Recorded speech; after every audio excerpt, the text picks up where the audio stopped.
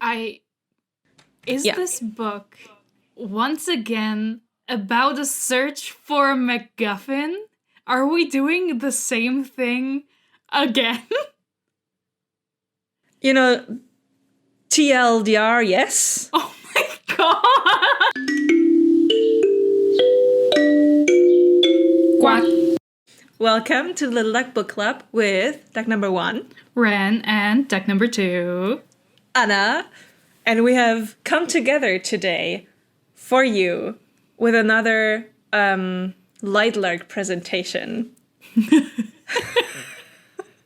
So that's just the reaction. I love how you're saying this and how you're just looking so lost, like, presentation. For those of you who do not know, go back and watch the Nightbane video. It was the first time we did like this kind of Duck number 2 reads something and tells Anna Duck number 1 what performed happens. a public service by reading Nightbane and explaining it to me with a truly superb PowerPoint presentation as supplementary material to explain what the fuck is going on. Yeah, and we're doing the same thing now with Skyshade. I was very excited for Skyshade, in like a morbid kind of way. Yeah. So it came out on Tuesday, the 12th of November. Ran through it, made the PowerPoint so that we're now here today to record this episode so that you have it next Sunday. Basically. Yeah, that you have it as fast as we can as manage. fast as possible.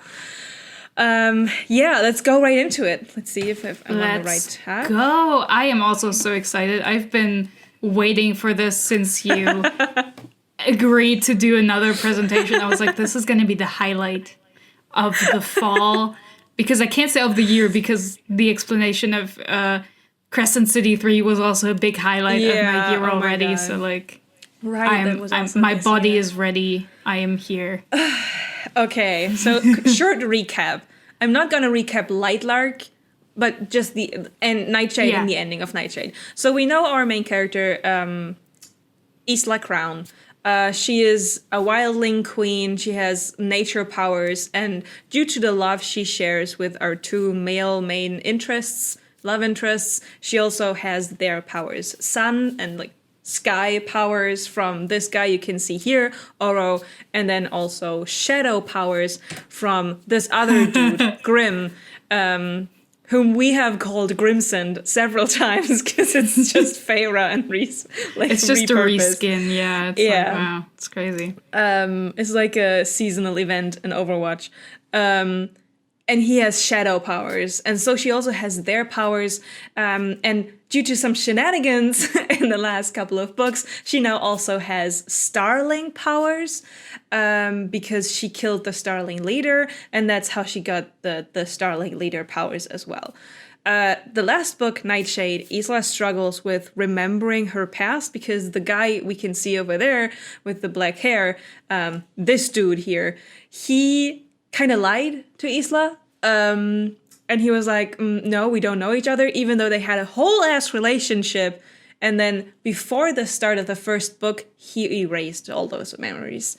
Which is why he's so cocky and weird in the first and second book. And then in the second book, she remembers everything while simultaneously falling deeply in love with the golden boy.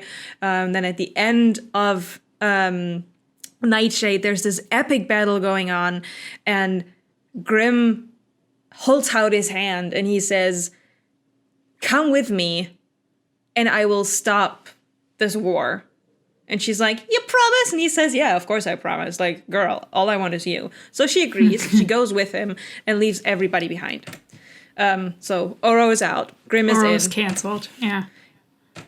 And that's the start of Skyshade. What Alex Aster, I don't know if you can commend her for it or whether it's like she just stops in the middle of the chapter, but she knows her cliffhangers because she just stops at the most insane things. She did this with Lightlark, she did this with Nightshade. So Skyshade, we jump right into the action. Oro kind of portals, so that's his power. He portals them over to Nightshade, and Isla's fucking angry. They have this discussion on morals. Grimm is just like, hey, bitch, I just love you. Like, I'm sorry that I do this. And Isla is obviously distraught. She's like, why the fuck have you been doing all of these things just for me? And he says, well, because I love you. And she said, you know how many people you have killed just for me? And he's like, yeah, but I love you. Pathetic It's man. love. It's love. Yeah. And she is having a hard time believing that is genuine or not just some kind of weird obsession. She mourns all the people on Lightlark and the whole war that has happened. And Grimm is like, but yeah, now you're back, my girl. You decided to come back with me. You decided to take my hand. So he is delusional. He thinks she will now be his wife. And Isla says, I can't do all of these things. You have to keep Lightlark safe. If I agree to all of this. And he says, yeah, of course. Yeah, I will. That's fine. So I gotta see what yeah. So she decides to go Feyre at the Spring Court, right? She decides to don the black, become the wifey wife, but simultaneously try to still help Lightlark. That's her idea. I mean, this is just after a couple of hours, right? She's still unwell.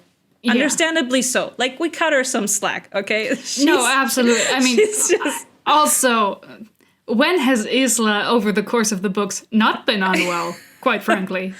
I mean, as much as I don't like this character, I also her life is pretty hard. Yeah. In fairness, it's not easy being Isla Crown. It does suck, yeah. So, she decides to be the nice and happy wife, and he is happy. Grimm he obviously kind of feels that she's not in the best of moods. There's lots of banter and quipping, and it's not fun, sexy banter. It's borderline abuse. She's constantly I fucking hate you, and he's like, okay, see you later. Bad news. I'm into that shit. He's delusional. Yeah.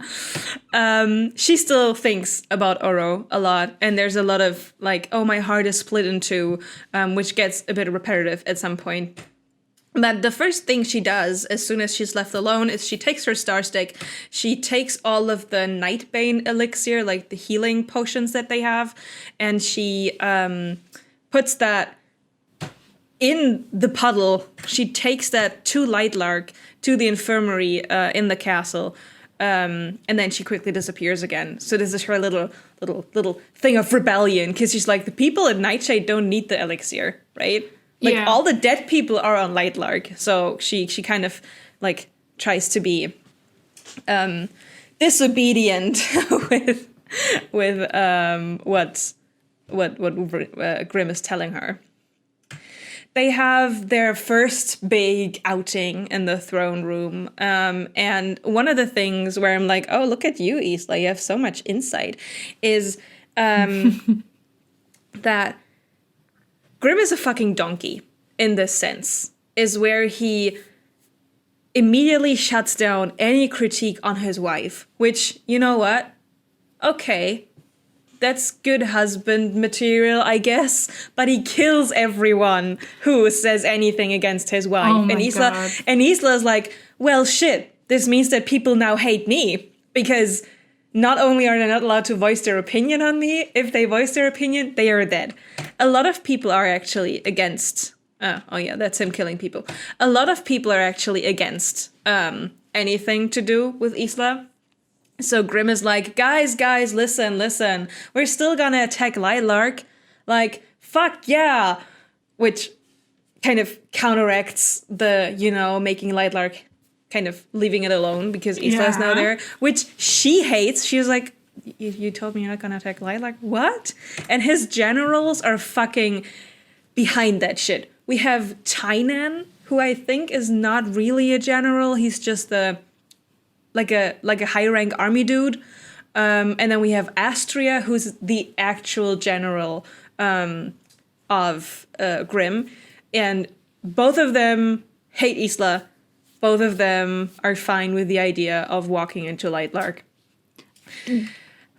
Do they, Yeah. like, is there any benefit to attacking Lightlark? Like, does anybody expect their life to get better, or are they just like, yeah, we hate Lightlark, man? I think Grimm has not, it's not being mentioned, but I would assume that Grimm does not tell his deepest secrets to the populace. I would expect Tynan and Astria to know, or at least Astria. But I don't think the populace. I think they just hate Lightlark because Lightlark hates nightshades. I mean, so do I, so. They all go out, and Isla immediately like has her dagger at his throat, and he's like, "What do you mean? You can't do that to Lightlark." And he's like, "Well, I wasn't planning on doing anything to Lightlark. This is actually a distraction for the populace, because there's these things called the Tempest Storms, the storm season." I got the biggest backlash to like. Is there a bridge from Nightshade to Lightlark? There's no bridge yet. There's a storm season, and these storms called tempests have been like happening over like on and off every decade, every century, but they've been coming more and more often and more irregularly. Ooh. So climate change. So Grimm's idea was not only to save Isla's life by going through the portal on Lightlark to the other world, he was also wanted to take his Nightshade people through the portal to save them from these storms. And he says, you know, he doesn't want to invade Lightlark. It was just a stupid distraction, so that they can like rally forces and look for ways against these storms. And then, the Tempest. And then Isla has an amazing idea. She's like, well, you never tried. Oh, no, actually, that was the idea of Grimm. Sorry, I forgot I animated this. So his idea was to take everything to the portal. Success. And Isla has an amazing idea. She has so many amazing ideas, this book. She's like, well, but Grimm, you never tried this with me. And he was like, what do you mean? She's like, well, you've tried to find all different solutions to these storms. You didn't find any, but I was not in the equation. And we know I'm a special being. Why not try with me? So he's like, okay, I guess. She's like, yeah, I would love for you to guess with me because then Lightlark doesn't die. And he's like, fine, okay, if you find a solution, I'm all for it. I love you, my wife. And that is how Isla starts this process of saying, okay, she needs to avoid having Grimm go after his Lightlark portal plan and just tries to find another solution so that Lightlark, Oro, and all the other people she loves are safe. This book once again about a search for a MacGuffin? Are we doing the same thing again? You know, TLDR, yes. Oh my god. Holy shit. It's gonna get better. We're not having a MacGuffin in this book. We're having like an infinity glove of MacGuffins. Oh my god. in the Skyshade. It's actually like incredible that we're doing this, and it's been such a long time since the Marvel Infinity War shit came out. It's like you're late, Aster. You should have been quicker. Yeah, no, we're MacGuffining around everywhere. Oh my god. I can't believe it. Oh my god. Okay, so she goes, or her first priority before she goes off and tries to find a solution for the storm is to try and find a solution for her power outages. Because if you remember, she trained her power. She's really scared of exploding because that's one thing that happened in the past. As like one last thing before the Centennial started, she decimated a whole town with her power, which is one of the places of her guilt. So she goes to the blacksmith. You remember the blacksmith? Like the big monster guy who wanted to eat her in Nightshade? Yeah, who smelled her blood or whatever, yeah. Best buddies. She goes to him and she's like, hey, Smith, do you have something that can kind of curb my power? And he says, sure, under a condition. Like, I can give you these magical bracelets if you kill me. What? And she's like, what? And he said, well, your flare, if you don't remember, flare are like secondary powers. Your flare is that you cannot, like, you are immune to curses. And I, the smith, was cursed to not be able to die by a person a long time ago. And I would like to fucking die. Oh my god. Like, please, I cannot do this anymore. I do not want to be exploited or anything. I just want to finally die. So he makes her these metal bracelets out of a metal called Shade Made. Shade Made is a special metal that inhibits the use of powers. And he enchants them in a way that only the person that puts them on or he himself can open them. So in Isla's case, since he puts them on Isla, he's the only person who can take them off. She agrees. She says, okay, I'll kill you.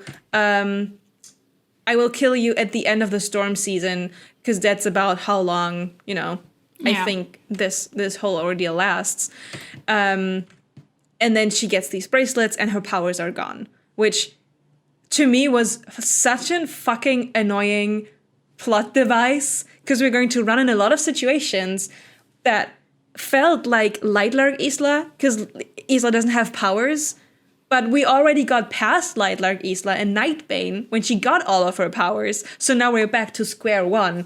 I'm also Isla, didn't you want to stop the storms? Wouldn't your powers be really helpful in preventing too much damage when one happens? Like, do you really want to... Like, aren't they going to be useful in finding solutions? Do you just... What? Why do this? That's crazy, man. Don't ask, my girl. Like, we're gonna have so many situations in which I thought, oh boy, you just had your powers. But anyways, I'm just now picturing a version of Agatar in which, in the last book, like Feyre's just like, you know what, we need to dampen my powers. I'm just not gonna use them for a while. Like, that would be crazy too. Incredible. Show-stopping. What a choice. So, interspersed, there's always these dinner scenes at like this obnoxiously long table. World's between longest Grimm table, yeah. and Isla. Like, always reminds me of like the Mr. and Mrs. Smith dinner scene. Where like, oh, the salt is right in the middle. And they talk about a variety of things. I think the most important things that they talk about is that Lynx has been biting the gardener, and that Grimm is the most, like, gets like the pathetic man prize of the year. Oh my god. Because he literally, like, I think he even goes down on his knees in front of Isla and tells her, like, he's begging her. Like, the words are, he is begging her to not leave, even if she hates him. All he wants is for her to not leave. Oh my god. Which I was embarrassed for him. Yeah, I am also embarrassed by proxy. I'm like, my man, come on, a bit of dignity, just a little bit, just right. That was uncomfortable. He tries to wine and dine her and like give her. Dude, it gets even weird. Like, imagine you're an incredibly like powerful and accomplished guy. You're several hundred years old. Yeah. And there's this fucking 19-year-old, and you get on your knees. Like, that's so. I'm like, man, have some self-respect. It gets worse later on if we think about some other context. That good, man. Come on. Well, come on. Okay. She is sad. Our girl is sad. She's sitting in her room. She's thinking about, like, there's a lot of ruminating on Oro and, oh, I love both of them, blah, blah. I cannot love Grimm, me. And she is thinking about the fact that the prophecy that the oracle told her was that she's gonna stab either Oro or Grimm into the heart, and she's gonna either be the damnation or the, like... Salvation, thank you. I was looking for a dramatic word. The damnation or the salvation of the whole Lightlark Island universe. Yeah. And she was like, what a fucking thing that the oracle that told me is dead. That fucking sucks. But then she has an idea. She's like, wait, the Oracle had sisters, and these Oracles had been kidnapped by Cleo, the evil moonling leader lady with the ice powers, who has been the dead kid. Didn't they talk about like her sad backstory last? But didn't they bond? I felt like they were like Cleo was working with Grimm because in the other world her kid could be resurrected. That's why she's in this thing at all. That's what they bonded over in the last book. And Ista remembered, oh yeah, Cleo like kidnapped those oracles, and she's working together with Grimm, and she has this huge armada of ships. So that armada should be somewhere. They should probably be on the way to Nightshade, because Cleo will, work together with Grimm. Yeah. But she's like, but I can't just fly there because I have my bracelets on. Like, that fucking sucks. And then she goes, well, but oh no, if I now want to take off my bracelets again, this will become like a vicious cycle of me always taking my bracelets off when things go too hard. So I should just keep them on. Where I'm like, no, you should learn how to control your powers, not just. I was about to say, girl. So that's her reasoning. She can't just fly there because... Doesn't she have her star stick? ? Yeah, but she doesn't. She has to kind of be able to visualize where something is. I forgot. And if, the ocean is big. Trying to visualize where the boat is, she would land in the water, I think, quite a couple of times. So while they're sitting again at dinner... Again, he made her a favorite food. She brings her flowers, whatever. She's like, by the way, what about Wraith? And this was a moment I had to take a step back, and I was like, who the fuck is Wraith? I'm also like, who the fuck is Wraith? I didn't reread Nightbane, so I don't know whether this was mentioned in Nightbane or this is just information about the past we get now, because this happens a couple times in Skyshade, where Isla remembers something that must have happened during the memory resurge in Nightbane, but that we weren't told in Nightbane. Do you remember the moment that they steal the sword in Nightbane out of the cave with the dragon? Yeah. There was a smaller dragon that was hurt. And I think in Nightbane there was like a joke about Isla going, oh, can we take this dragon as a pet? And apparently they did. So she's like, what about Wraith? What about this pet? And Grimm is like, oh, well, it's a gigantic dragon now. He is that big. Like, Isla obviously goes through the same motions as we as the reader. She's like, why is the dragon so fucking big? And he's like, oh, I bonded with the dragon and my power made the dragon grow faster. In the same notion that Lynx is such a gigantic leopard because the power of Isla's mother was so fucking strong that Lynx was so big. So Wraith is now a big boy, and they go on a little flying tour. Isla fucking hates flying on Wraith, and she only is, staying seated because Grimm is using his shadow powers. And they fly around, and while they are on Wraith, he kind of apologizes for, not all the things he did, but a couple of things he did, like the memory thing. He's like, I know that, morally it wasn't right. It's just the only solution I could think of. And she tells him how heartbroken she is about him lying all this time. And she kind of uses this... Oh, no, stay here. And she kind of uses this emotional state he is in. Like, he's opening up. He's being vulnerable. And she's like, I'm going to use that shit. So she, on the one, tells him, you're never going to, swear to me you're never going to do anything without telling me anymore, any sleuthing, any plans. And he says, yep. And she tells him, you have to bring the sword back, the evil black sword from the original Nightshade. Bring it back to the cave. You're not allowed to use it anymore to summon the Drex, the flying monsters. Yeah. And he's like, got it, I'll do that. So while they're flying back, she realizes that this little dragon kind of solves her overall problem, right? That's her idea. She can't fly to the ship, but her dragon, or Grimm's dragon, can fly to the ship.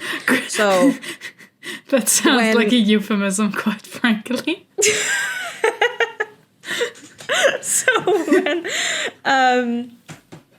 So when Grimm tells her that he would like to check out a village that was ravaged by one of the storms so they could figure out a new solution, instead of portaling, Isla says, "Oh, can we take Wraith, and can you show me how to ride Wraith?" And Grimm, bless his heart, he's like, "Of course." He's like, he thinks she's It's like, we're bonding. yeah, he thinks she's interested in his hobbies, and his extracurriculars. So they take the dragon to the village. There's nothing very interesting that happens in the village. It's just they tell them that monsters also come during the storm, which is nothing we didn't know before, because Grimm told us that monsters appear during the storm. The dregs were some of these monsters that appeared for the first time during such a tempest storm. But this whole visit is basically just so that they can, she can get to learn how to fly Wraith. And so that she sees him interact with the villagers. And this is one of the first instances in which Isla is so fucking disrespectful, in my opinion, in her mind to Grimm, because she's like, "Oh, wow." See, she says, "He made plans to have people in his court follow up on every concern. She didn't know why this shocked her, but it did." In fairness, last time he listened to complaints and they were about Isla, he killed people for it. So maybe this isn't out of left field entirely. I would say that's the exception to the rule, Isla. Yeah. But no, he's a great ruler, but also he's insane when it comes to this one woman. He's had a good run for a few hundred years, and now he's just... Now pussy was too strong. Yeah. Yeah, no. Basically, it's just that he's a good ruler. She now learns how to fly Wraith, and she has a new skill that she has learned. Now, while she's in the castle, the first storm starts, and it's a bad fucking storm. I would feel bad for taking my dragon out on a ride that day. It's described that it's hailing, some of the ice, some of the rain, it's so cold that it immediately forms ice on the walls on the outside of the castle. It's storming like shit. She portals out to Wraith, and she's like, "Hey, little dragon, want to go out on a ride?" Because she thinks it's her ideal chance to find Cleo during the storm, because nobody will be looking for her. So they go and fly out, and she's looking for the ships. And when she sees them, she kind of tries to be like, "Okay, what do I do? What do I do?" Because on these ships, there's a variety of places where the oracles could be. So she star sticks onto the biggest, most beautiful ship, which she assumes is Cleo's, and then she starts star sticking into different levels of the ship, and out of convenience, she never meets a singular person. She sees people working, but none of them see her. She's just that sneaky. Until she gets caught by Cleo. Because my girl says, "Oh, maybe they're in Cleo's personal office." And she's like, "Oh, they're not here either." And then Cleo says something along the lines of, "You must enjoy being kidnapped, because you're making it far too easy every single time for someone to attack you and overpower you." And then she tells her, "Yeah, the oracles are dead. I killed them." And Isla goes, "What? Why would you kill the oracles?" And Cleo's like, "Well, because I want to be the one with the upper hand. I want to be the one who knows, who is the only person who has the information that the oracles had. So I kind of tortured them, made them tell me, and then killed them." And Isla's so surprised by that. But also, from the last books, I got the impression that the oracles also don't really know that much that's going on. They just get prophecies that they then can tell people. So I don't even know if torture would help, because they're probably still just giving you like garbage information in the form of prophecies that mean nothing. Well, I mean, they could also decide to not tell you, so I guess that is like a possible thing. But yeah, you are, of course, right. Sorry, I have to adjust my notes. No, yeah, I agree with the fact that it's a bit weird, but I was just surprised. Like, I was cackling by Isla going, "What do you mean? You killed them?" It's like, I mean, yeah, it's like my impression of Cleo was not that she's above killing for her own convenience, so this is not surprising at all. But also, why are we looking for the oracles? Like, Issa already got her prophecy. She doesn't like it, but I don't think you get a refund and just get told something better if you keep going, right? Like, I don't you can't play prophecy roulette and hope, like, a new thing comes out if you already, like, I don't think that's how it works. She wanted more information. She was hoping the oracles would be able to tell her a little bit more, and she also wanted to know how much time she has, because she was also being told, like, we are on borrowed time. So Issa just was desperate for more information. Overall, this was not inherently related to the storms themselves. Cleo tells her, fuck off, like, this is a last warning, and then Isla is like, you're right, and Star sticks away again. While Isla is back at the castle, her guardians are visiting, Terra and Poppy, whom she did not leave on best terms with last time they saw each other. And they argue, and Isla is, like, very annoyed with them, and she blames them again for the death of her parents. And they're like, no, we didn't kill your parents. Like, we did a lot of fucked up shit, but we did not kill your parents. She doesn't agree. She thinks they're lying, but she doesn't know they're lying because she doesn't have her fucking powers. So she can't, like, validate that statement. But what they're actually here for, to talk to her, is that the Nightbane flowers on Nightshade had been withering away. How do they know this? The wildlings were relocated from the Wild Isle to a castle on Nightshade, so they're all hanging out on Nightshade as well, where the flowers are. So that's how Terra and Poppy know that the Nightbane flowers have been dying, which is a huge problem because you can't make any more healing elixir without these flowers. And they assume that this is because of the storms, so like, even more of a reason for Isla to now go and investigate the Tempest storms. She asks Grimm, like, hey, do we have any other oracles here on Nightshade? Like, somebody who can help us? And he's like, well, no, we don't have oracles, but we have a prophet. She's like, we have a prophet? And he's like, well, no, the prophet is dead, but the prophet people live on top of a mountain that you can scale. It's like a challenge, kind of, like a ritus you have to perform, basically, by going up the tunnels inside of the mountain until you come to the top. And Grimm actually did that in the past, to try and save his people in Isla, but the prophet people, for some reason, did not accept him and were like, no, you kind of cheated. So they didn't let him in. But Isla says, no, I'm gonna go to the prophet people. I'm gonna scale this mountain and I'm gonna find all the solutions to our problems alone. And Grimm is like, you're not gonna go alone. You're fucking stupid. She's like, do you not trust me? Do you not think that I don't have powers beside my powers? Like, I'm a mean sword fighter. And he's like, no, your life is tied to my life, and my life is tied to my people. If you die, everyone dies. And she cannot fault that logic. So Grimm is allowed to come with her on this Prophet People Mountain journey. A romantic walk through the tunnels. And first of all, they're being called prophet people all the time. Prophet people, prophet order. I thought you just made that up.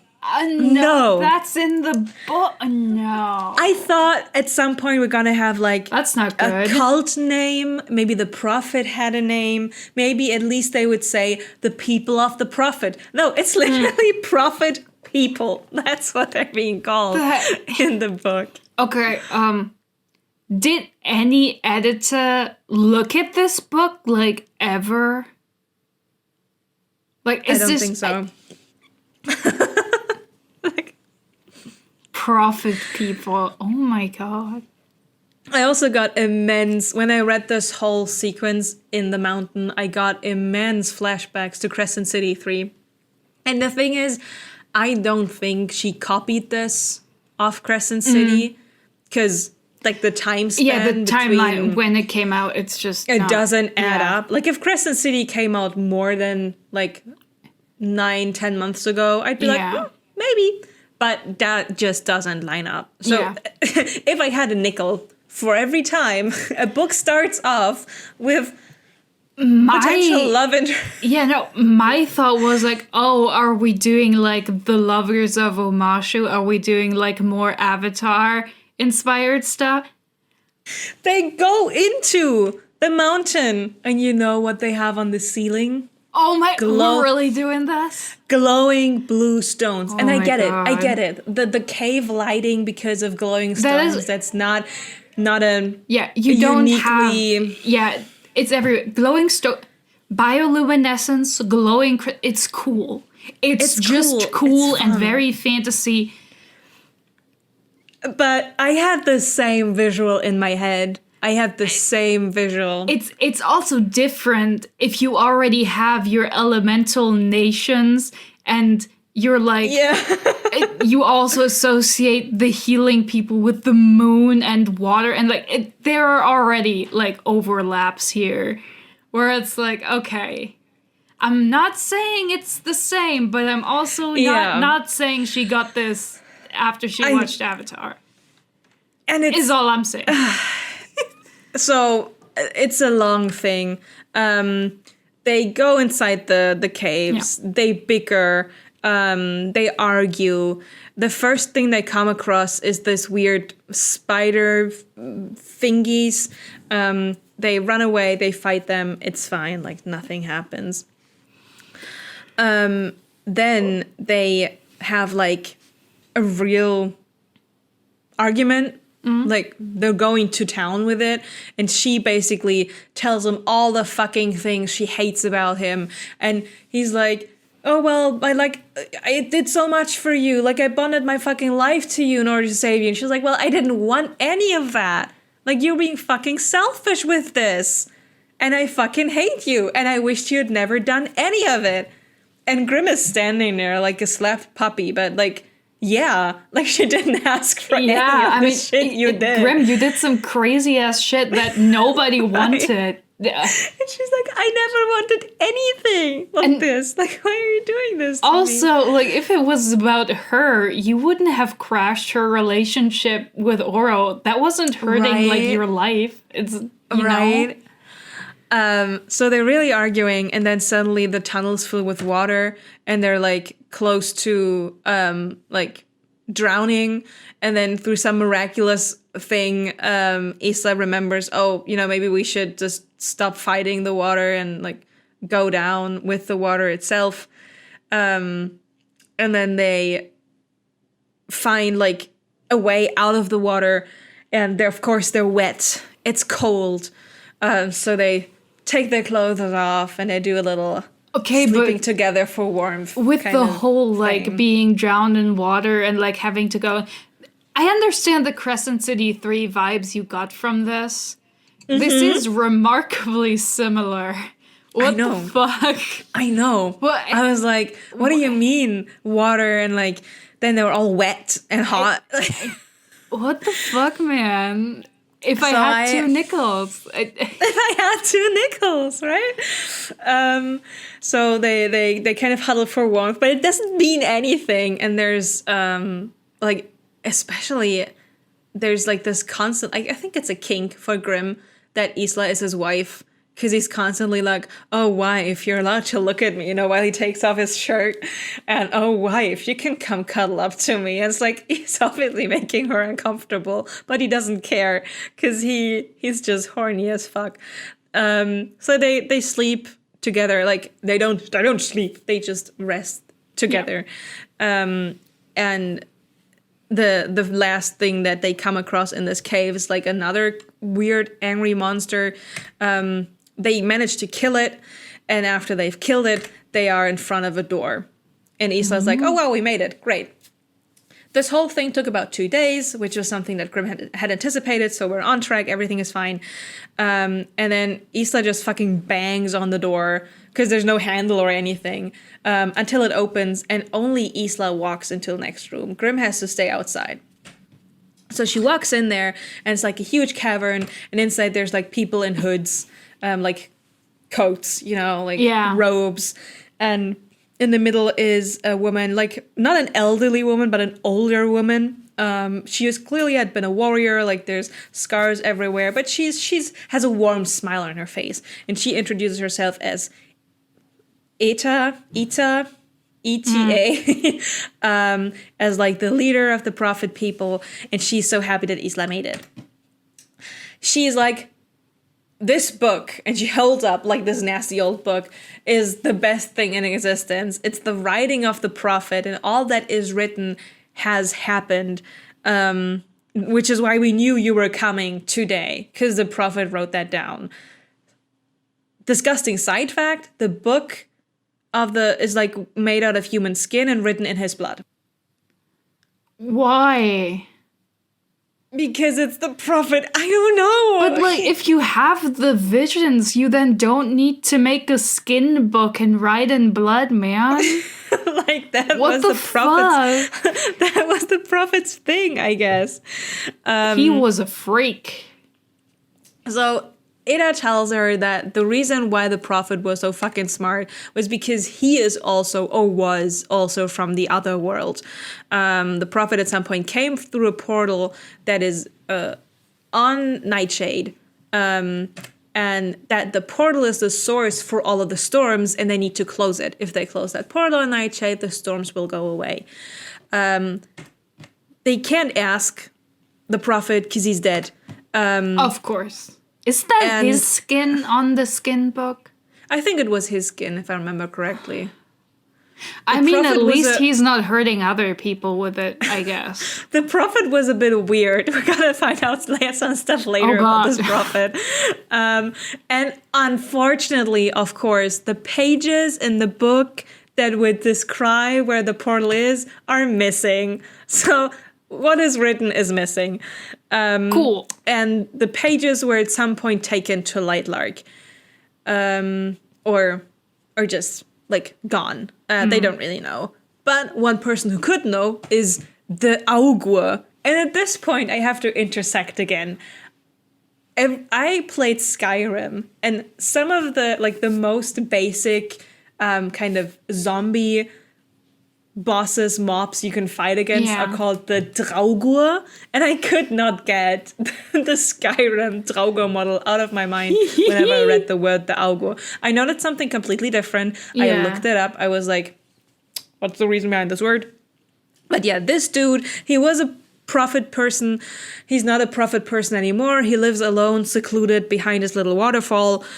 He likes fresh hearts, so if you want to talk to him, bring him a fresh heart. I don't know, maybe he has something for you. Okay, He's like, but yeah. An augur is also just another prophet. Why are we doing prophets twice? Couldn't we have just gone to the augur? Like, did we need the prophet people? The best thing is... And why is he also into, like, bodily parts? Like, does he... What's with these, like... The thing we later find out is that Grimm knew about the Augur, because back in the days he went to the Augur... Yeah, because the prophet people, like, were not interested in talking to him, I guess. Yeah, that, and because he was trying to help Isla. So the fact that Grimm said, oh yeah, we could go to the mountain, is like... Why didn't we go to the auger immediately, man? Like, So there's this dude, and he's like, okay, right, I have a couple of questions about this whole thing. And she's like, yeah, cool, shoot. She's like, okay, how was the prophet able to go through the portal just like that? And like, is it like a similar portal to the one on Lightlark? And then we go into portal specifics. The one on Nightshade is like a door left ajar. Did I say that right? Was that the right portal? Let me check my notes. Yeah, it's just a door left ajar. The one on Lightlark is more like a bridge, like a substantial thing. If you were to go through the portal on Nightshade, you would fucking die. The portal on Lightlark is more open, more stable. You would still need like substantial power to go through, but you wouldn't die. So the overall message is just accept that there's another portal. then what? Why does it kill you to use the door instead of the bridge? Like, I don't. Is there an explanation? Because the door isn't not open enough. I don't know. I thought, okay, I guess it's a smaller portal. But in that case, if it also connects the worlds, why wouldn't it work? I don't understand. Like, at least use a different description. Yeah. If you can't make it through, like, just be like, yeah, it's, like a little tear in the fabric of reality, but nobody can fit through. But it does imbalance reality where we're living, and that's where the storms come from. Just don't call it a door, man. It's don't describe it as the thing people use to go through things. Don't do that. To me, it was weird. It felt like as if an editor or somebody else was like, well, why can't they just go through this one? And then she kind of added that in. She's like, oh, you would die. Like, and that's it. Yeah. So that's what it felt to me. Okay. But before Isla can leave, Ada also goes, by the way, something I can tell you as a prophet person, you have a traitor amongst your ranks. Look out for the traitor. And Isla's like, oh, well, okay, thanks. What should I look out for? And she's like, look out for the snakes. Follow the snakes. Is what this person tells her. Be snakes. And then she just disappears, and Isla's like, okay, I guess I go home now. Okay. More Bridge Kingdom analogies. Now we're doing snakes. Now we're doing snakes. So Isla has an idea. She's like, we're talking about storms and all of that shit, and I don't really immediately want to go to the heart-eating other prophet person. So I'm gonna visit Azul. Now, Azul is for some reason not mad at her. Like, you would imagine this guy who gave her like some of his soldiers, who has been a companion to her, like who has been great friends with Oro over the times, that he would be fucking mad at Isla, right? But he's just chilling in his castle, talking to her, being like, oh, the king is pretty sad about what you did. And they have a talk, and she talks to him about the storms. And he's like, yeah. She also tells him about the prophecy. By the way, every single time I read the prophecy, I had to think of the Taylor Swift song, be like, the prophecy. So yeah, they talk about the prophecy. He's like, oh yeah, that's a bad fucking thing of a situation to be in. I kind of understand why you did what you did, and I'm gonna help you with these storms. He feels a storm of all storms, like a mother storm is coming. He can't really say when, but he shares her concerns about the whole thing, and that's why he gives her two things. Like a king storm. He gives her a bird, a stormfinch, and the stormfinch will start singing when it feels that a storm is close.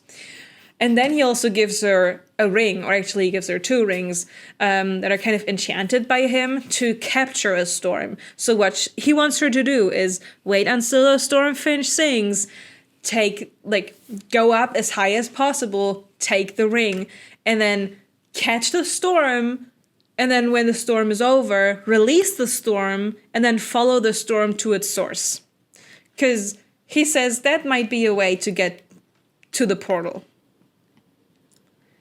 So we get another little item or two in our Isla item slots after this visit to Azul. Why the fuck would you assume that the storm returns to its place of origin? Wouldn't it just go blasting off in whichever direction you point it to? That's just lore that Azul drops on us. I don't think there's the origin of it. Okay, this is crazy shit. I love this. We're just doing random shit. We're just doing the most random shit imaginable. I'm here for it. Cool. Let's go. This also made me realize that the frog in Spiritfarer is also called Azul, and he's the one that you can do the lightning mini game with. But yeah, that's like an additional thought I had while reading this. This is just so wild, man. Can we talk about how crazy this shit is? It's so wild. We have to go to a wild isle. Okay, no. Isla is like unwell after being told all of this, and she goes to the wild isle to have just some familiarity around her own room. She kind of sifts through her stuff. That's when she finds a feather, and it's a feather that Aurora gifted her to like write. And while she's looking at this feather, and she's kind of lost in thought and lost in regret and lost in the whole Aurora Celeste thing, she pricks herself on the feather, which is also how she notices that it's fucking sharp on the tip, and that maybe it's a writing feather, which is insane that she never thought about that before. I mean, didn't you just say Celeste gave it to her to write with? Like, yeah. Yeah.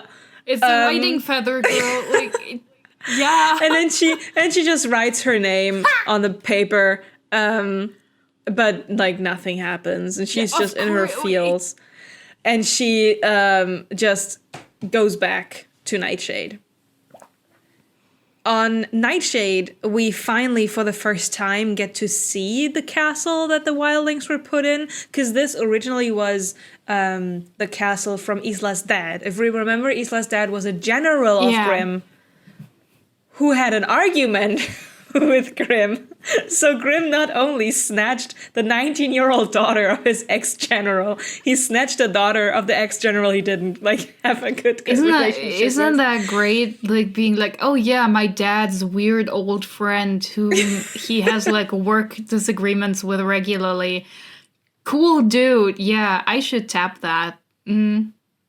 I mean, in Isla's defense, she didn't know all of that. She but didn't know, but Grimm knew. Grimm, you're such a fucking weirdo, man. Like, he I is. mean, yes, true love or whatever, but also, man, why? I know.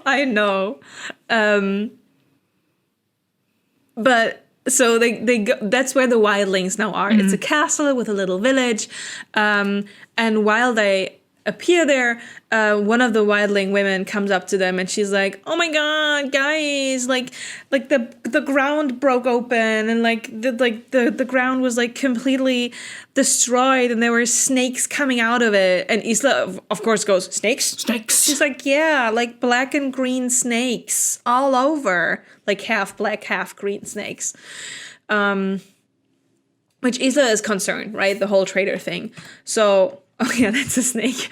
So she finds Ren. If you don't remember, Ren was one of the wildlings that became like their new leader while Isla was away. And she tries to talk to Ren because she's like, well, obviously Ren gotta know, and Ren has been a good leader to me. And Ren is talking to a tree, or like attending a tree. But Isla really quickly sees that it's not a tree she's attending to, but the myriad of snakes on the tree. And Ren is like, oh yeah, I brought these snakes from the New Lands. Like their poison also has medicinal properties, and it's good to have them around, And then she actually gifts one of the snakes to Isla. Like one of the snakes kind of slithers over and fastens herself or itself on Isla's arm. And that's how she gets a pet snake. So we acquired a dragon, a bird, and a snake now. They're making what? How? In their little menagerie of animals that she has. But yeah, Isla is oh god, is Ren the traitor? Like, but that would be too obvious. And also Ren is so surprised by the thing happening, which of course a traitor wouldn't be. A traitor would know what happened because a traitor would have been doing that.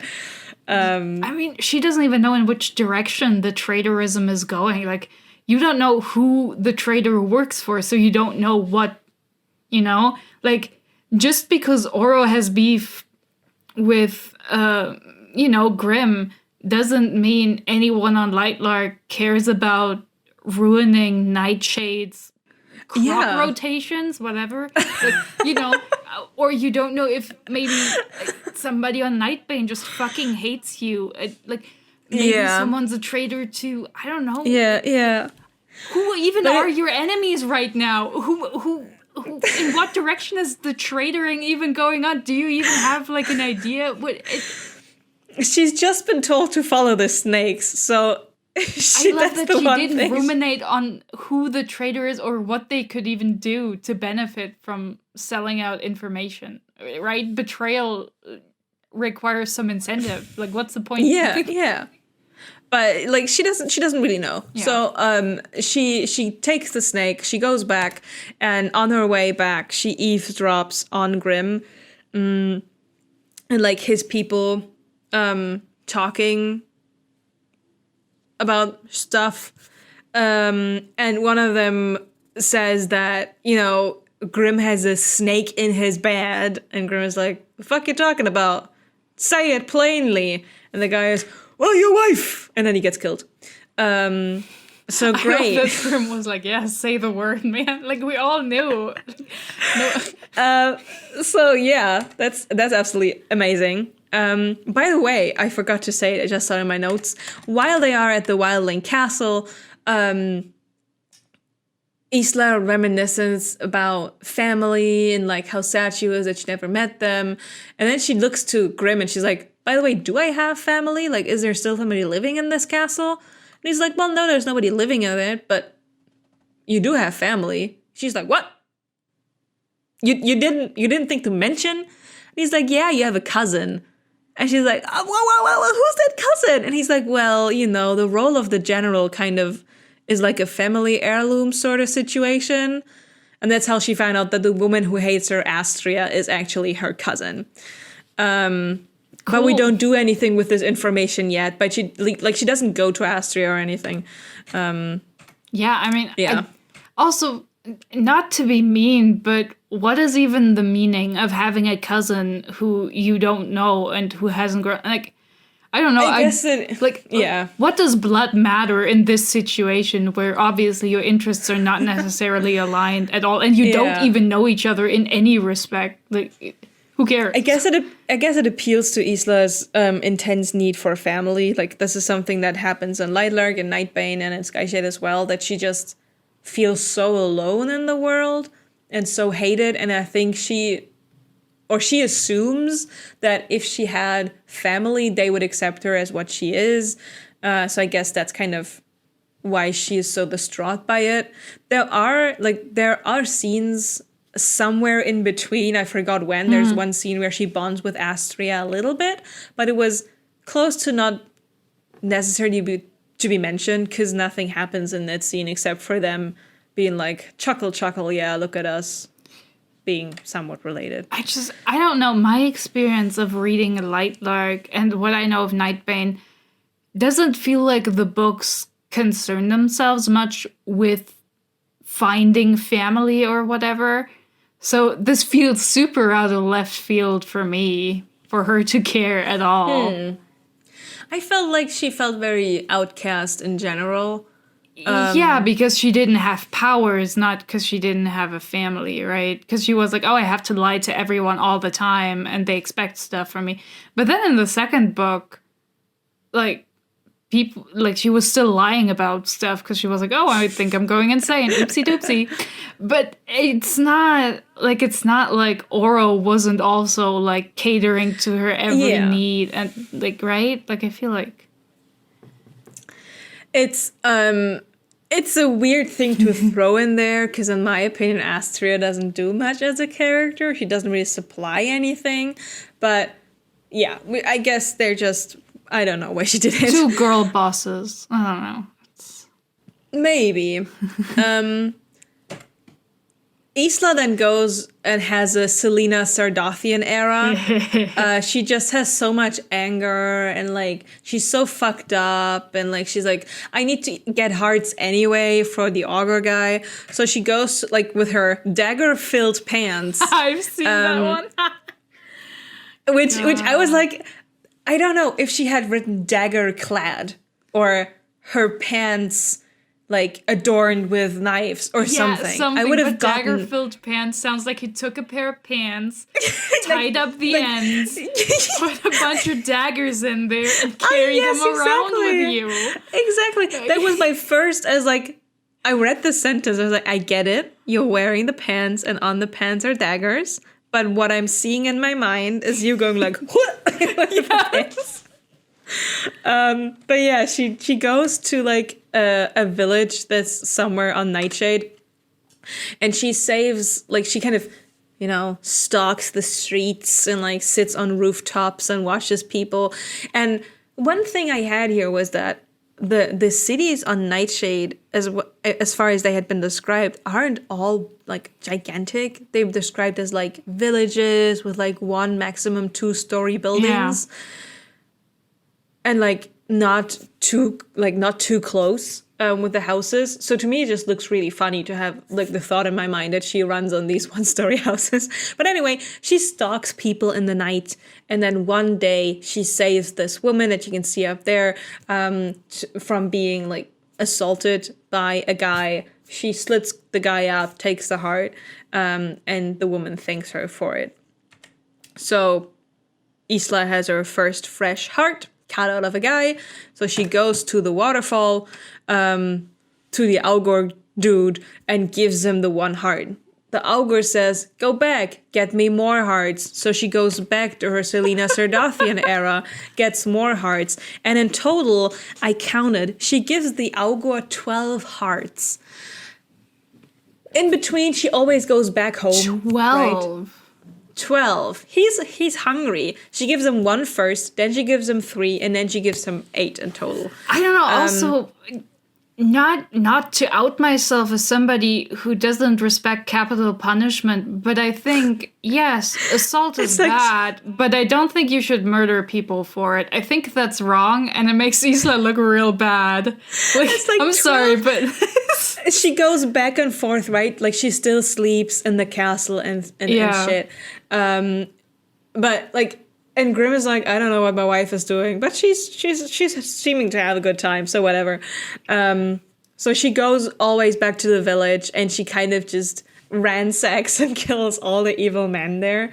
And then she goes with her last sword that like has 8 hearts on it. She goes to the waterfall. She like, come out and get your hearts, bitch ass boy. I'm not gonna give you any more if you want them. So the Algor comes out, and he is described as like, I don't know how much clothing he wears, because he is described as wearing the robes of the prophet, but either the robes, like, is he naked underneath? Because she describes him as being very pale, kind of glowing. He doesn't have a nose. His cartilage is gone. There's just a hole. His eyes are like red voids, and all over his body he has these like spider web kind of shimmering tattoos. So it's like, is he 3 seconds away from flashing people at any moment? Is he naked? Does he wear like boxer shorts underneath? Why does she see so much of his skin? Are the robes actually slutty? We don't know. But this is the guy he got kicked out by the prophet because he was a whore. He was like, I'm gonna slay in multiple different occasions. But I also love that you gave him beautiful plush lips. He is. I thought of the engineers from Prometheus, and then the handsome Squidward face when I drew this. So I got them luscious lips. And he's like, "Okay, Isla, it's fine. Let's go inside." I like to imagine he's like super defeated. He's like, fine, come inside, whatever. No. But he's like, come with me behind my waterfall. And she goes into the cave, and has like this gigantic pool of blood. And what he does is he takes these hearts and he like squelches them into the pool of blood, which, might I add, is one of the most dumbest ways to fill up a pool of blood. How many hearts has he squelched into Yeah, but that also pool? if Isla's been carrying them around for a while. There's not any blood anymore. Like, I was about to say, I don't think there's blood in but, those anymore. My man, what are you doing? like, I guess that's why they have to be fresh. So there's like a 10 milliliter thing he can still squeeze out of them. But even then... But then I'm like, wouldn't it still be faster to get like a living person and stab them in the heart and slowly have blood running through the heart outside? So it's like blood from the heart, but you're still getting like a few liters a person. Or like take the corpse with you. Don't mutilate them so they don't bleed out. And or then maybe just... invent There's a blender. other ways. I don't know. Like, I feel like there's options, is all I'm saying here. There's other ways to get blood, like get a pool of blood. Not that I've tried, but I can imagine that there are Okay, far but better also imagine that options. it's like the pool looks big, but it's actually just like a centimeter deep, and it's just like all surface basically. Well, it's not, which you're gonna see in a second. Like, it's a genuine pool that's deep. So he has been at it for a while. And she's like, what do you do with these hearts? And he's like, well, you know, the blood is kind of one of the most powerful things you can have. Blood is like an extension, is a multiplier for power. And he kind of slaps her. He whacks her a little bit with like a special ring, and he goes on the blood that he kind of snacked from her. And he tells her, oh, you know, your blood is the greatest thing to step into my cave, Isla Thorntide. I was like, why are you calling her Thorntide? Like, that's not her name.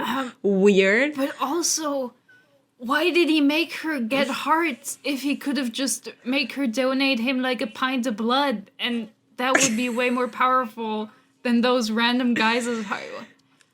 My man, your economy is fucked. Think more about your blood economy, please. He invites her to feel the power of the blood by stepping into the pool with him. So she steps in, and like it goes really, I think it goes up to her shoulders or like up to her breast line. Like it's deep. And then she's being yanked by something inside of the pool, and she's yanked under.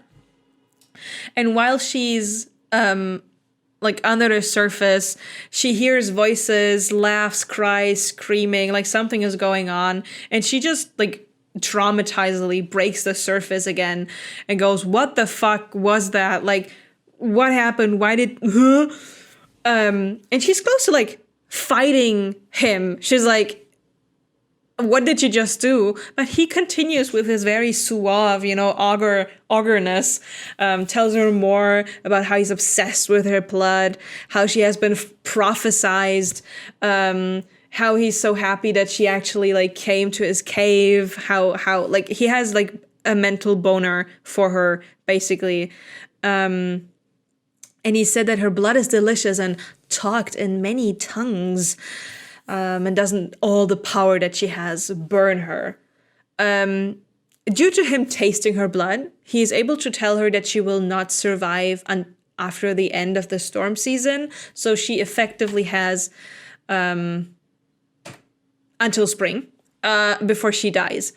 And that makes her realize, oh shit, like the solution I have to find has to be here a lot faster than I anticipated. So we now have like a timeline on, I think it's a couple of weeks before Isla will perish.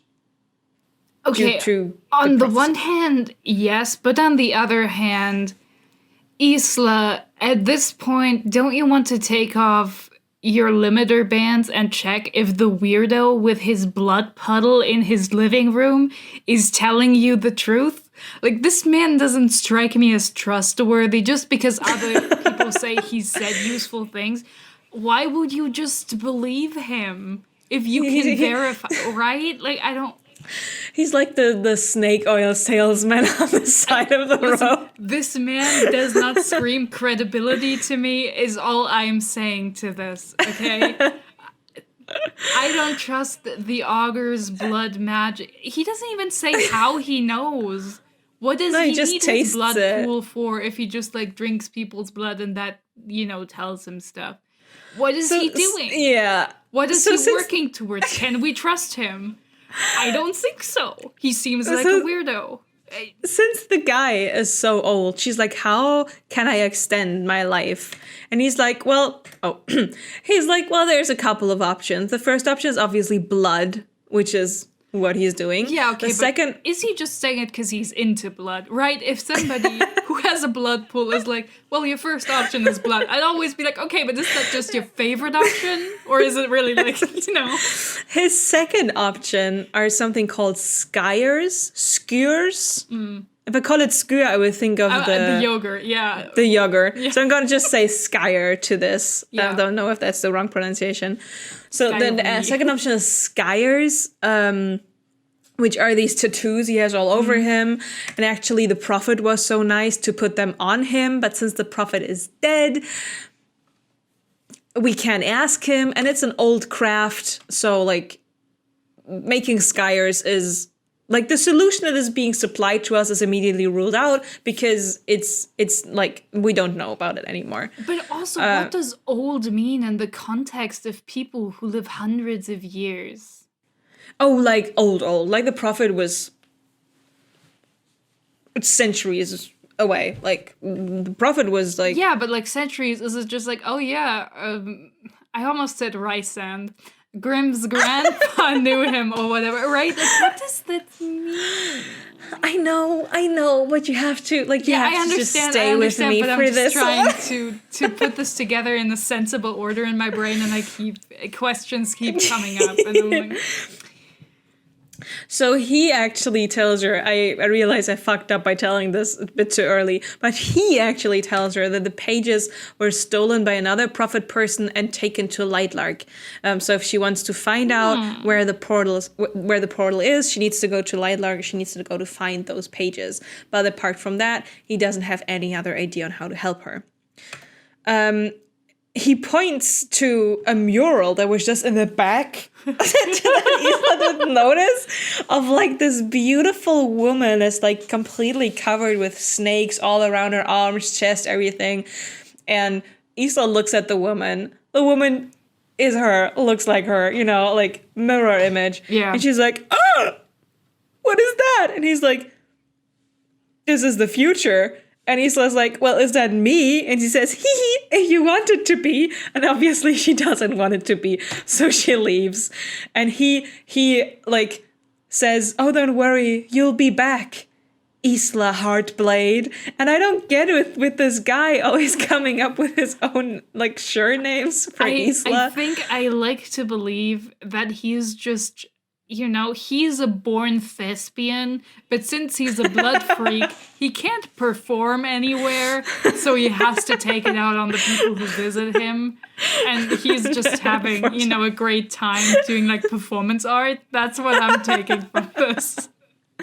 But yeah, unfortunately, Isla is traumatized, and she doesn't get a break. She wakes up in the middle of the night. She follows a snake slithering around, and then she runs into Grimm, because he was following her. They go to the kitchen. They talk a little bit more. Isla is again surprised that Grimm has basic life skills because he knows how to cook. He makes her a hot chocolate, which that's hard. I wouldn't say that's like hard to cook, but he says, he knows his way around the kitchen because he had to cook for himself a lot when he was younger. So the cooking thing, valid. That comes up, but also, the fact that he cooks her a hot chocolate is like... But also, I would like to point out, it's not that I don't believe that he can have cooking skills, but he's a known liar who lies, so I also wouldn't take him at his word just because he can make a hot chocolate, Yeah, guess how we would know whether he lies or not. No way to know! if she didn't have her bracelets. I don't understand what the bracelets contribute, quite frankly. I feel like any situation would have been the same even if she had powers, right? Well, I feel like a lot of the information's given to her, she would immediately be able to, like, gauge whether this is real information or not. So I think it's an information thing. It's not necessarily powers. Oh, is there going to be a twist about that somebody was, like, lying hardcore and she just didn't... Well, she doesn't know, right? So... Yeah, but then I'm like, this feels like stupid tension because we already don't really know what she's working toward. Also, why didn't she ask Mr. Blood Freak where the portal was? Oh, he also didn't know. Oh, okay. I think she asked him, but he says he doesn't know. Yeah. He forgore. He forgore. Or he never nor. Yeah. We don't know. He was like, listen, I love blood, but I don't have useful information. I'm sorry. Just, he's very niche. Yeah, he's very particular. They actually make out at this point, because all the flirting, the incessant, you're my wife heart, and Isla kind of knowing that she also loves, like, half loves Grimm, they make out, and then Isla goes to bed. Now, Isla can't catch a break, because in her sleep, Tynan comes up, and he's like, I'm gonna fucking kill you, bitch. He's like, where is Grimm now, huh? Where is Grimm now? While forgetting that there's a gigantic lynx leopard in her room as well. I also love that Grimm didn't inform people that, like, their life is tight. Like, his most trusted, people don't know this. I was just like, Grimm, man. Maybe he had an man. But... I don't know how big Isla's room are, because we know that Lynx is gigantic, but Lynx fits in the room, Lynx sleeps there, Lynx starts to maul Tynan, Grimm gets woken up, threatens to kill Tynan, but then Isla actually says, no, I want to do it, and she kills the poor guy. And I think this is only set up so next morning... Isla can walk into the throne room with snakes all over her, and she has Tynan's head in her hand, and then she kind of throws it and has the snakes eat his head, and that's kind of her going full, you could see me in the crown. Is she is she wearing something underneath the snakes, or is she standing there naked? I think she's wearing a dress, yeah. But I think this was like a moment where Alex Aster was listening to some epic music, and she daydreamed, and she was like, yes, this scene needs to be in my book. I think, honestly, this would have been stronger if she hadn't worn anything underneath as a power move, because, like, as a wildling, she also shouldn't care about being naked, right? And, like, quite frankly, most people probably don't care. If you're 300 years old, you probably have seen a bunch of other people naked. It's not a big deal. Maybe it's... Like, if she's doing, like, primal warrior snake control shit, like, I feel like you have to commit to the bit.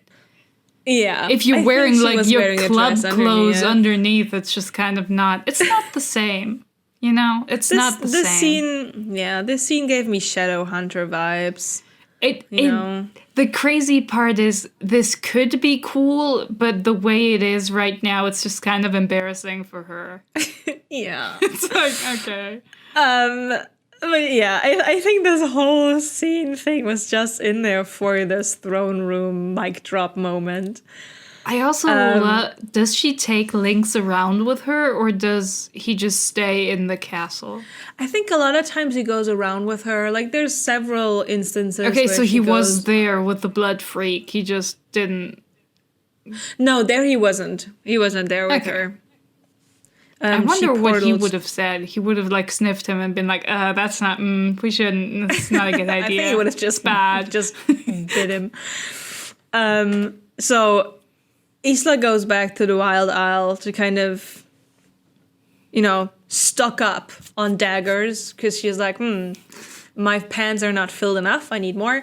So she takes the daggers, and when she walks past her desk, she sees that underneath the Isla, somebody had written, "Hello, Isla," in Aurora's handwriting, which Isla knows because she also compares it with letters that she had from her correspondence with Aurora or Celeste during the centennial or pre-centennial, basically. So magical feather, weird. She takes the feather with her to the blacksmith and she asks him like, hey, have you ever like heard of something like this? Have you ever made something like this? And he says, well, I've heard of it. I didn't make it. And he looks at the feather and he's like, oh, you know, the tip that you fucking wrote with is made of shade mate. It's metal. And this whole feather was probably enchanted and like has a piece of a soul inside its essence, and that this has probably been made pre-Lightlark. It's probably from the other world. How does he know? Because he's also from the other world, which is just crazy. But also like, okay, whatever. Apparently everything is from the other world, so it's not. I just don't understand what the point of this artifact would be. Well, we're gonna find out in a second. Okay, good. I'm just trying to think, and everything I come up is like stupid. Because like, if you're alive, why would you give somebody else a feather with a part of you inside it? If you also have other regular correspondence anyway, what is the point? Isla takes Lynx on a ride back from the blacksmith. And Lynx is like in his fields and gives her like visions of Isla's parents, how like happy they were, and from Oro, because Lynx really loves Oro. So funny. And they arrive at the stable and their wraith is being washed by Grimm. And they have a little bit of banter. Grimm is like, want to see how I get all of the suds off Wraith. And then they fly to a waterfall location. It's beautiful. It's cute. And they talk about the overall issue of the populace being so negative towards Isla. And that Isla... Oh, yeah, he flies. And that they should have a new wedding. Just symbolic, you know. Isla is carrying around this necklace from Grimm that if she touches it, Grimm comes. Grimm is being notified. Grimm is being notified that there's some issues. And she's like, well, you don't have a necklace. And like, they didn't really, like, we need to solve this. So he's like, okay, let's get married again. Yeah. Why is the populace of Nightshade against her? Like, what's their problem? I guess they just don't like her because she's a wildling. I don't know. I genuinely don't know. What, that's all? Like, she didn't pass the vibe check. They're all like, but we really liked his previous, like, lottery insemination program he had going on. We're real fans of that one. Well... I guess it's because they waged a war for her. She's not Nightshade. She obviously didn't want to be there the first couple of weeks. But also she's half Nightshade. Like, right? He can just tell them, hey, she's the daughter of this guy who you all really loved because he was important. Yeah. You know? My best buddy, nobody tell her the truth, you know? My bestie... I don't know. I guess they were like the populace needs to be distracted and like a wedding is the best thing to do in this case. The unnamed people in the background shall hate her because she is too cool. Okay, so they have another wedding. Or a first one, really, because, you know. But yeah, they say they should get married again, and that's the thing. Basically, that they do. Now, she goes back to her ransacking of the city, and she's being annoyed, in her opinion, by this woman who's called, I didn't put her name in there, who's called Saoirse. So, Sairsha. And Saoirse is like, hey, I want to know how to fight like you. And Saoirse brings her food and shit. And at first, Isla is like, I'm not going to eat your food. But over time of conversations with Saoirse, she kind of warms up and they form this relationship where Saoirse doesn't know that she is the queen. So Isla kind of feels, I don't know, Isla feels like a normal human, kind of. And she also gets a bit of insight what the people in the village think about her, the queen. While Isla is, lying there, thinking about everything that has happened, about the villagers, how they talk about her, how they've fallen over Grimm, she's being woken up or like alerted by Lynx to the window. And she looks up. And it's Oro by the window. He's completely drenched in rain because, it's been raining, it's been storming. And she gets him inside and he looks a little bit heartbroken. He's like, do you still love me? And they have this, like Isla's overtaken by emotions. She's like, oh my God, did you fly here? And he's like, yeah, for days. Like, it took, but of course I did it. Like, obviously. And they want to talk. They try to talk. Isla is like, oh my God, I want to have sex with this man right here at this moment on the stone floor. But then the stormfinch starts singing. So before Grimm has a chance to come into her chambers, she's like, by the forces of nature. Cock blocked by a bird. So before he has like the chance to come into the room, she tells Oro to hide. She portals over to Grimm's room, tells him the stormfinch is singing, and then they go to do the storm thing that they talked about with Azul. I love the idea that no one noticed that Oro was coming. Like, Grimm does not have any security measures for people who fly onto his island. Cool. Yeah, I thought so too. Amazing. Like, I didn't know. As soon as it rains, the radar doesn't work. She portals away, actually. I guess I fucked up the animation. So they go on Wraith's back and they fly into the storm, and the sky has a curious shade. It's green mixed with violet. It's like an iridescent kind of situation, and the storm gets really fucking bad. While they're in the storm, there's like metal bits flying towards them, and they realize, oh shit, it's hailing Shade Maid, so their powers aren't working. So Isla's they have like anyway. Well, Isla's weren't anyway, but if you remember, the only reason why they're staying seated on the dragon is because Grimm has his shadow powers to like keep them on the dragon. So now they're struggling to stay on there. And he's like, hey, can we leave? But Isla's like, no, I need to do like my ring thing, right? So she traps a bit of the storm in the ring. But in the overall shenanigans happening in the storm, she loses the ring. And Isla, with her half of a brain cell, wants to jump after it. Like, she doesn't even have her star stick with her. And Grimm can kind of like grabs her and he's like, the fuck are you doing? Like, you're not jumping off the dragon. And while they're still up there, the sky suddenly, the sky has turned like blood red. Like, it's super storming. Like, they're like in the eye, not in the eye of the storm, because it would be not stormy there. Yeah. But they're like in the deep of it.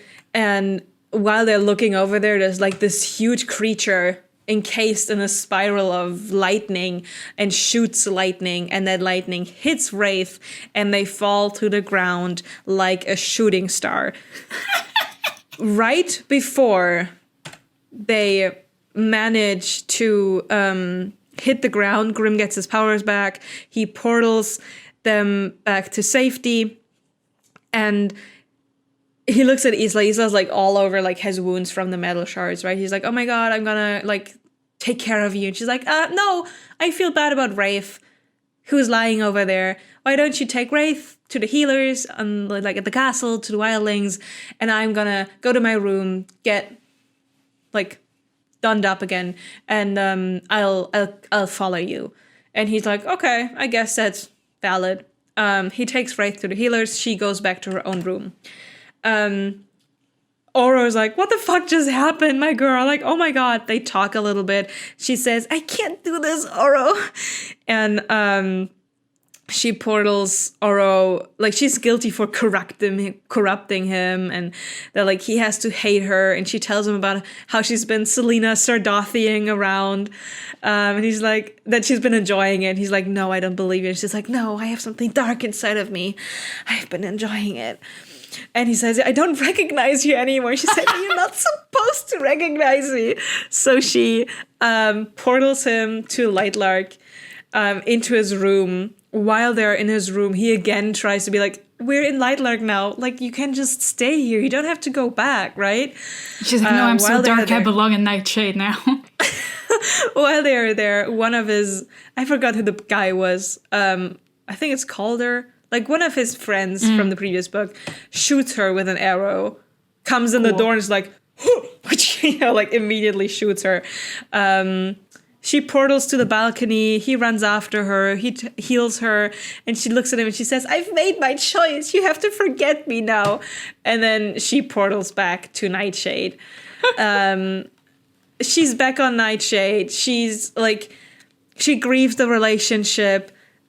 Grim goes, who did this to you, on her, but she's like just crying, and he's like, oh my god, okay, I guess something really bad happened. So she goes back. Selena Sadarthius is around. She talks again to Saoirse, and while she's off there killing a dude, Grim actually surprises her and goes, did you really think I didn't know that you were, doing all of these things? See you tomorrow, wife. And then they're romantically killing a person, I guess. See you at the wedding. Interesting choice. Like, they also make out. I understand that some of the marketing was about Isla being in her villain era or whatever. Yeah. But this isn't very compelling villainy. It's just kind of like, it's tomfoolery. That is what it is. It feels a bit like when I was 13 and I was like, ooh, I'm gonna make a villain OC and they're gonna kill people. You know what I mean? Yeah. I'm glad Aster's having fun, but also like this is clown behavior. I'm not even concerned for her. I'm just like, wow, this is dumb. Honk honk. We have the big wedding. She's not wearing the wedding dress she wore the first time, because every time she looks at it, she remembers how he took it off afterwards. So she has a new wedding dress. She has a bonding scene with Aster. I thought he didn't tell her what the necklace meant the first time. I feel they had like a mini wedding thing. Okay, I don't think so they had some sort of ceremony, because I don't remember them having like an all-out wedding before. They didn't have a whole-out wedding, definitely not. I mean, that's why they're doing this thing now. But they had like maybe you can't even call it a wedding dress. It was probably the dress she wore at the point he gave her the necklace, I'd say. Because I feel dress. Like I remember the impression from Nightbane that she wasn't aware what the necklace meant necessarily. Yeah. So no, she didn't know definitely in the beginning what the necklace was. She has a bonding moment with Astria beforehand. It's kind of cute. Like, I'm not bothered by it. Yeah. And then the wedding happens in a big greenhouse, and it's like the picture perfect wedding. She describes the dress. It's all good. It's all fine. What color is the dress? It's black. It's a black dress, but it has roses or like flowers embroidered in it, and like a sheer cape. A cape, of course, a cape. To kind of, symbolize the wildling origin. Does he also have like flowers on him, or is he all in black? I don't think he doesn't have flowers. He has his normal like festive. In that case, I feel like attire. She shouldn't be wearing black. I think she should be wearing like red or something. Right? Because this feels very possessive. Like She's not the wildling ruler. Also wears like the starling colors because she's also the ruler of starlings, right? Yeah, but I mean, this is for the Nightshades, so I guess that's kind of the idea, that the pandering to the audience. I guess, but it feels unbalanced. I feel like Grimm should also like show his allegiance if we're gonna do that whole thing. Feminism. Well, he doesn't. #feminism. They make out, they kiss, but they only make out and kiss as a distraction, because during the ceremony, like, she's like, don't expect me to be in your bed this night, and he's like, well, I actually didn't. I'm aware that this is, an act. Like, oh, girl, slay. And the guard comes up to him, tells him something, and Grimm looks kind of like shocked by it. So she makes out with him, like they get away with it a little bit, get taken away, and then she goes, oh, take me to your room, and then he portals away. And that was kind of the like, it's fake, so they could portal away to whatever Grimm was being told by the guard and not actually to their room. Of course. They portal away to a place that I also didn't mention because I didn't think it wasn't really important. A couple days earlier, they go to like a gravesite for Nightshade soldiers that died in the war against Lightlark, which Isla had conflicting feelings about. And they go to this gravesite and has been ransacked. Like, opened up, raided, whatever. Very disrespectful. And on the grave, on one of the mounds, is a rattlesnake. So Sneak. Isla's like, traitor! And the only two people who were not invited to the wedding were Terra and Poppy, because Isla didn't want them there. So logically, she's like, well, they must be the people who did this. But they already betrayed you.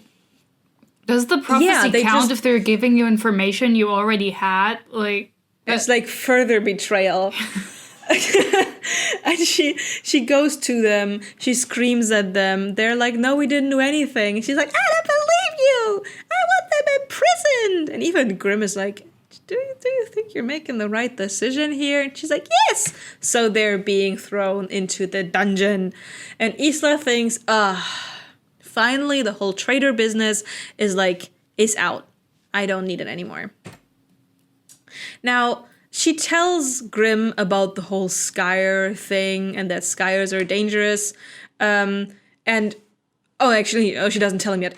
She goes to the blacksmith, asks him about Skyers, and he's like, no, they're dangerous, like you shouldn't use them, you give up something of your soul every single time. And she's like, well, I don't care what you say. And he's like, well, yeah, but I mean, there's not even Skyers around anymore. And he gives her half of a Skyer for focusing energy. That's all he has. So she copies it, she runs away with it. She's happy about that.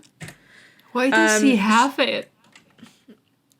He's old, I guess. So he just has random halves of like a random rune, like around. I guess. I mean, I guess we all have hobbies. She goes to. So I'm wondering where these slides are, because I think I added them at some point, but maybe they come back later and we can have this happened somewhere else. So she doesn't have anybody who can teach her about the Skyers, but she's like, oh, I have an idea. I know somebody who can. So she goes to a piece of parchment, and with the feather she writes, would you teach me, like, how to use the Skyers? And it's like, yes, I would. And she's like, well, why would you want to teach me? And then Aurora answers, because of redemption.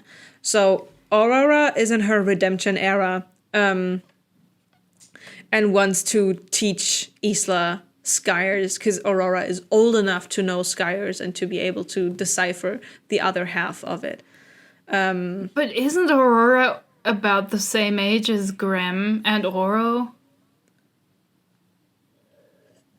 Like, not Don't exactly, but like about. I guess she has some olden wisdom. But I would also...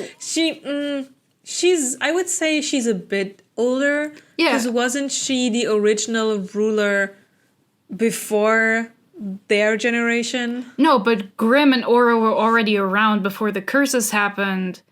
Aurora was betrothed to Oro's older brother. Yeah. Yeah. Yeah, well, a tiny bit older. Yeah, than so them, but not not much. meaningfully. So I'm like, why does she know Yeah. when they have no idea? I guess they're dumb. I don't know. But also another question. I don't know Yeah, if this is yeah. answered, but No, shoot. if you split up a piece of your soul and put it into an object, why would this piece of your soul be informed of current events and have opinions on them? Honestly, I thought you was just chilling in the shadow realm and like But communing over. Oh, you mean the implication is that like Aurora's soul is still around and it's using the feather to communicate, not a piece of her Yeah. soul was taken out and is separate now Yeah. in the feather. Yeah. So the That's feather is what just I a conduit assumed. and not Yeah. imbued with a soul.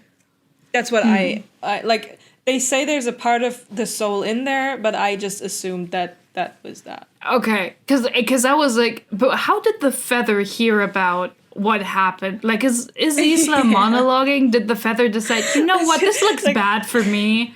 I'd like to be a better person. And, like, what was the process here, you know? Imagine Isla writing her diary with the feather.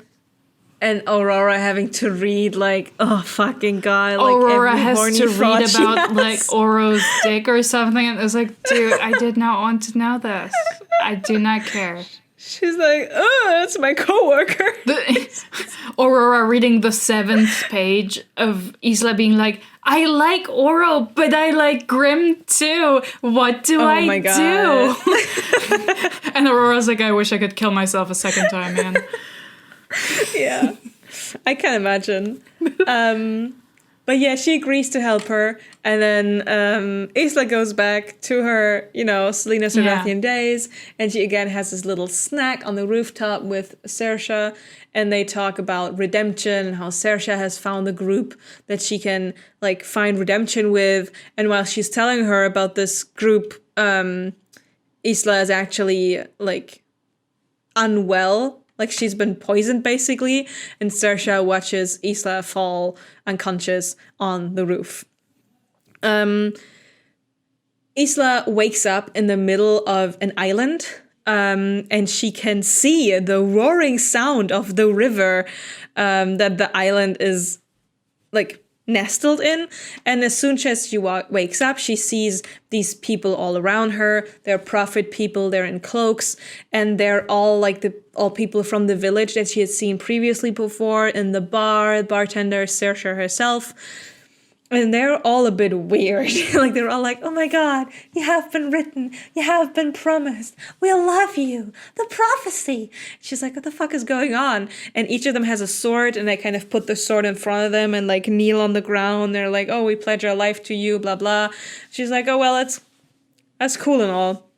And then one of them gives her the sword, and he's like, oh, please bless me with your whatever. And she takes the sword and she's like, what the fuck am I supposed to do with this? And he rams himself onto the sword. Basically, they all want her to kill them. And she's like, I'm not killing you. And they said, you will. And they fight. And in the end, she does end up killing all of them, because otherwise, they'd be killing her. But they're all very happy that she kills them. They're all like, oh my God, she has killed us. Finally. And that makes her very sad. And that is the point where she's like, okay, fuck this shit. She goes to the blacksmith and she finally takes the bracelets off. Because he's like, you're a bit too early. Like, storm season isn't over. And she's like, I'm not here for that. I'm not here to kill you. Please take the bracelets off. So he takes them off. And she finally has her power. Okay, again. but also, she's chill with killing the blacksmith who wants to die.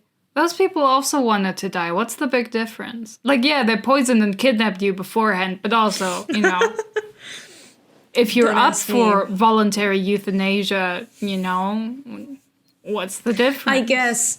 I guess because she kind of made a deal with the blacksmith, and it felt like this dude is centuries old, feels very educated, while the other people were just some human prophet people. who kind of said, "Oh, please kill us." But so I guess that why would there be maybe, prophet people in the village? I thought you have to live in their like convent up there and like. I guess they kind of made the prophet people like another headquarter. I assume Were they just that cosplaying as prophet people? No, they were not. They were genuine prophet people. I guess it was like more of the lessons of the prophet, and you know those words go out into the open, and then people walk around recruiting for the prophet order. And then I guess it was Saoirse's job to get Isla, or to befriend her, and to then, you know, get her knocked out so they can kidnap her to an island and have her kill her. Or have her kill them. Yeah, so we're at this point. Now actually are the slides that I expected a bit earlier that must have gotten switched around. Because earlier they have like a library session, but it fits in here as well, where Isla tries to find out more about these Skyers, and she has Astria there with her, and she doesn't really find anything useful on the Skyers, but they talk about Isla's dad, and about like, how was he? Because Astria knew the guy, right? Was her uncle. And then Astria's like, oh yeah, he was a big map fan. Like, he was very jealous of Grimm's flair, because he would have also loved to just travel around all blindly and crazy over the world. And he collected a lot of maps and created maps. And he says, like, are the maps still there? And she's like, yeah, of course, in his old room in the castle that your people are living in. And we also find out a little tidbit that there's smut books about Grimm and the library in the Nightshade Castle. I mean, of course. About like a tall, dark-haired, broody, powerful ruler. Because the people apparently have a boner for Grimm.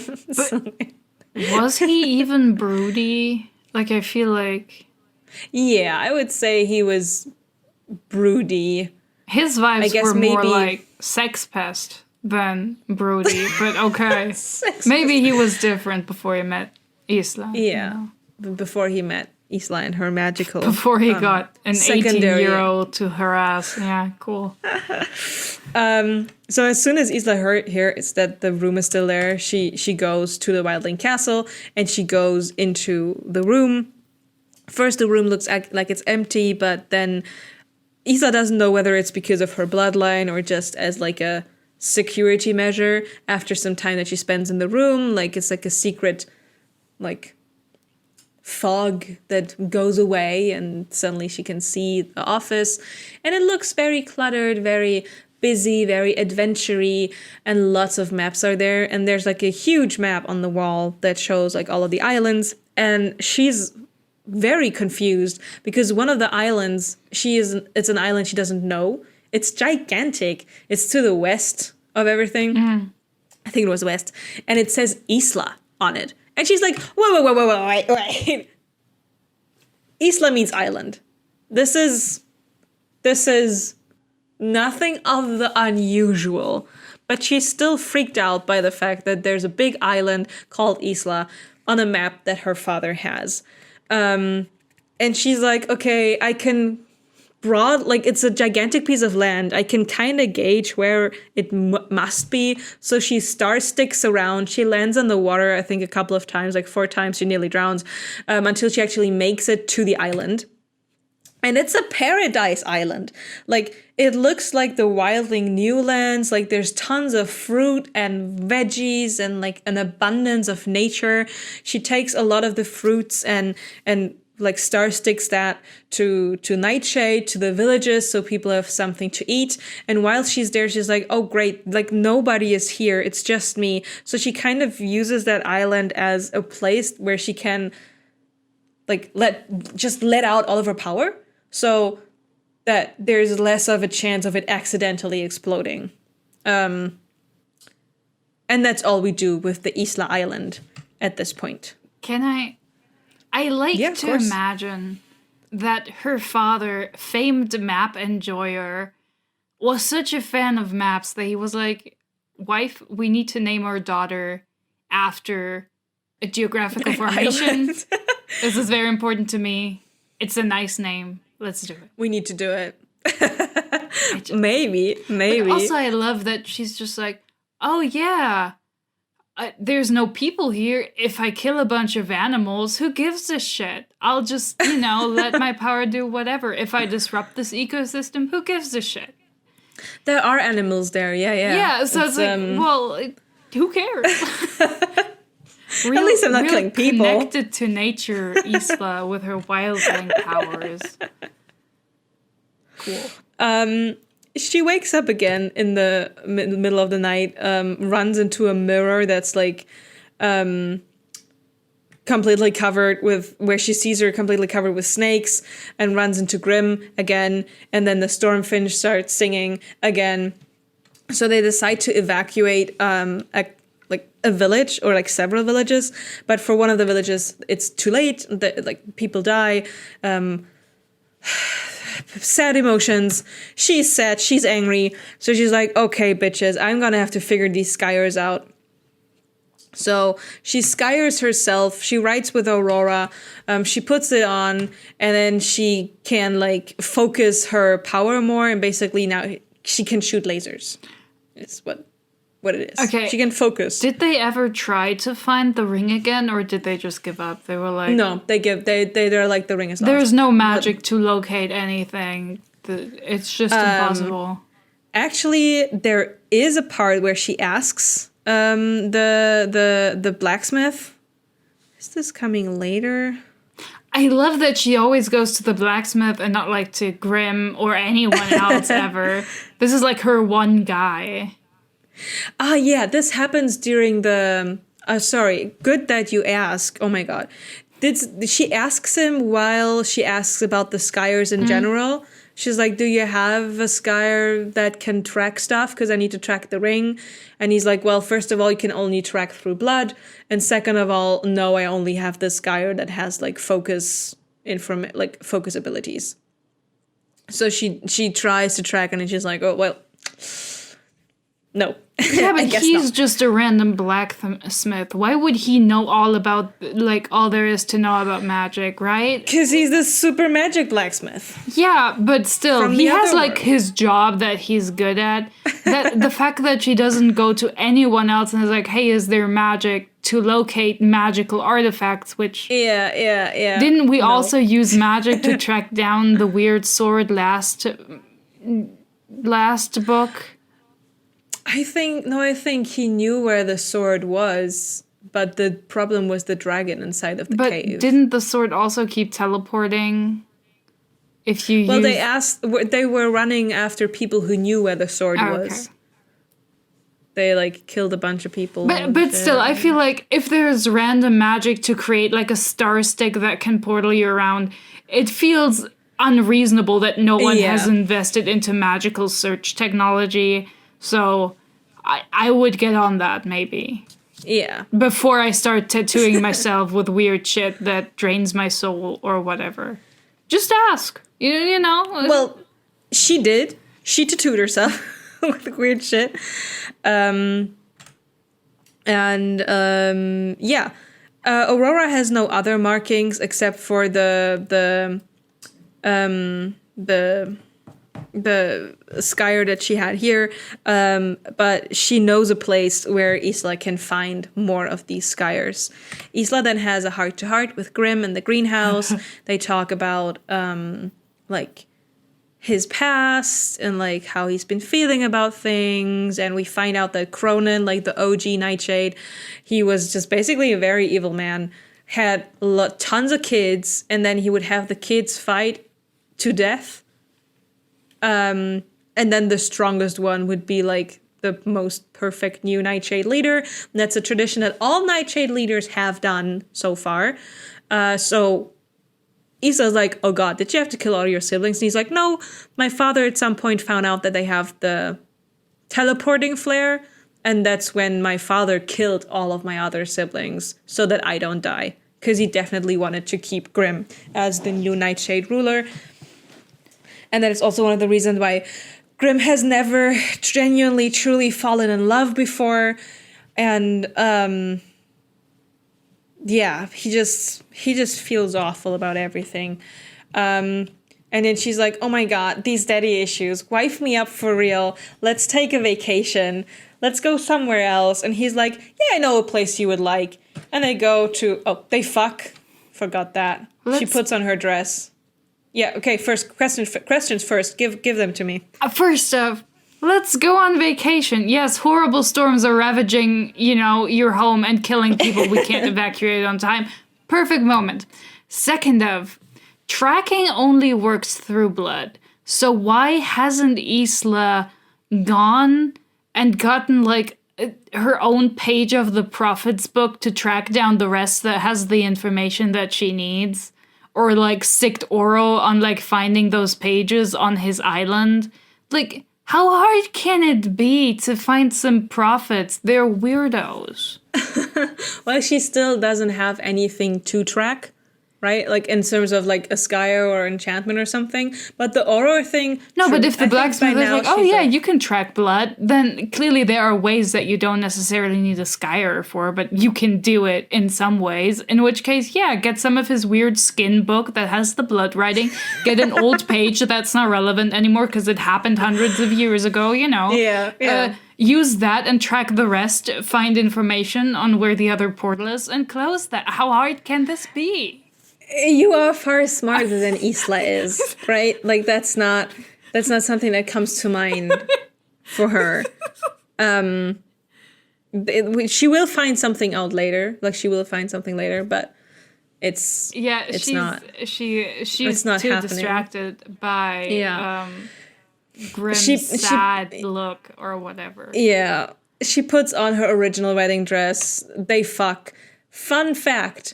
I didn't read this scene the first time because I was in a public train. And it was I had to swipe past 10 pages on my e-reader until they stopped fucking. I had to read, it's skimmed over this scene a second time when I compiled my notes. But there was nothing. You lost. Yeah, there was no relevant conversation. They were just fucking. It's not a good sex scene. That's all I'm gonna say. Man, I wish the dagger-filled pants were involved. I think that could spice up any sex scene. They go to something that he calls the Winter Palace, where he has spent a lot of his youth there, and he actually likes the Winter Palace. He likes to be in that place, which is all according to her plan, because Aurora told her that the Winter Palace has an old library, and that's where she could potentially find new Skyers. So while he was pouring his heart out, she was like, yeah, you know where we should go on a winter vacation. She could have also just asked him to go there. He would have also done that. He's too pathetic to argue anyway. He'd be like, oh yeah, my wife wants something. I'll deliver immediately. So they go there. And there's a couple of scenes, and I'm just gonna list them down. So there's some cozy time. They have a dinner. They go shopping for new clothes. They have an epic snowball fight with their full-blown powers. One thing that's interesting is that Grimm is just as antisocial, pathetic as every other person. Because when he orders food, he gets a different dish and he still eats it. That was something where I was like, look at you. And of course, there's also serious time, reading in the library, looking for Skyers, and running through an all-power killing maze. They have this huge hedge maze in the backyard of the Winter Palace, and inside of the maze, you don't have your powers. The maze has anti-power abilities, and Grimm drops it as a side fact because Isla's like, oh shit, a ruler could die here. And Grimm's like, yeah, a lot of my ancestors died in this maze. Why were they in the maze? It just drops it like that. Grimm's father tried to burn down the maze at one point because Grimm would always run around in the maze as a kid. Just don't go in the maze. Just build a cooler maze that doesn't try to kill you. Because he was just an evil guy, but the maze grew back pretty fast. So Grimm was like, oh, well, whatever. Inside of the maze, when they go in there's Cronan's tomb. Why are they going in the maze in the first place? Oh, the maze itself isn't dangerous, but I guess some people died in there. Yeah, but also, why go in there at all? Like, it's just a maze, man. Because they're going for a stroll, and that's what you do in a French garden. You walk in the maze. Sure. What if they get, like, a call that, like, another storm is approaching while they're in the maze? They can't teleport. Well, Grimm knows the maze inside and out, so he knows where to go. But yeah, there's Cronan's tomb in there.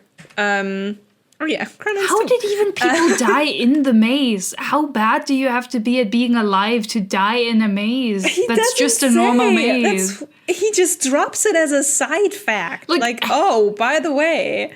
Like, it's insane. Just think of how many mazes you've been in as, like, a kid in the normal world. People don't die in those. It's just a path with hedges. Who's dying in a maze? Well, one of the book that she finds in the library through Aurora's help is a book that was cursed close, but because...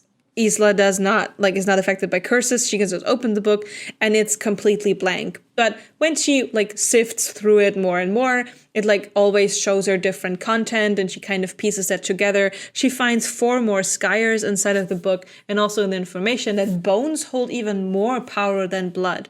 So she's like, if we have Cronan's tomb inside the maze, I could get Cronan's bones, and then maybe I could use that power to track stuff, do things, find the portal. But who even says that tracking takes a lot of power? Girl, you need a tracking Skyer. You don't need power. You're just crazy.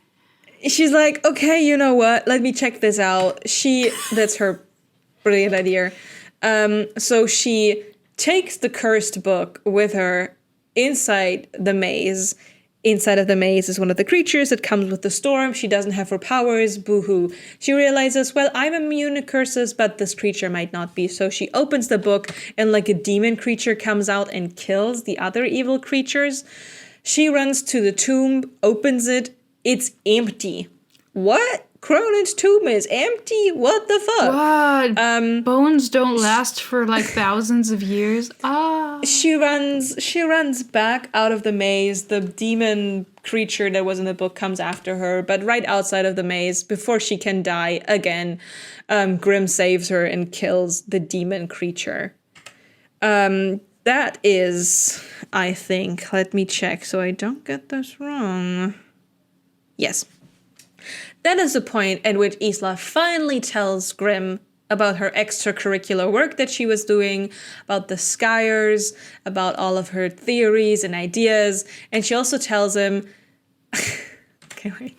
She also tells him that she now thinks that the portal is inside, or she's pretty sure that the portal is inside of the tomb.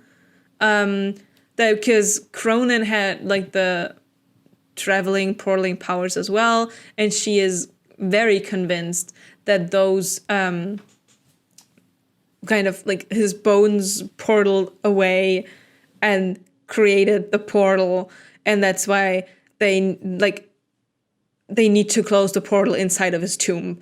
Now he's like, am I with fucking stupid? The bones have you forgotten to leave? Yeah, sure. That's not the issue he has. He's like, have you forgotten that, if you die, I die, a lot of people die. Why do you keep on going on these side missions without telling me? Because I can be here to protect you. Second of all, he goes, I want us to be together, but I don't want us to be in the world filled with ash. I would like to be there for there to be a world afterwards, I just told you all of these stories about my father and my siblings, and, maybe you're the first person I'm considering to even have a family with. And she's like, huh. Okay. Like, he's like, I would love to have a child with you at some point. Like, I kind of seeing myself as a dad here, right? And she's like, yep. That's a piece of information.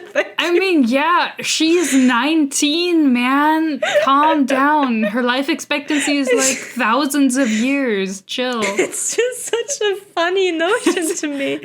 I love that he's like, yeah, we barely have sex anymore, but you know what? We need a child would fix us. And I was like, no. You're like half divorced. Your situationship does not need a child. Stop it, Grim. She's confused. So her idea is to go to the Augur and ask him and be like, hey, would it be an option to put... And now we get it. Would it be an option to put a tracking scire on the bones of the prophet to find the missing pages? Because bones are stronger than blood, she now learned. And he's like, you know what? Actually, I do have a bone. And he gives her a tooth, a prophet's tooth. Cool. And she could, if she had, put a tracking scire on. That's not a bone, though. I'm just saying, man. It's like a half bone. Does any bodily, it's like, oh, it's bone enough. He has like a crinkly old toenail of the prophet that's like hard, and it's like, that's almost a bone. Don't worry about it. It's stronger than blood. Don't worry about it. It's calcified. It's fine. We can use it. And he's like, by the way, there's still a traitor on your foot, right? And she's like, wait, but I put the traitors behind bars. And he's like, no. And he tells her the traitor is closer than she realizes, which confuses our poor girl again. And she goes back to Tara and Poppy and she interrogates them again. And this time, they again tell her, we didn't kill your parents and we are not the traitors you're talking about. And because she's the human lie detector test now, she knows that that's the truth. They did not kill her parents and they are not the traitors, amidst her rank. So she, is fucking pissed off about this whole thing. She goes back to Isla Island. She takes a piece of bark to test, kind of put together the skyres in hopes of making a tracking skyre out of the things she got from the book and from the stuff she got from the blacksmith. And she kind of fucks up. She's been told, hey, if you do this wrong, it can have tremendous consequences. She fucks up on the piece of bark. She basically explodes, her energy goes everywhere. And then the next morning she wakes up in the middle of dirt and just is like, well, that was not good. She nearly died again. And then she portals back to Nightshade, where Grimm is like, so wife, what have you been doing yesterday? She was like, nothing. I was on Wildling Isle. And he's like, huh. Well, there was an attack on a military base on Nightshade. Civilians also died, but yeah, there was an attack. And she's very worried about that. And then she eavesdrops again. And then the main suspect, because people saw her say, oh yeah, that was our queen. Our queen was the wildling that came out of the ground, ransacked the military base, and did all of that, which makes Isla have this gigantic crisis of faith. And she's like, oh my god, was that me? Was that not me? But I know I was somewhere else. But what if there's an alternative me, this power that's growing inside of me, this weird beast. Maybe I actually came out of the ground and destroyed the military base, because she was unconscious, right? So she goes back and she rinse and repeats this whole process. again and again, because like as a sort of form of self-harm. But did she at least tell Grimm so he could expect like an evil monster? Yeah. She has a she has a conversation I was with Grimm about to about say, it. like, girl. And he's like, no, you're not. And she's like, please, keep me safe while I, like, when I walk up at night and, like, walk somewhere, just hold me tight, don't let me go. You know, she has a talk with him. Yes. Okay. So she rinses and repeats this all the time. Keep in mind, she could die from this until it actually works out. And she creates... a tracking skyre, and she puts it on the tooth. She has figured it out. And while she does all of that, she comes to the solution that she was told to follow the snakes, and that the traitor was amongst her midst, and the traitor was closer than she thought. So she's like, what if I actually am? And she's like very convinced about that. She breaks down in front of Grimm. He tries to console her and tells her, no, that's not, like, you're not the traitor. And he doesn't believe a word she says, right? Like, she's having like a panic attack basically. And at this point Astria comes in, and she's like, hey, I don't wanna disrupt anything, but there's an army outside of our walls, and it kind of looks like our army. And I am concerned. And while they look out of the window, like, what the fuck? Why is our army in front of our castle, like, doing a siege on our own castle?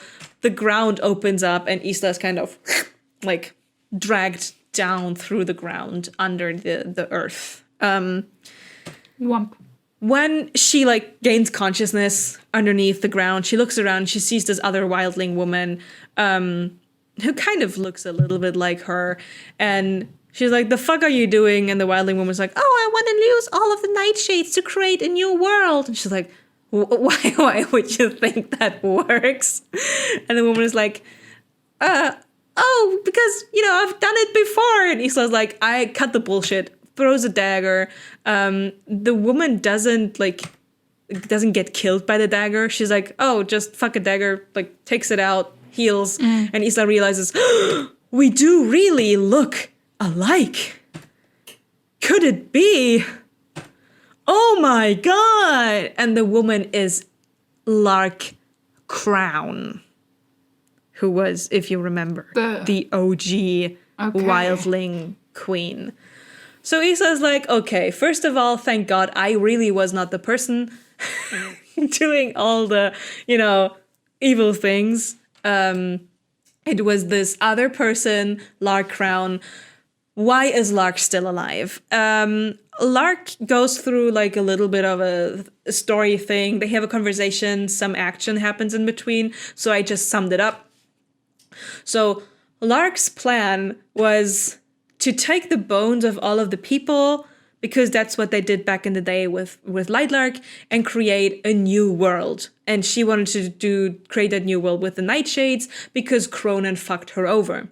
Now, Lark was taken in her sleep by Cronan because they were lovers, like he had the option to just do that, and he put Shademate on her, imprisoned her basically, feasted on her power for years, like decades, centuries, so that he could...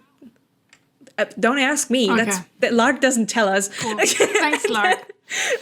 He left her underground, and then used the power that she gave him, that he took from her, and then he ran away to the other world. So not only is Cronan alive, but he ran away to the other world. And we know that he is still alive because his curses are still in place. Like the Nexus curse, for example, it's still there, right? So that's how Lark knows that he is still alive. But if the Nexus curse was made by him, why does it, like, how did any wildling after Lark ever have any powers if the Nexus curse binds them to the rulers? Lark wasn't dead.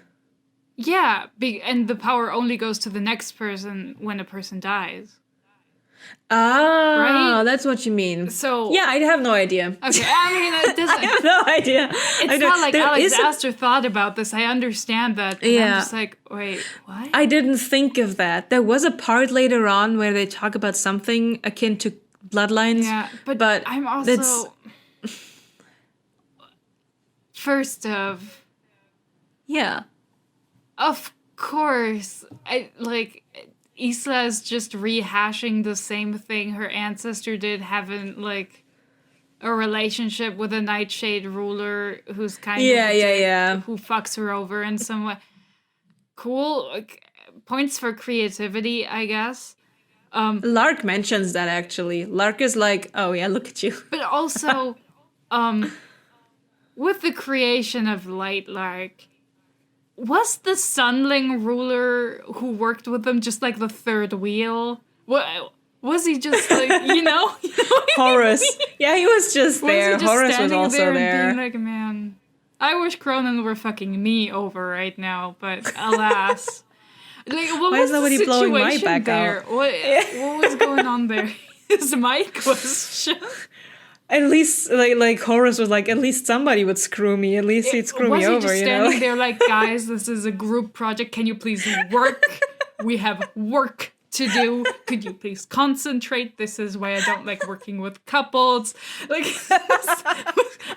I don't know. what was the energy there? That's what I want to know. It's very on brand, you know, with Oro and everything. But yeah, that's how Isla realizes that Lark is the real snake queen, and that all of the symbolism wasn't about Isla, it was about Lark.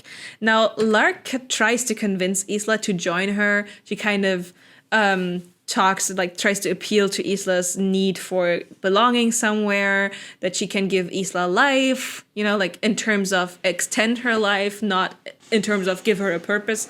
And Isla just fucking runs away. Oh, but she bursts. Yeah. That reminds me, I forgot to ask, what is she dying of? Like, Mr. Blood Freak told her, oh, you only have until... I don't know. She didn't even ask? The blood dude tells her she will perish, and she, like, something she will do, she will die. I mean, if she kills Oro, then she will die because she's connected to him, I guess. And if she kills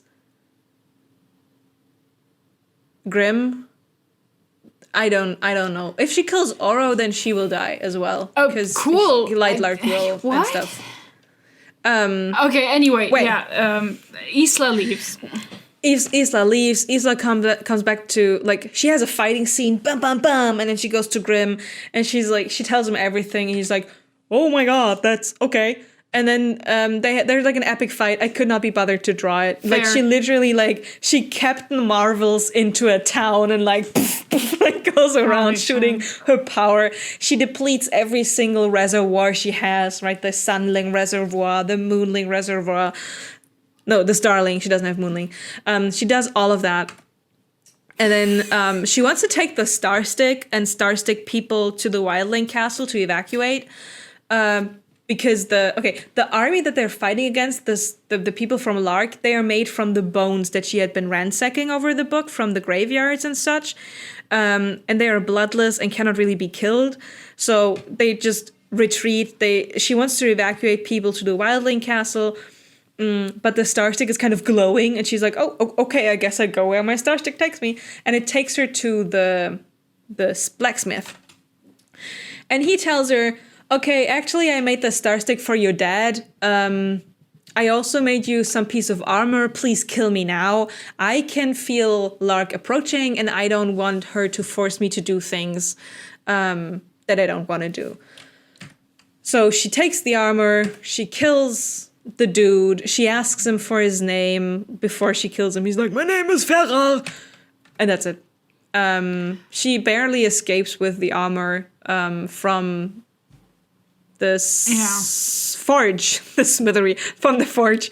And then she gives the Starstick to Ren to evacuate more wildlings so that she can go and do other things.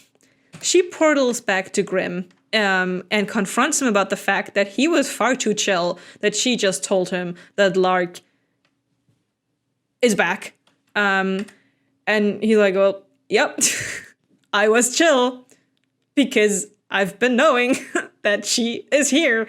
And not only did Grimm know, but actually Oro also knew. Grimm told Oro that Lark is still alive. On the one hand, so Oro doesn't kill Grimm, because Grimm is kind of the what they believe to be the only force standing between them and Lark, which is something Oro says, I think, in the first book. Yeah, I remember that this Grimm vaguely. stands between like a greater evil that none of them comprehend.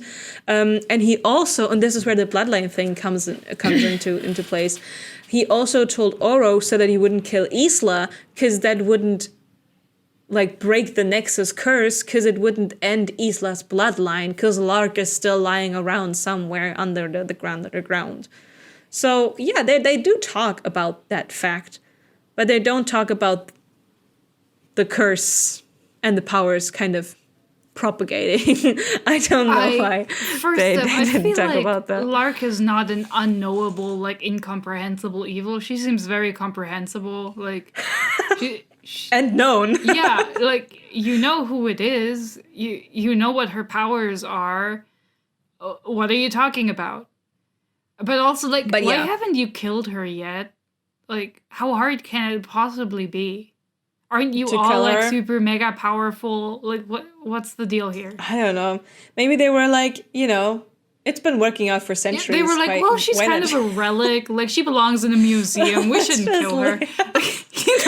Like take a ticket, take an entry fee if somebody wants to visit a tomb of Lark. And also, like, how long has Lark been just hanging around? Like, she could have just taken Bones whenever and opened the portal. Yeah, you mean since we're gonna get to that later, actually. So she has not been just brooding in her cave and not doing anything, even though she could have done stuff. Where was I? Tells her, she then tells Grimm that she has to fix all of this, and they have like a heartful goodbye, and then she goes to the Sun Isle. Or she portals to Lightlark, and she ends up on the Sun Isle because she was kind of focusing on her little prophet tooth. And she walks around on the Sun Isle, and she comes towards like these gigantic golden gates, and she tries to go through the gate or like over the wall, but there's some sort of energy field that prevents her. And then Oro like shows up, and they have a short fight scene where he accuses her of already having killed like the beach patrol. And she's like, oh shit, that means that Lark is here, because I didn't kill the beach patrol, but if there's people who have seen me kill someone, then that must be Lark. She tells Oro everything about the whole Lark thing. He's like, yep, I've been knowing that. You are correct. They have a conversation about lying and like keeping out facts by omission, lying with omission. And Oro's like, listen, girl, I have no time for this, but apparently you say that tooth thing is bringing us inside there, so let's go through the fucking gates.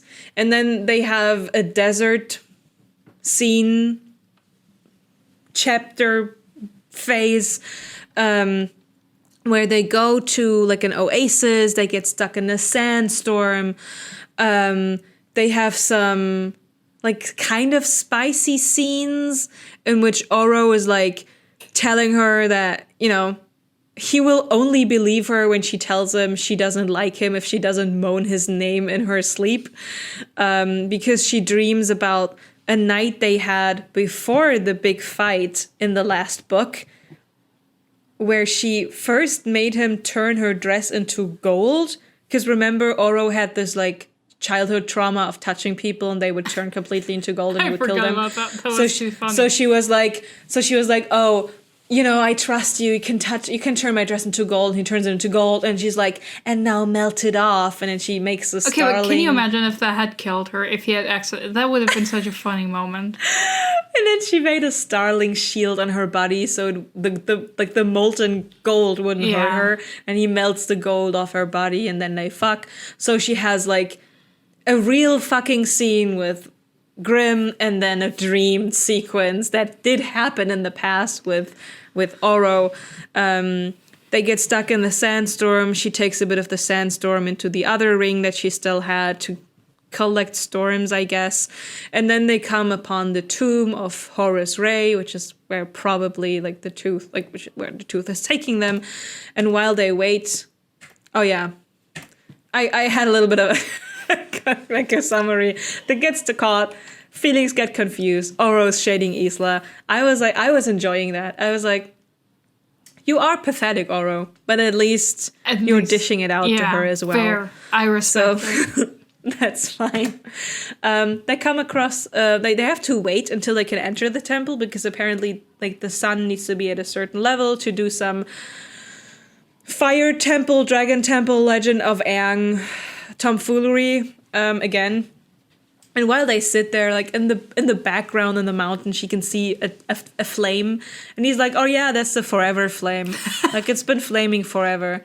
And it's so funny to me because she's like, "It's not gigantic, but you can see it flicker on the mountain." And I was like, "Do you know how big a flame has to be so you can see it flickering on a faraway mountain?" I was about to say, how small is your mountain, Isla? Like, I don't think Alex Aster has ever seen like a campfire.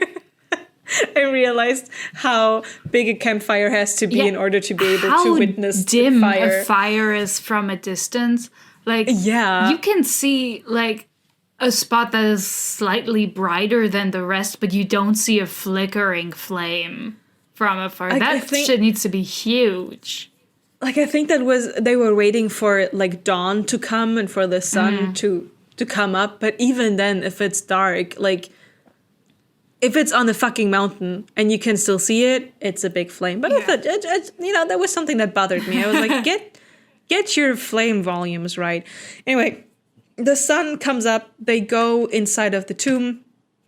And like the light does like a trick and they follow the path of the light. And the tooth immediately flies towards a wall and kind of pins like the paper there. So lucky, the paper is in the tomb. Isla takes the paper, and we don't get to find out what's on the paper yet, but she's happy with what she sees. And then they also go to the tomb, and they open it, and inside is Horus Ray, perfectly preserved. And on his chest, there's like a finger bone. Because apparently he had an old world relic from a god's finger. Oh, I thought this was going to be the prophet's finger. No, it's just a god finger. It's like a powerful bone. Finger. Cool, yeah. It's a powerful bone again. They're like, oh shit, is Horus Ray also like still alive? But once they take the finger, he turns into Bonus Ray. And they're like, okay, I guess he's not alive. Now I have context for my favorite snippet I've read about the body like turning to dust, and it ends with he became a corpse, which was just I was like, I need to quote this daily. He became a corpse. He became a corpse. The thing is, I was wondering, could they have woken him up? Could they have been like, hey, Horus Ray? Yeah. And then he's like, oh, and he just needs to keep his finger with him. Yeah. But they just killed him like by taking the finger. Anyways. If they hadn't killed him, they could have asked him about what working with like the other two would have been like. They could have gotten info. But they take the finger. He's like, oh. Oops. Oh, he died. And while they wait for the sun, like another storm to leave, Isla takes the finger and then runs away. She kind of like, oopsies, runs away.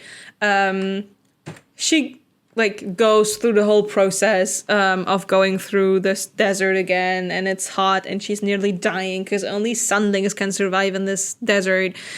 She uses a storm, like to go through the other sandstorm, and she's like, wee, you know, back to the beginning. On her way to the tomb, she kind of like took off a lot of her clothes and like all of her daggers because she was just so tired. And now the daggers are being shot at her, which makes her know, oh shit, Oro is like on my tail. I like the idea that he picked up after her. He was like, girl, no littering in my desert. So he runs after her, and then shortly before the gates, they have this scene where he like puts her hands up by using some powers, I don't know, and he makes her say that she hates him and she doesn't love him anymore, and like all of that, and she says it with like a no, I don't love you anymore. It's very convincing. And he looks at her and he goes, yeah, right, I'll believe that when I know it's not a lie.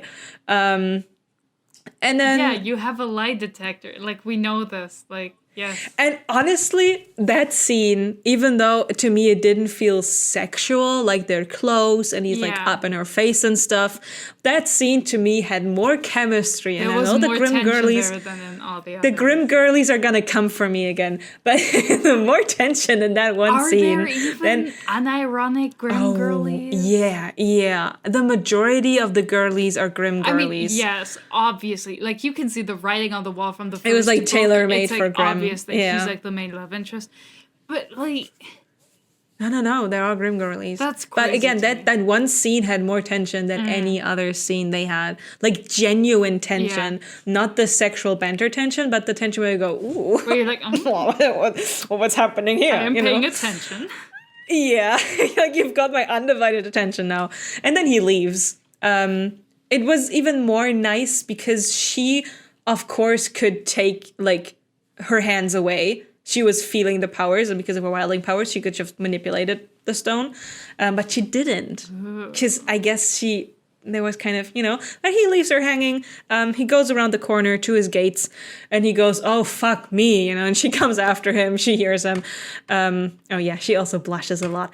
And then in front of the gates is like the army of the undead from Lark, right? And Isla, like, puts her hand on her necklace. The army gets blasted away by Grim being there, and Grim would like to kill Oro, but there's like this barrier of the gates in between. And Isla's like, no, get along, like we all got to fight together on this thing. So they go to the Lightlark castle palace, and they have like a little planning session, and Isla convinces them to work together with her, because the alternative is that Grim uses the portal on Lightlark, and Grim is like, yeah, that is still my plan. You are right. So they're like, okay, let's go along with Isla's plan. So Isla tells Grim to get the sword back, because they will need it. They need the Drex. And they take Zed with them. I don't remember who Zed was. What do they need the Drex for? To defeat Lark. Okay. Another question. Yes. Lark has this army because she controls the bones. Mm-hmm. Can't Isla just, like, also control the bones and make him not fight? Lark has the power to resurrect. So, that's the angle we're working on. Okay. So it's not the bones because of wildling powers, it's resurrection powers. So that's her Lark. own special power, or where did she get that? Yeah, I guess that's something that is implied. It's not stated again. It's just okay, but also we took the prophet's tooth, which again is not a bone, to find the pages. Yeah. Shouldn't the pages have been in that desert because the tooth led Isla there? Yes. Then why didn't they find them? Oh no, she found the page. No, you just said, yeah, but like, what's on it? Like, oh, we don't find out yet. Oh, we don't get told. Isla looks at the page. She's like, oh yeah, I like what I see, but we the reader don't get told. It's just. Yeah, I was like, okay. It's for suspense. No. It's for suspense. This is for suspense. Isla and Oro, because Oro's like, I'm not gonna let you go alone, go to find Remlar, who was the feather wing dude, I was about to say hive the insect man dude. guy? Yes, the insect guy. Okay. Was the insect guy to ask him if he has an idea on how to like fight against Lark. So they go there. There's, in my opinion, the funniest exchange in the whole book happening now, because they're walking there, you know, they're both a little bit like, I mean, he just pinned her to a wall and was like, you still love me. So they're walking, it's awkward, and he's like, so how is he doing? And she's like, Grim? He's like, the fuck? No, I mean Lynx, my baby boy. And she's like, oh yeah, Lynx hates the cold weather. Like, I think he'd rather be here. And he goes, oh, Lynx always has a place on the island. If he wants to come back, he can send him back. But how is he doing? Grim? No. Like, that was my favorite exchange in the whole book. But I also love that he's just asking so vaguely, like, this is, how is he doing? Yeah. Who? What do you mean, my man? So,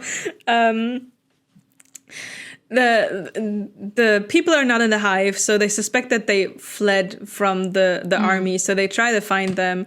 They walk into a trap, and like Oro saves her, and while they're on the ground, you know, she starts to tear up, and he's like, girl, I just don't understand. I feel that you still love me. Like, I know that you're not lying. Why are you doing all of this? I don't understand. And then she's like, the prophecy!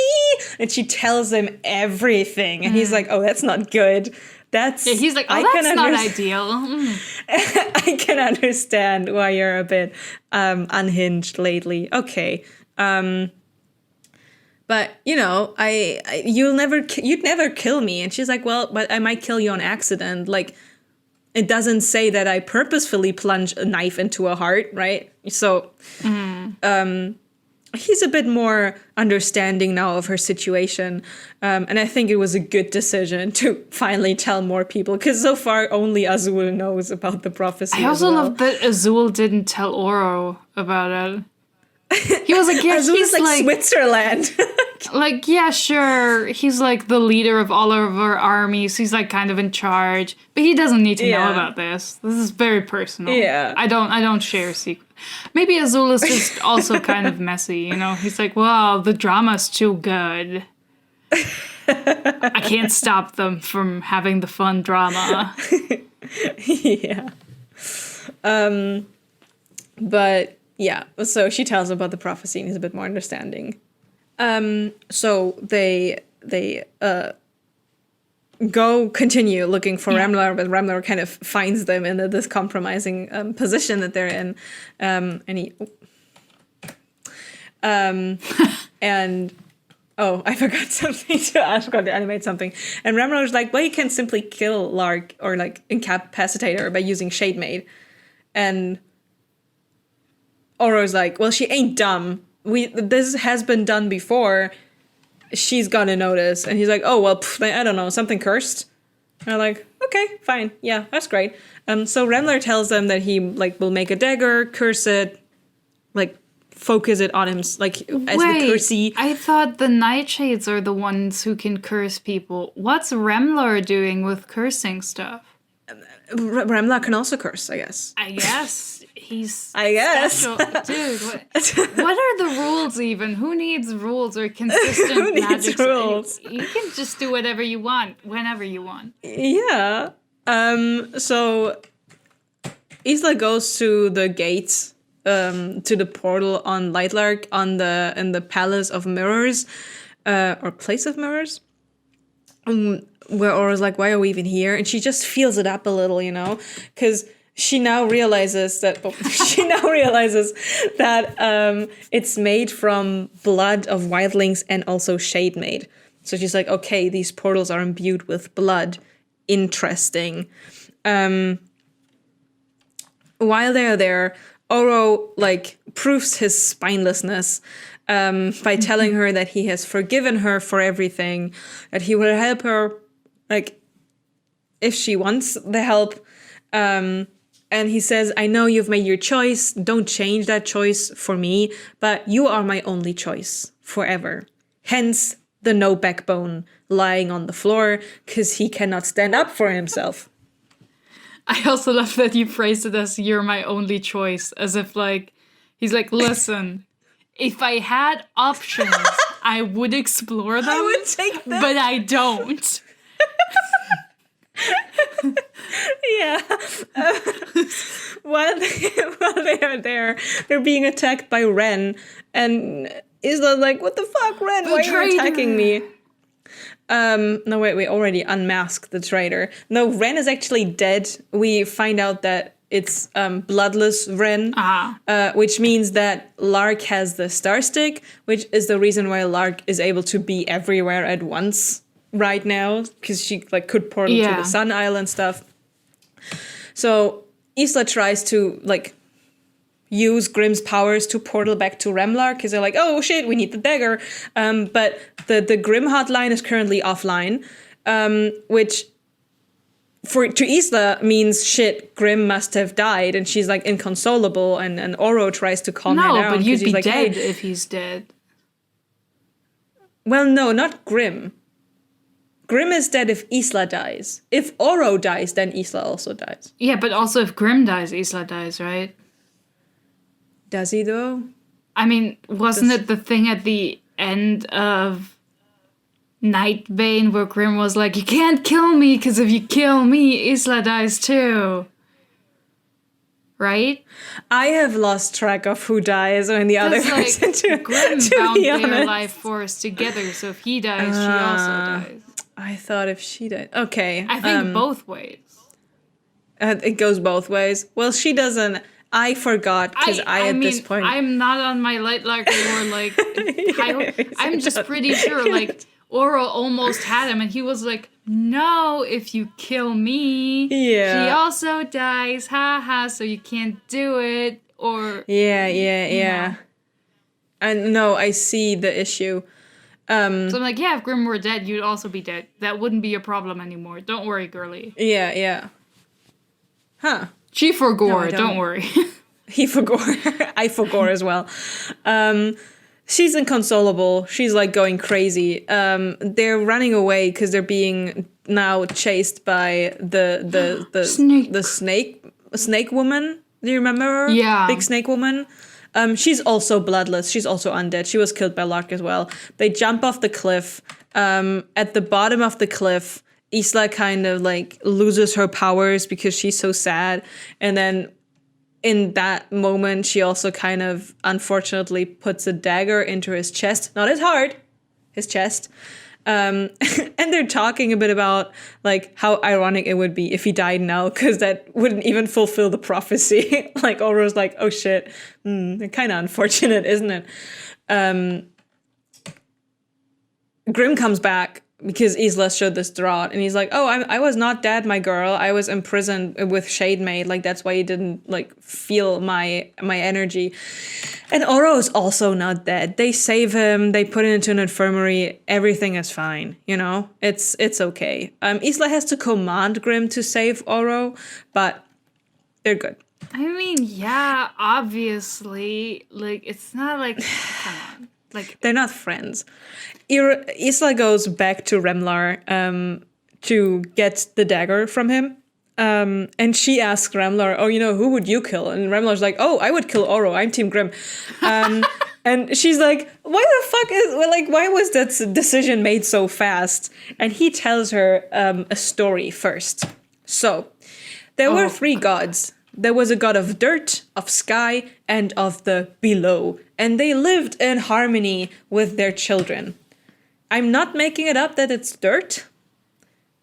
It says so in it. It is written. It is written that it's dirt.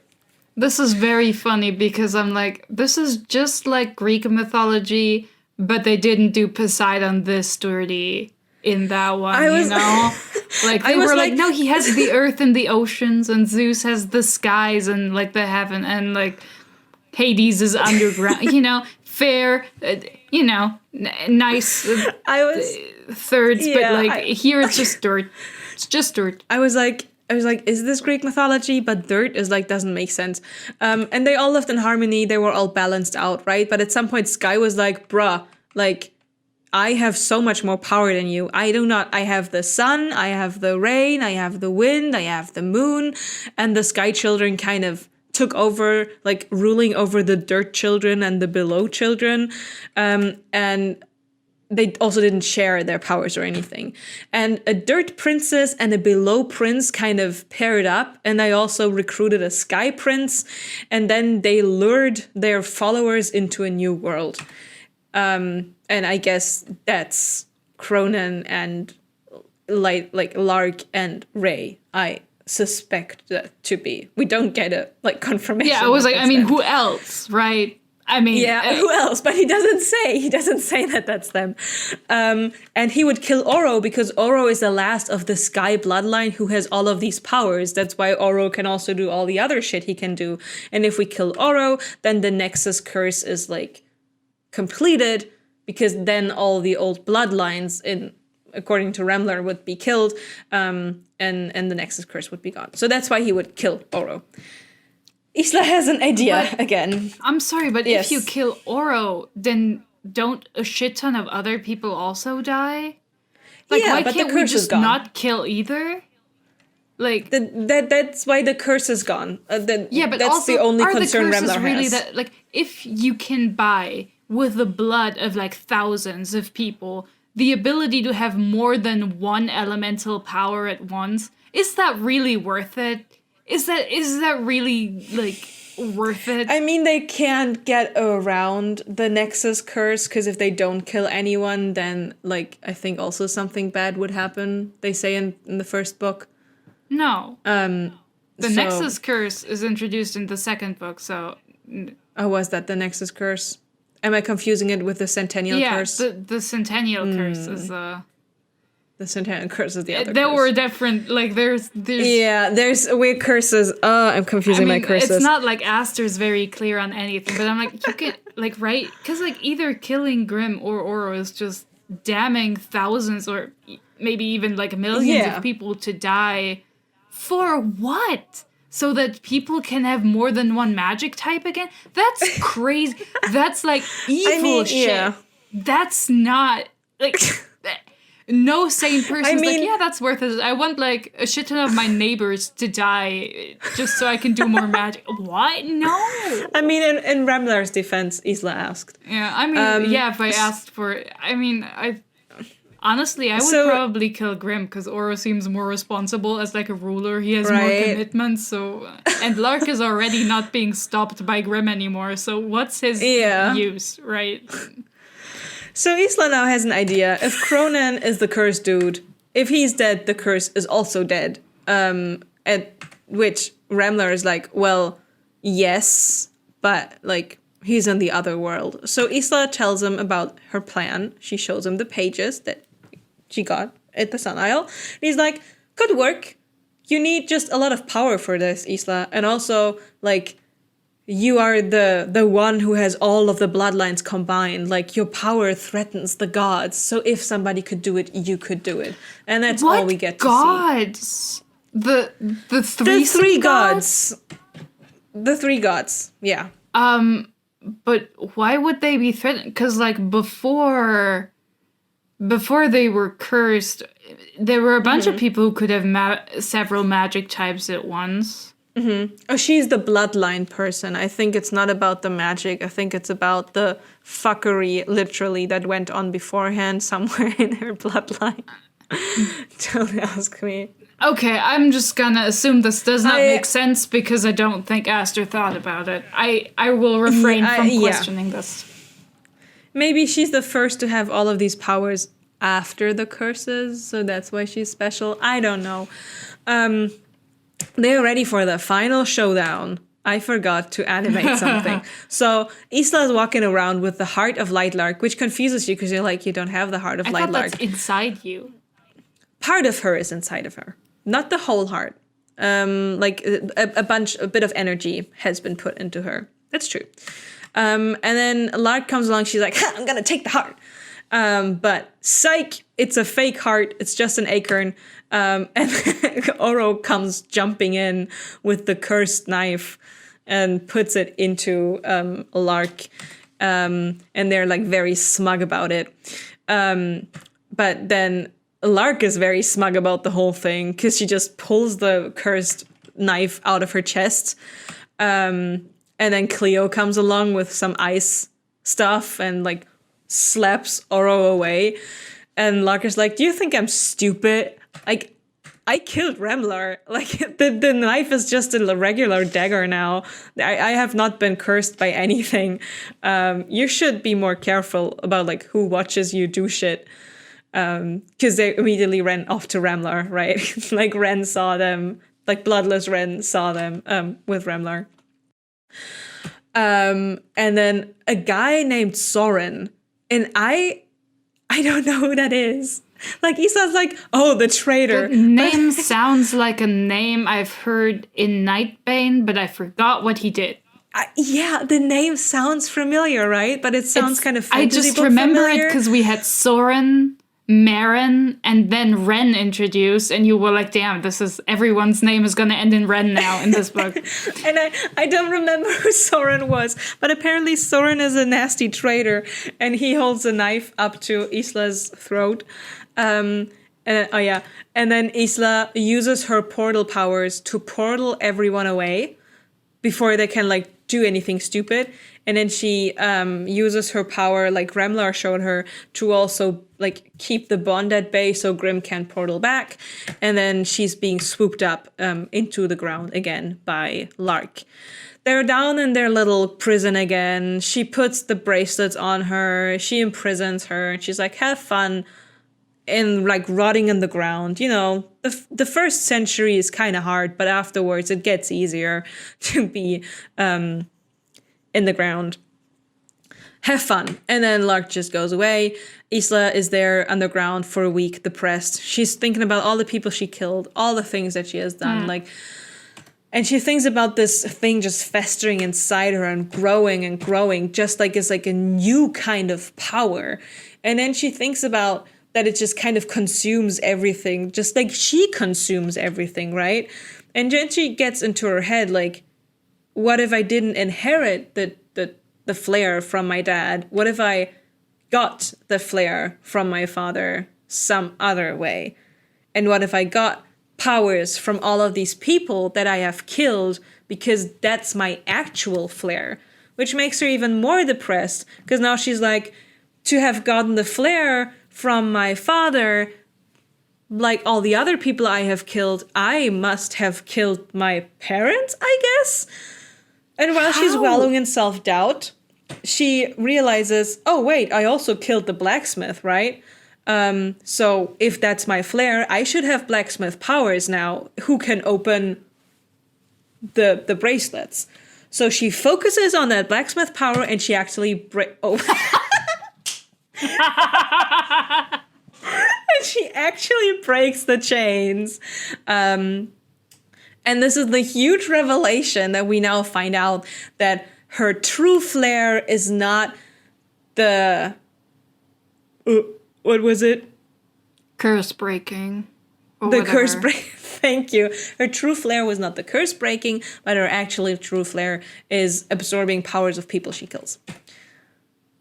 She goes to Terra and Poppy in the Wildling Castle after she gets out of her prison, and that's actually like they confirm, yeah, you did kill your parents. And how? But we, well, I was about to get to it. So she killed her parents, but they also sabotaged her for her whole life because she was such a powerful child.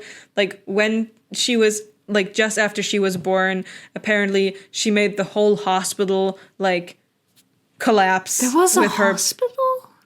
With her baby power. A fantasy hospital? Don't question me. She made the whole hospital collapse with her fantasy, with her powers. That's how her parents got killed. That's how she probably got all the other magic from other people. So because she was such a powerful baby, they put Shade Mate into basically everything, right? Remember how Isla's like, oh, my power was never strong? It's because they ground down Shade Maid into her food. They put every metal that Isla somehow had on her clothes, her weapons, her jewelry. It was all Shade Maid, so she wouldn't fucking blow up Wildling Isle while they actually trained her. And No. Tara and Poppy were just like, fingers crossed that whenever this young woman realizes her potential, we have trained her well enough that she will be able to control her power. Like this. If this is just straight up a retcon, I'm like, no, this is not what happened. No. Alex Aster did not know that this was happened when she wrote the first book, in which Celeste was like, yeah, these people work for me and they killed your parents for me. So yeah.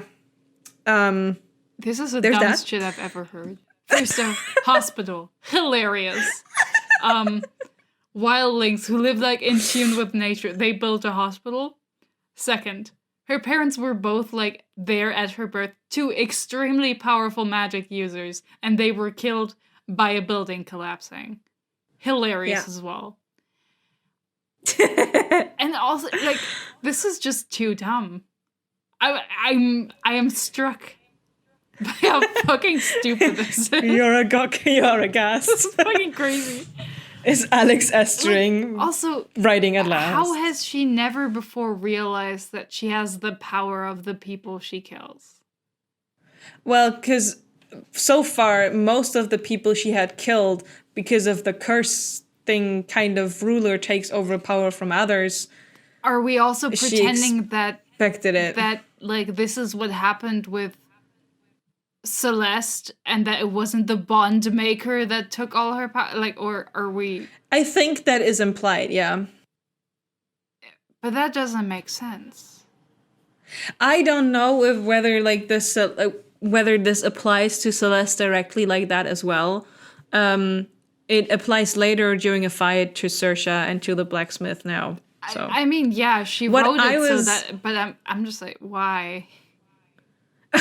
Why? I'm asking myself that a lot in this book. But also, like, she killed her parents through the hospital collapsing. It's pretty indirect. How many other people died? Don't get to me with the technicalities.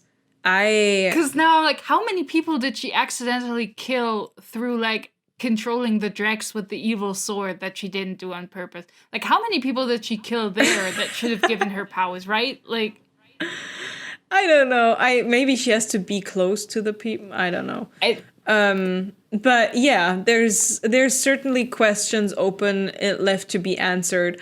But for the sake of continuity, there is actually a scene that I thought was cute. Like, I genuinely thought that was cute.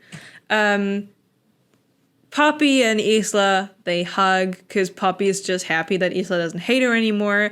Isla sits down, gets her hair braided, they done her up for, they don't make her pretty. They kind of prepare her now for this new aspect of her life. Tara's like, yeah, you done good, girl. And it's just a cute little moment in here and there. And then she goes to Grimm. He's like, oh my god, my girl. Like, I missed you so much. She tells him about the stuff that has happened. And they make the plan for the actual big fight. She goes back to the Isla Island with Lynx one last time before the big battle, where she finds a house that she hadn't previously found. Because, I don't know, it didn't reveal herself to her. And inside of the house on the table, she finds a message to her. And basically it's a letter written by her father talking about how he loved her mother so much and like how everything was like nice and happy, and how during their time together, he basically built the house and the island. He would like steal her favorite flowers and her favorite wildling fruits to plant them on that island. And he only found the island because, of the star stick. that he got from the blacksmith, and he only got together with Isla's mom because once he found the sword, he didn't think that Grimm should have it. He was like, actually, I think that's a pretty bad idea. And he portals away, and then, you know, things we know, he met her mom, everything goes all right. Her mom actually has the power, like her flair is being able to see into the future, which is why the dad knows that Isla is there at some point in the house. That Isla is the only thing that he didn't do anything against to save his wife, because he also loves Isla, of course, and they kind of accepted the fact that they would die for their daughter, and that they didn't want to burden Isla with the power of future seeing, so they went to the blacksmith again. Isla's mom told the blacksmith when he would die. Blacksmith was like, thanks for that. And then the blacksmith made a bracelet with a little vial on it that kind of, don't ask me how, that has Isla mom's flair in it. So Isla could break the flask, and she would also have the power of future seeing. Isla does not break the flask, she just put the bracelet on, and then goes back to the Winter Palace one last time, fucks with Grimm one last time all over the Winter Palace, and then there's the actual big battle. Any questions so far? The thing with her parents is so convoluted. I know. It's especially because it's being translated in this letter, this Deus ex Isla's father letter. I just think that you could have had it the easy way and just go, yes, Isla inherited the flair from her dad that nullifies curses, and because she's such a special girl, she has a second flair which allows her to steal powers. The idea that, like, a baby killed her dad, it's so stupid. We could have just not done that, right? Like, we could have just... But also, I'm pretty sure I remember there's a scene in, like, Nightshade where Terra comes and, like, taunts Isla about being easy to manipulate and super predictable. So I don't know how that squares with the whole, oh no, we just did it for your protection, don't worry, girl.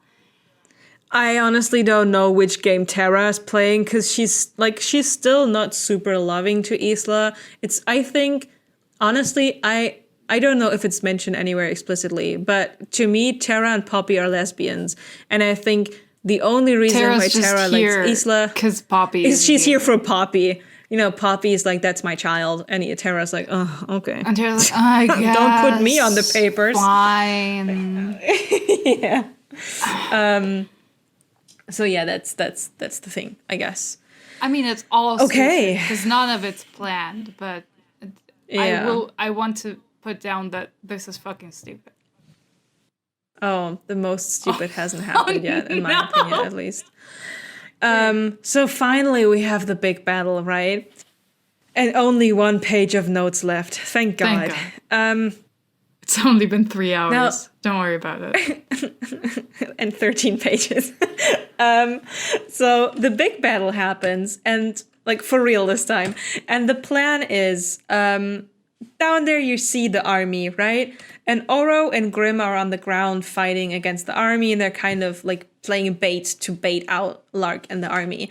While Isla will be on Wraith on the ground, they switched animals, like Grimm has lynx, to like fight Lark in the sky, because they just assume Lark will be in the sky. Astria will also be on the ground, and she will like sound a horn of signal if Lark has been spotted, so Isla can prepare herself to fight Lark. Now, Isla put like a Skyer on her chest to make her more powerful, and together with that Skyer and the power of Grimm and Oro and an enchantment that they will find in the blacksmith forge, they will be able to incapacitate Lark and send her through the portal. That's the overall kind of battle plan that they have. And while Isla is like on Wraith inside of the storm, right? The Shade Maid is flowing around, like she can't use her powers. There's like creatures coming from the storm trying to eat Wraith. And then there's like there's always a bigger fish scene of like an even bigger monster coming to eat those. And that's the monster that Lark is riding. So Lark is riding a monster with about a dozen heads. I don't think Aster realized how much a dozen is. That's a lot of heads, man. That's a lot of heads, man. That's more heads than an octopus has arms. That's already a lot of like wibbly stuff, like just... I know. 12, man. And Isla's on Wraith, and Isla kind of stands up on Wraith's back and does like a power spark thing where she like, tries to boost up her powers, and she can already feel the portal right in the tomb somewhere in the distance. It's like responding to the energy. It's responding to Lark's energy as well. And when Lark sees her on her dragon, like Isla like takes Cronan's sword and she summons the Drax and she's like, hiya, to fly towards Lark. And each of the Drac has like on their talons, they have like these little rings on them that Azul gave them that each has a little storm inside. So the like she basically just bombs the dragon, directs the storms, and then the last like the last head she hacks off herself with her sword. And she's like super proud of Wraith, that Wraith was so brave, blah, blah, blah. And the monster that Lark was on falls out of the sky, and they commence with phase 2 of the plan. Isla kind of collects all of the storms into like a big storm bauble on her hip, and then flies in the sky and like three times, which is the signal for one of the, like for those two, for Grim and Oro to go to the blacksmith forge, and for one of the ice dudes to look for Lark's body, which should be very easy to find because of the gigantic creature that falls out of the sky with her, and then encase the pieces in ice so she can't regenerate. And then, take the iced Lark and, send her through the portal. Isla has to go and make like a last minute preparation for the phase 2.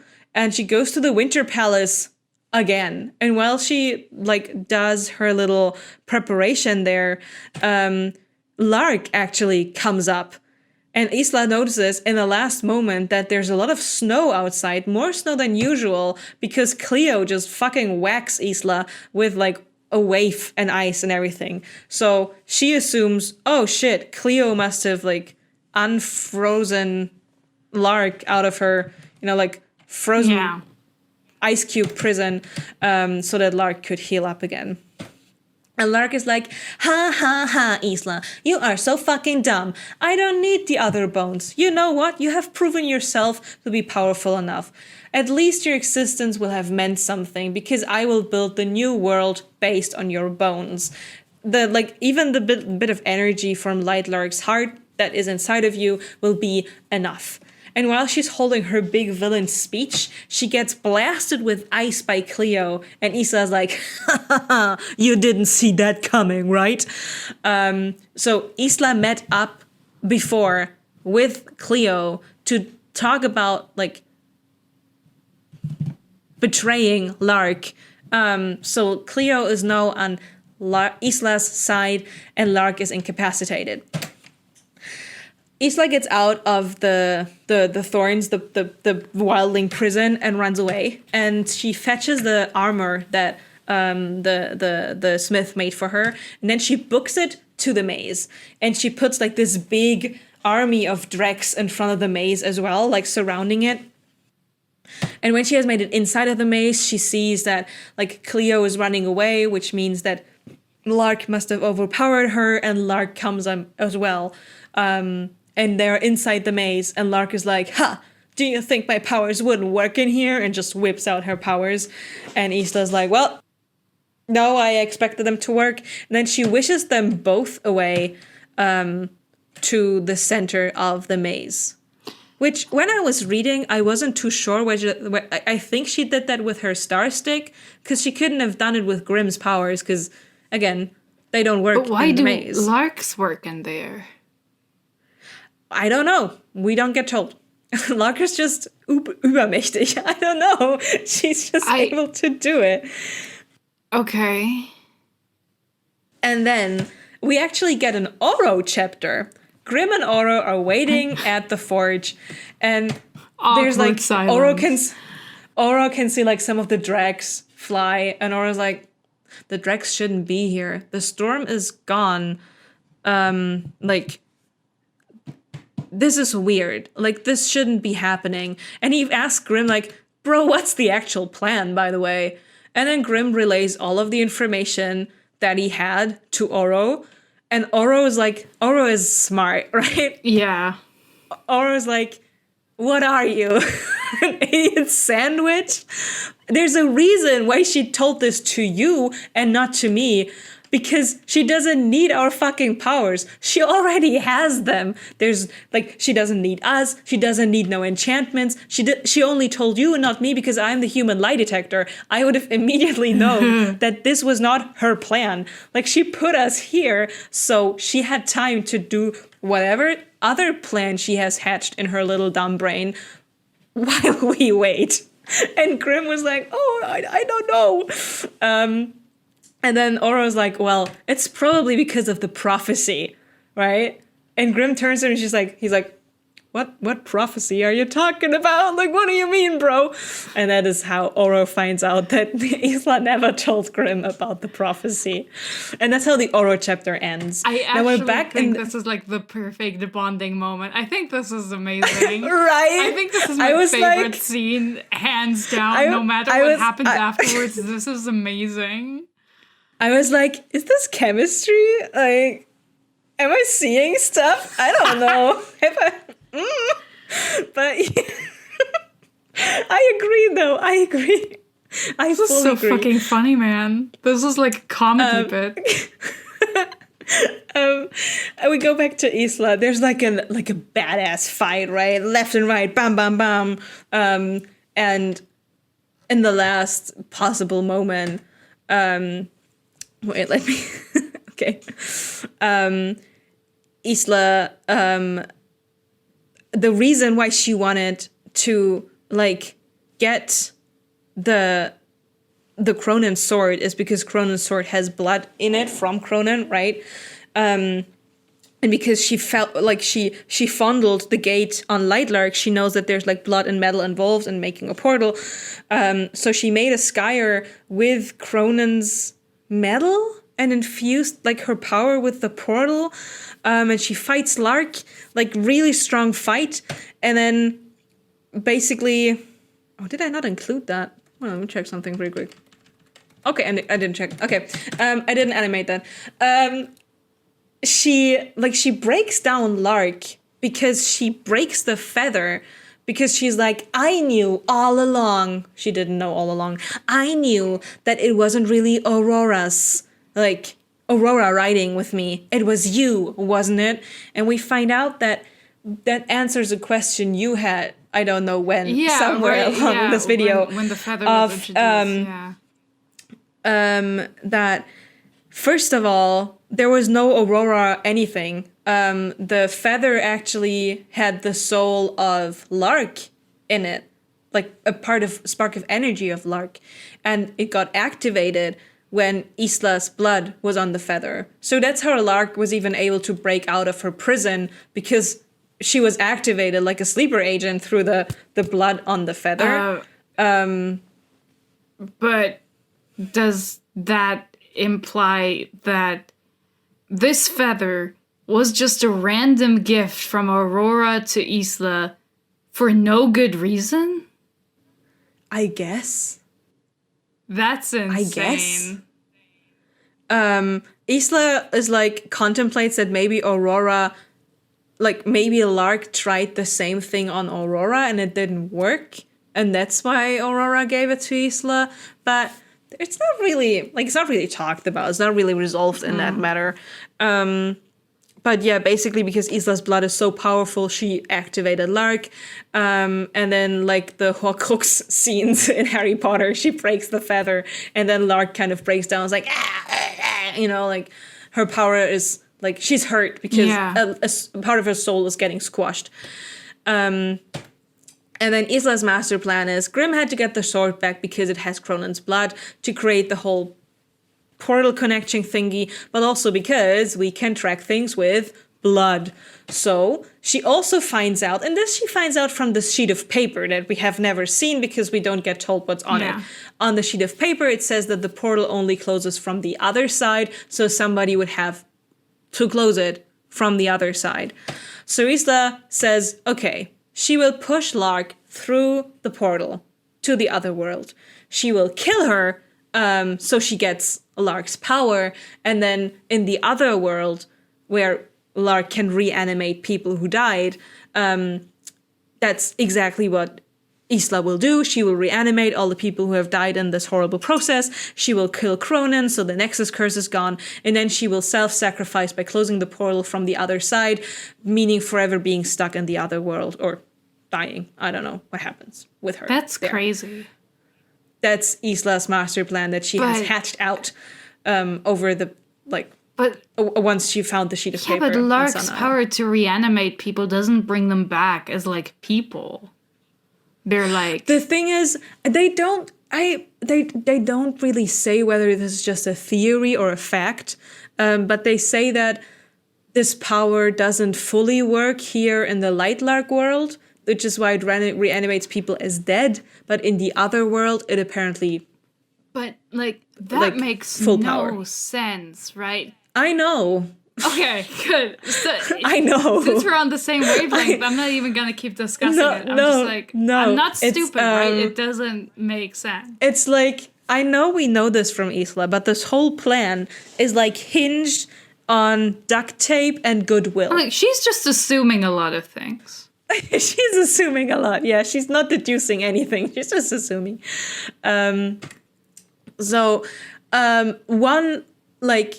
One thing, though, is that in order to portal somewhere, you need to know the name of the world that you want to portal to. So also yesterday, she went to the Algor again and asked him, hey, bro, do you know the name of the other world? The Algor's like, no, I don't. Which is like, oh, shit. But thankfully, the prophet carved it into his bones. So on the scalp, like on the head of the prophet, like the name of the other world is written, and it's Skyshade. So now that Isla also knows the name of the other world, she can, do what she has to do. And we go to the last chapter of this book, which is a grim chapter. Before that, I would like to point out the augur is in possession of the skull, which is a real bone, but then only gave Isla a tooth to track his pages, which isn't even a bone. He probably took the skull, plucked the tooth, yoinked the tooth, and gave it to But yeah. It was like, I don't want to give her the whole skull. Yeah, bones have power, but I'm not giving you a bone. Fuck you. He was not throwing bones. But yeah, it's the last chapter is the grim chapter, and he's running, next to Oro, and they again have this weird chemistry where he's like looking over to Oro, and Oro is also like very like desperate, and he's like, well, but there must be something to this guy because she told him about the prophecy. And I feel so bad about this, but I'm kind of happy he's here now. And they run through the maze, and they kind of have to fight against all of the Drex that are there, right? Because she made this army of Drex around the maze just so Grimm and Oro wouldn't get through fast enough. But she didn't think about Lynx, because Lynx just barrels through all of the Drex. And then, they see like this spark of light just like coming out of the middle of the maze and are like totally blinded by it. And then they look up and then they realize with brotherly love that it's empty, you know? And they're both standing there alone, seeing an empty tomb. And that's it. Okay. Before you say anything, I forgot one of my favorite things that comes up in the conversation between Grimm and Isla, which is that he says, you do know that Lynx is not a lynx. He's a leopard. And she's like, well, Lynx likes it that way. I just wanted to mention this before we... Alex Aster got so embarrassed by everyone online being like, he's not even a lynx. That's stupid. That she was like, I need to put to rights that this is what the cat wants. Okay, it's not stupid. I'm not stupid. It's a good idea. Yeah. But yeah, that's it. That's the end. My first thought, does this imply that, you know, somehow Isla did now go through the portal that was described as a door which you cannot go through because it kills you? Yeah, because she had so much power, she was basically able to do that. Okay, but didn't the augur say, it doesn't matter how much power you have, you can't go through there because it just kills you? Oh no, Eta said... Oh, Eta said, okay. Right, Eta said that it's like dangerous and that you need like a shit ton of power. And then Remla said, oh, you will need a lot of power for this. Okay. Okay, because my next question would have been, wait, is the door really closed, or are the evil storms still going to ruin Nightshade, and like they just forgot about this, like they just kept doing the other shit, and like villages kept being utterly devastated. Hundreds of thousands of people kept dying because the storms just kept going. Yeah. It's not closed yet, right? Because she needs to close it from the other side, but she only wants to close it once the people she reanimated are back, I guess. But there I don't understand why she doesn't just close it and then open it again later. From the other side? Maybe she doesn't have enough power to open it easily. Okay, but this does imply that the thing stays open and that the storms continue to get worse and worse and worse and worse, and people keep dying and dying and dying.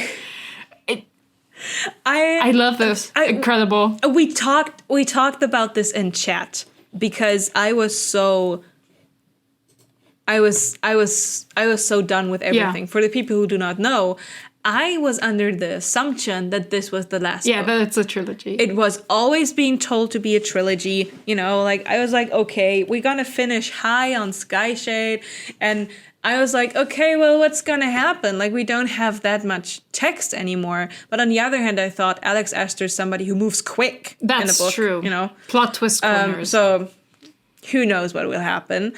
And then I finished the fucking book, and it's an open end. And then I go onto TikTok, and I type in the word Skyshade, and half of the videos are talking about the fact that Skyshade is not the last book. And there's a video of Alex Aster holding the books, and like she's holding like in a row. Yeah. And like Lightlark has number 1 on it, she puts it to the side. Nightbait has number 2 on it, she puts it to the side. Skyshade has a number 3, she puts it to the side. And then she holds up 2 books, one with 1 question mark, one with 2 question marks. And in the caption it says, "You heard it right here, 2 full-length books in the Lightlark universe in 2025. Oh, they're gonna be so bad. Oh, they're gonna be so bad. 2 books? And then when I saw that, I was like, how fast is this woman really? Could she have copied Crescent City and got it published out? Like, because you gotta ask yourself that's true. that, right? And also, how dumb this book is. I'm like, I mean, you could bang that out in a month, no problem. If you had no concern for things making sense, why bother? So, like, going through all of these motions, I was like, how much of like my initial thoughts and like what I also just like told you right now were actually like true. Yeah, maybe this is because of Crescent City. Maybe the scenes are like Crescent City because that's what it is. And maybe, you know, she watched the live action of like Legend of Aang, and then she was like, wait, let me watch the actual cartoon. And then she Copy all the shit from there. I am speechless. There are many things I am thinking right now. My first one is that for sure Oro's gonna die because... Yeah, I think so too. Out of the 3 clowns who made Lightlark, the only one who died is the sun Is boy. Horus. Yeah. Obvious foreshadowing. I still think it's funny that there's just like a magical finger that kept him intact for no reason. Flavor, I guess. I'm still wondering whether he would still be alive if they had just taken the finger. Yeah, would have been really funny if like Cronin was like, "Yeah, how's my pal doing?" How's my left him other lover immobilized, doing? but like, you know, he can't die because I left him the finger, and Isla's like, "So about that." But don't worry, here in the other world, we can bring back all the souls of people who died in Lightlark. I swear with you, in the next book, Isla's gonna find either Cronin or some other dude in the other world who will be like a third love interest. What a power move to cheat on Grimm with his ancestor, who's a significantly worse person. Bonus points if he also looks exactly like Grimm, the way Isla looks exactly like Lark. I bet he just looks a little bit older and a little bit more rugged, but she kind of likes that, She's into that. She's like, you pulled this move with my father and like this weird power move of fucking his daughter. I'm gonna be worse. Dude, actually, I don't know if like her brain works the same way mine does, but consider... Yeah, probably not. But insane idea. Consider Isla goes to the other world, kills Lark, and then pretends to be Lark while interacting with Cronin to get information. And Cronin is like horny about Lark, so she's like, this might work, you know? I mean, he might still put me in a basement somewhere, but like it could work. Okay, I guess it would depend on like how much he remembers from Lark, you know, because they look similar but not completely the same. Yeah, but it's been a while. So it's like, yeah, that's why I said it depends on how much he like. Is it like a vision burned into his cornea, you know, from like... But she could also be like, dude, I spent a long time under the ground. Cut me some slack. You would know. You would know, bitch. Yeah. But no, yeah. I don't understand why the implication would ever be that powers work better in the other world when the story the world building also implies that Lightlark is kind of like a pocket dimension created by Lark, Cronin, and Horus.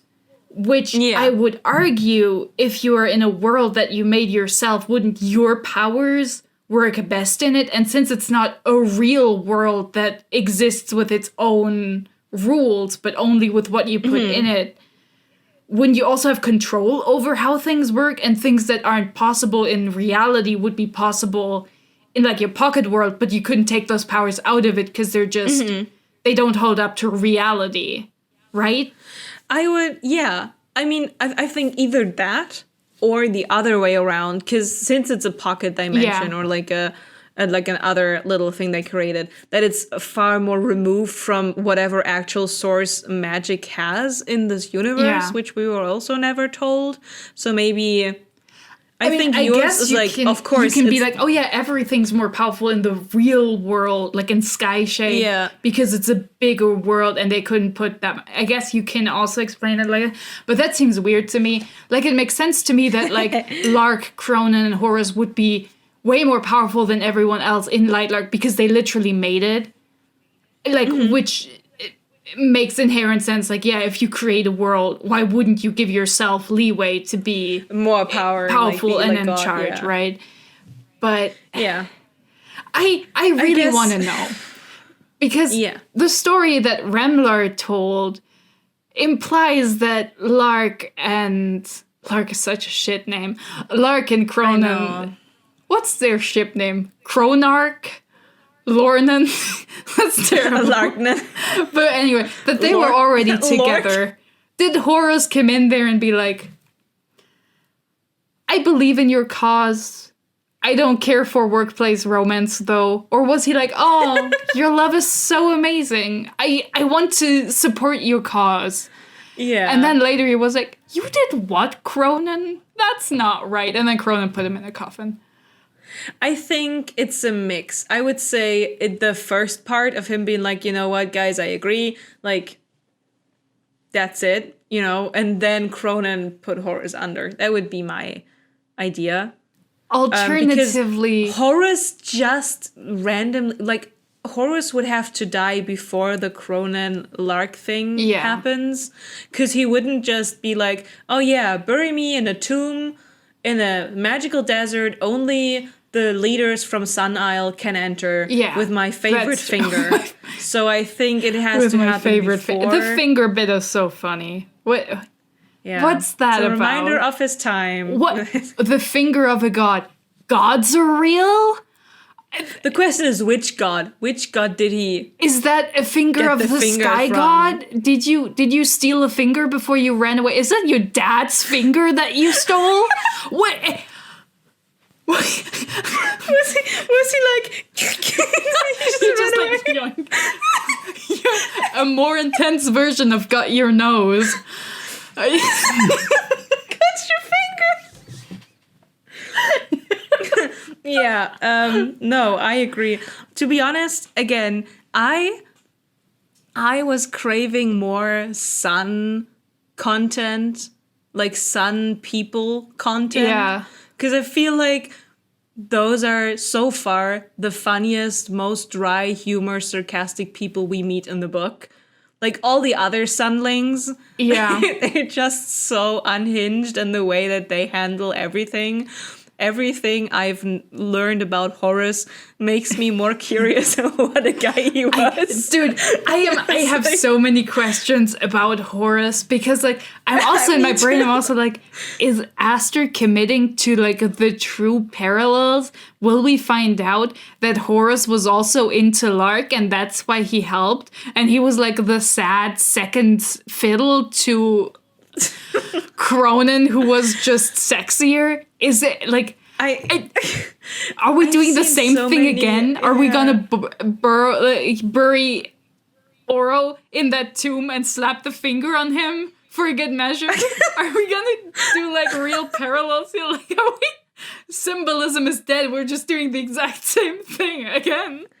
I just you know, like a lot of people I saw on Goodreads were like, like Alex Aster, it's not too late to make this like a reverse harem, because the amount of like I think they should just be a throuple, if at all. I think flopping. Oro and Grimm should honestly, also fuck. They should hate it, but they should also.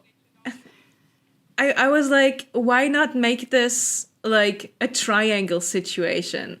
You know, just have them. All of them have time, two hands.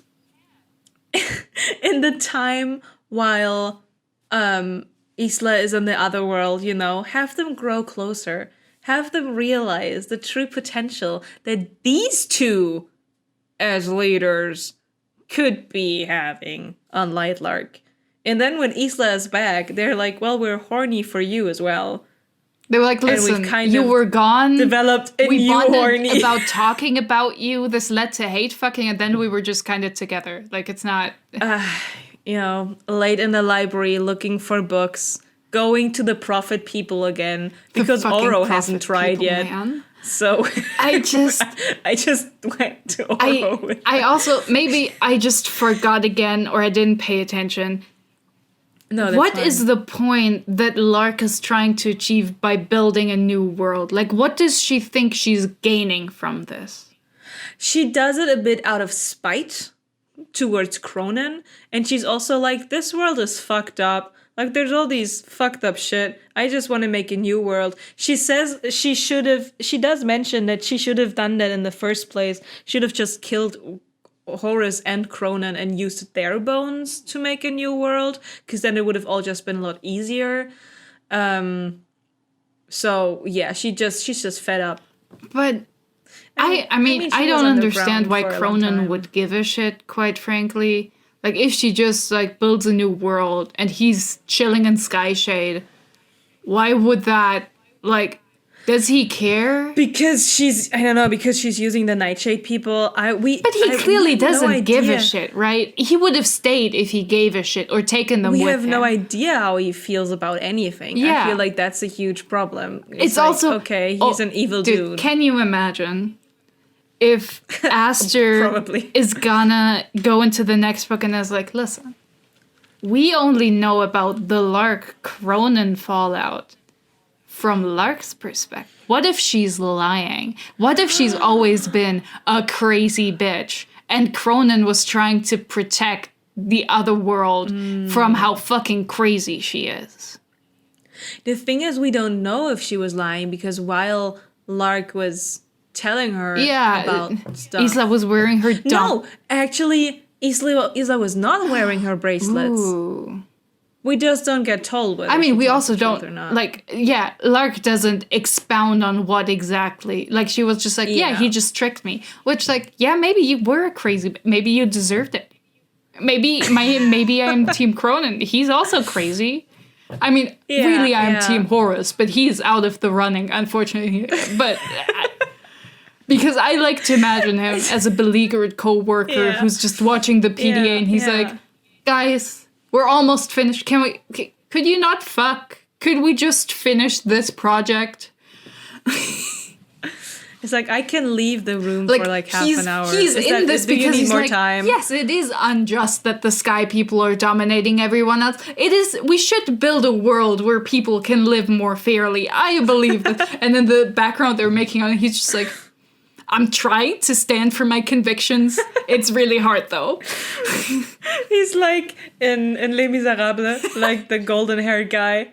Enjolras, you know, he's like, I'm trying to have a revolution over here. And meanwhile, Marius is singing to... Marius, shut the fuck up. This is not... This is about the lower classes taking what's their due. It is not about you being in love, man. Not the time. It's not Contain the moment. yourself. Read the room, Marius. Honestly, I'm just like, the funniest bit to come out of this is first of Horus. It's very funny. I like to imagine, like, everything about him is funny to me. It will never be not funny. And second of the bonding for Grimm and Oro, I think is also like the funniest shit imaginable. Because you can like... Classic. Amazing. She's not gonna do it, right? Of course not. It's for Oro's for gonna die. Girlies. But like, she could do the funniest bit in building up this extreme enemies to love her. They're gonna like she's gonna kill Cronin, she's gonna destroy the Nexus Crystal, and then she's also gonna stab Oro, which means like not as many people will die, but like it's been built up so much that she stabs him in the heart that like she definitely will. Actually, even funnier if she stabs both of them in the heart. That would be hilarious. Like a double. Yeah, she's like, she has two. I was trying to find if there's like a loophole somewhere. I don't remember the exact wording that the prophet, like the oracle, told her. But in Night and Skyshade, it's always termed as she's gonna plunge the dagger into a powerful ruler's heart. So it's like, oh, is that gonna be like Cronin? Does he count as a ruler? I don't know. I don't remember what exactly the oracle says in Nightbane. So I'm like, is there maybe a loophole for this? Like, Isla is not the most reliable narrator in this. So I mean, Aster is not the most reliable writer in this sense either. Like, anything could happen. It doesn't matter what any of these books say. Anything could happen in the next book, which will be called I have no idea. What did we have? We had Lightlark, Nightbane, Skyshade, Grass Ground. I don't know. Like we. maybe something with shadow. Quite or frankly, I sun, think she could shot her load imagine. early by being like, "Oh, the world's name was Skyshade," and naming this book Skyshade. Shouldn't the book playing in Skyshade be called Skyshade? Yeah.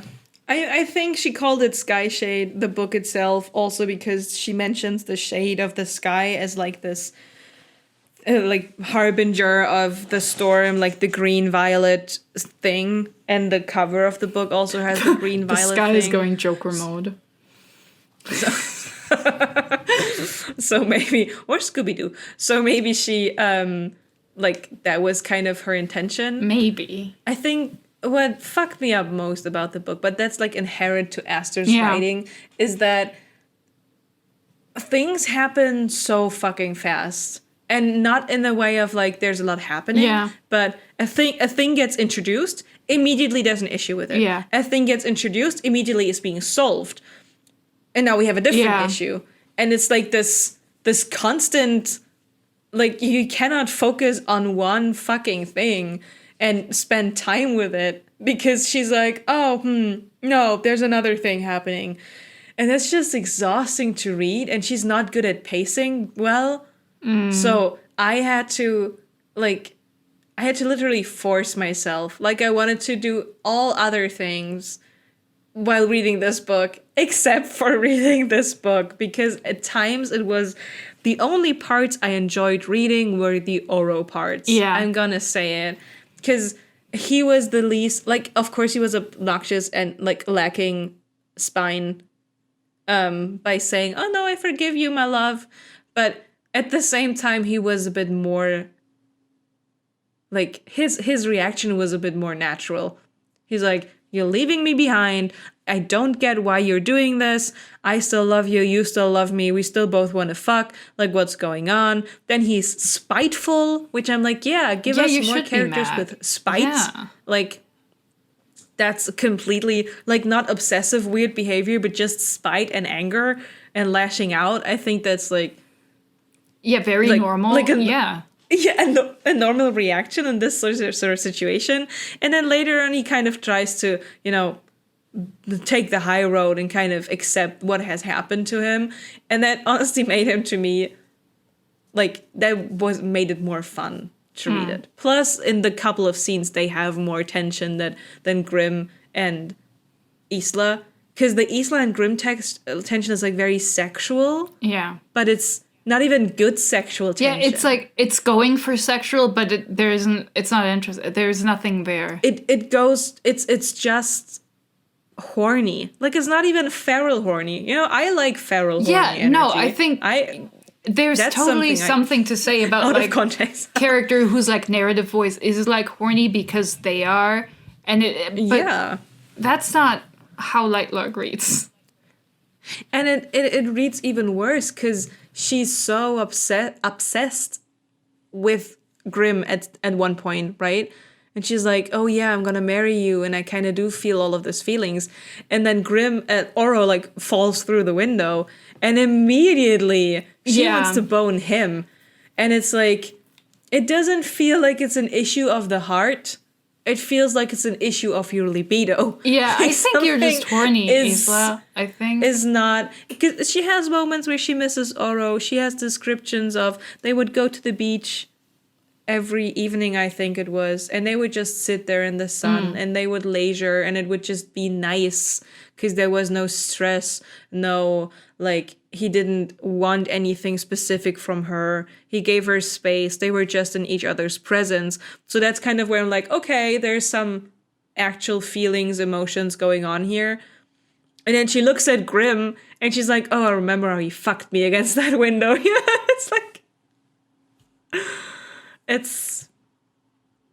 I don't know, my man. And then you have Grimm pouring out his heart, and Isla's like, "Yeah, that's pretty sad. Can you whip out your dick?" It's like, it's honestly, Isla is the real villain in this book. I stand by that. I think we already established this in Nightbane. I mean, honestly, Skyshade. I just don't get Lark. Like, even if she makes a new world, what's the point? You're still hung Like, up on that. Yeah. What are you making it for? To live there alone? Like, what is your goal here? Because everyone to who lived say- on Lightlark yeah. will hate you because you killed a bunch of of people they knew, no matter where they came from. You went around killing a bunch of people for their perspective, no good reason. Like you're destroying their home. Yeah. They're not gonna be happy to be there. Like, what's the question point? Is she gonna create a new world, as in Lightlark will also not exist? Like, is she gonna create a new? Is she gonna pull a reset on her own little universe, or is she just gonna create a new island? Like, I don't. Like, is it just gonna be another like little bubble universe? Like, but like you can make that, sure, but like what? And she's like, oh, so it can be better, but like you made this other one so people could be safe from the sky people. The sky god, yeah, the sky man. So what are you making this other one for? Like, because it's not for people, because they're safe from that guy. They're just not safe from you, and they don't like you. Yeah. So what? To be honest, what are you doing, man? I totally agree with you. I would have liked the overall Lark plot a lot more if it was prepared a little more. I thought we were gonna go with the scheme of Isla is actually the one who is doing this stuff because of her internal conflict, and like her inner being literally like being torn into two, and then we're gonna have like evil Isla and like Isla that has come to terms with herself. I don't know, but to throw Lark into the mix, I would have rather take, I don't know, somebody who's like, who has either somebody who has goals and like makes themselves look like Isla to create like turmoil, to grasp at power, or it would have even made sense if Lark was like, yeah, I'm collecting power here in Lightlark to rip open the portal so I can go and fuck over Cronin for what he did to me. Like, I don't care about you people. I need that bitch to pay. And that would be that would make sense. I would be like, sure, she's a bad person, but I totally get it. If somebody put me in a prison in solitary confinement for... It's like someone whom I was in love with. For thousands of years, who just betrayed me one day for no reason I can really see. Yeah. I'd be mad too. And I would not be all there after being all alone for forever. So I get that. That makes sense. That's a fine villain, Somebody who used to be a good person who was like, I want to save people, and this is why I'm creating Lightlark. Yeah. That's what I want to do. And then it's like, you know what? I don't care about the safe haven I built anymore. It doesn't mean anything to me anymore because I'm not that person anymore. And I'm like, yeah, I just want Cronin to pay and nothing else matters to me. Like, that's totally fine. But what is this with, I need bones to create a new world that will be better than Lightlark? Like, what? Girl, I thought it extremely interesting that Ramlar said they lured away the people into a new world. Because I feel like lure... Yeah, that's like deceptive. ...implies that it was like a bad thing. So did they create this world? I mean, not necessarily. I assume they created the world from the bones of the people whom they let there. I guess. But... So that would imply that Lur is like, okay. I mean, I would understand it as like, there must have been a shit ton of bones around already.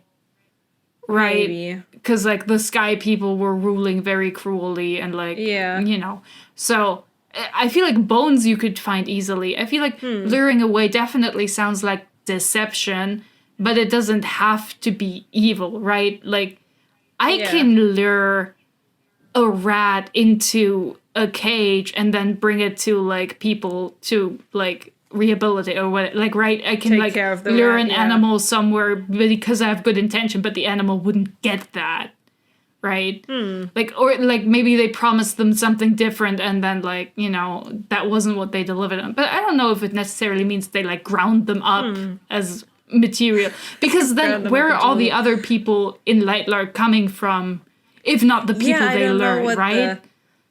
I don't know what the world creation entails, and I'm not sure whether Aster is gonna. Yeah, no, for sure. I don't know if we're gonna get an answer to that. We will sooner get an answer to whether Cronin is hot than we are gonna get an answer to this. It was definitely a journey, this book. And I can only imagine the emotional journey of thinking this is the final book and then being slapped with they were left there staring at an empty coffin, and you're also staring at like the empty coffin of the next two books and going, like, no, where is it? I mean, you saw my messages, my emotional outburst on our messenger app. But yeah, I had more time to think about Skyshade in total, and I have to be honest, because I asked myself, well, which did I like more, Nightbane or Skyshade? And I honestly can't say. I liked Nightbane. Like, Nightbane was exhausting to read because of the back and forth constantly. But at least that gave some dimension into the book. Skyshade, I appreciated that it was more straightforward again, but I fucking hated the coddling of the reader while reading it. Like the omitting information but being very like, ooh, I'm not gonna tell you, or the pearls on a string kind of problem resolve that was happening.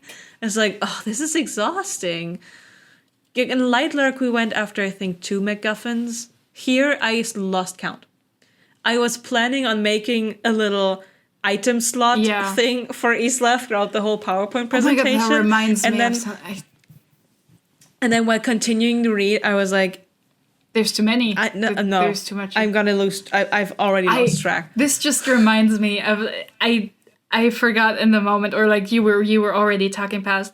But yeah, I love the implication that Azul just has like hundreds of these rings that catch storms. I was like, oh, this is a powerful artifact. I'm sure this is like meaningful that he lent this to Isla and that she lost one of them, right? And then there's like, no, we have a bunch more. And then also like the idea that they're just running around trying to catch enough storms to blast Lark. It's just then carefully putting them on the Drex while the Drex wait there being like weirdo monsters. It's just really funny. Like in like an assembly line here. Yeah. And you get a ring and you get a ring. Like it's just so silly.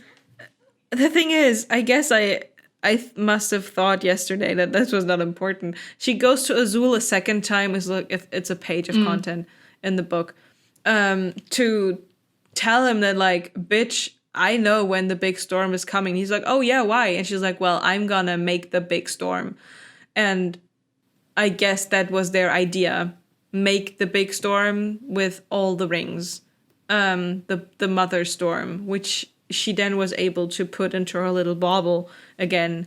I thought the storms were because the portal was unsettling like reality. Oh no, that was the Tempest storm, yeah. This other storm, they kind of... Yeah, no, but like the Tempest storms are still gonna keep happening and they're still gonna devastate. Yeah. So funny. They're still gonna keep happening. And I'm also, after I was done reading, I was still not over the fact that we swipe away this revelation that, because Isla's like, she could break the vial on the bracelet and immediately be able to see the future, see whom she's gonna stab, see all of these things. And then she's like, but she decided not to. Like, it wasn't expanded. She didn't say, but she didn't break it because this would be too much of an emotional turmoil before the fight, or she didn't break it because what if the things she does to avoid this future will then in turn lead to the future? Yeah, like, I think like with the future thing, like I think it could have worked if her parents had written down like, listen, you gain the ability to see some of the future, but whatever parts you have seen cannot be changed anymore. So she could be like, I'm safer not knowing, because what if I see that it doesn't work? So it's better that we have wiggle room than to know that it, that it works out. Like, I can't take the risk. Which would have made sense, but that's not the implication at all. We don't know if the future seeing is always reliable or if it's just something where you see a possible future and if you don't change it, that's just what happens. Yeah. So We also haven't really been told. I mean, it's through a letter by her father, right? But apparently the future seeing her mother can do is pretty precise and pretty, like, she can kind of, like, actively do so because they just go to the blacksmith and she can tell him when he that's dies. crazy. So there needs to be a certain, like, it's not Yeah, a it's not just prophecy, it's not a reflexive that vision. you see certain things and that's all you get. Yeah. Man. It's her being obviously actively able to focus I on actually the flare. thought that what would happen, I guess that is what would happen in a good book, that makes sense, is that she's like, okay, I can't use it now. I'm putting it on, on this band, whatever. I'm carrying it around. And that then somebody else would accidentally break it and have that power. And then they would, like, know stuff that she doesn't. Like, that's what I was like, this is the obvious setup of not using it, but just carrying it around with you, right? Like, this is the logical thing that would need to happen, because if you're just like, oh, I'll come back later and get it, you could keep it safe somewhere. You wouldn't need to carry it around with you, because if you can portal, you can always be like, okay, yeah, right now I don't need it, so I'll put it somewhere safe, and then I come get it when I feel like I need it. But carrying it around makes it so that people can steal it. So the thing is, it was perfectly safe on Isla Island because nobody else knows about Isla Island. Yeah, nobody knows about that house, even if that, like, especially Lynx that knows house about the that doesn't always seem to be there, but, like, So that's what I thought was the obvious thing that would happen with such a setup, where you take something, like, valuable from a safe place and carry it around with you, thinking, oh, I'll just use it later. Like that's what happens. Like, because good authors usually choose to have bad things happen. They're like, we're gonna set something up and it's gonna go wrong because it's more interesting if things go wrong sometime, But that didn't happen, so I was like, oh, I guess we're not doing that. Well, I was waiting for, like, Oro or Grimm to get it, and then for them to stop and be like, no, Isla, I can't let you do whatever you're trying to do. Yeah, because that's not the future I would want, right? I still think one of the funniest things is that Isla simply got around with her plan by only telling Grimm. And Grimm just took it. Like, he believed it.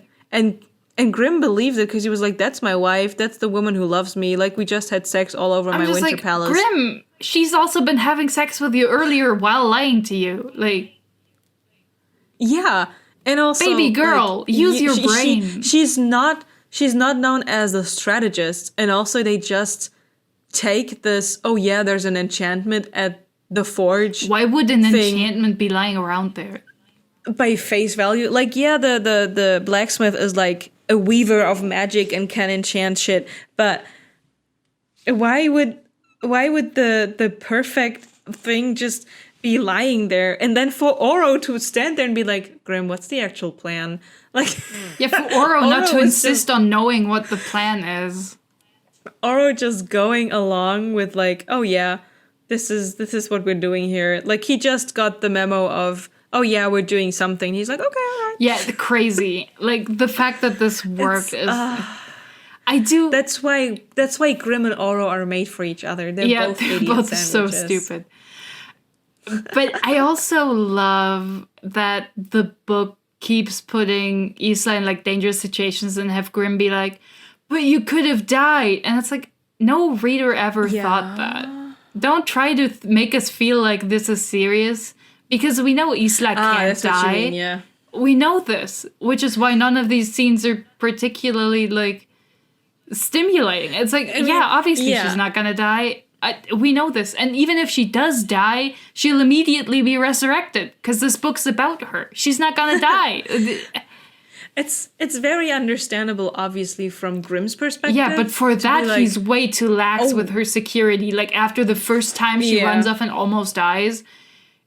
he should be stalking her, like, quite frankly, for the good this- of all his people, because she's unhinged. It's not. It's the same thing with from Blood and Ash, them not having proper security Yeah, on the maiden. it's crazy. It's the same, or even worse with Isla, because with the maiden dies, okay, fuck. Yeah, shit. the But if religion's Isla not dies, actually real. She doesn't actually there's matter.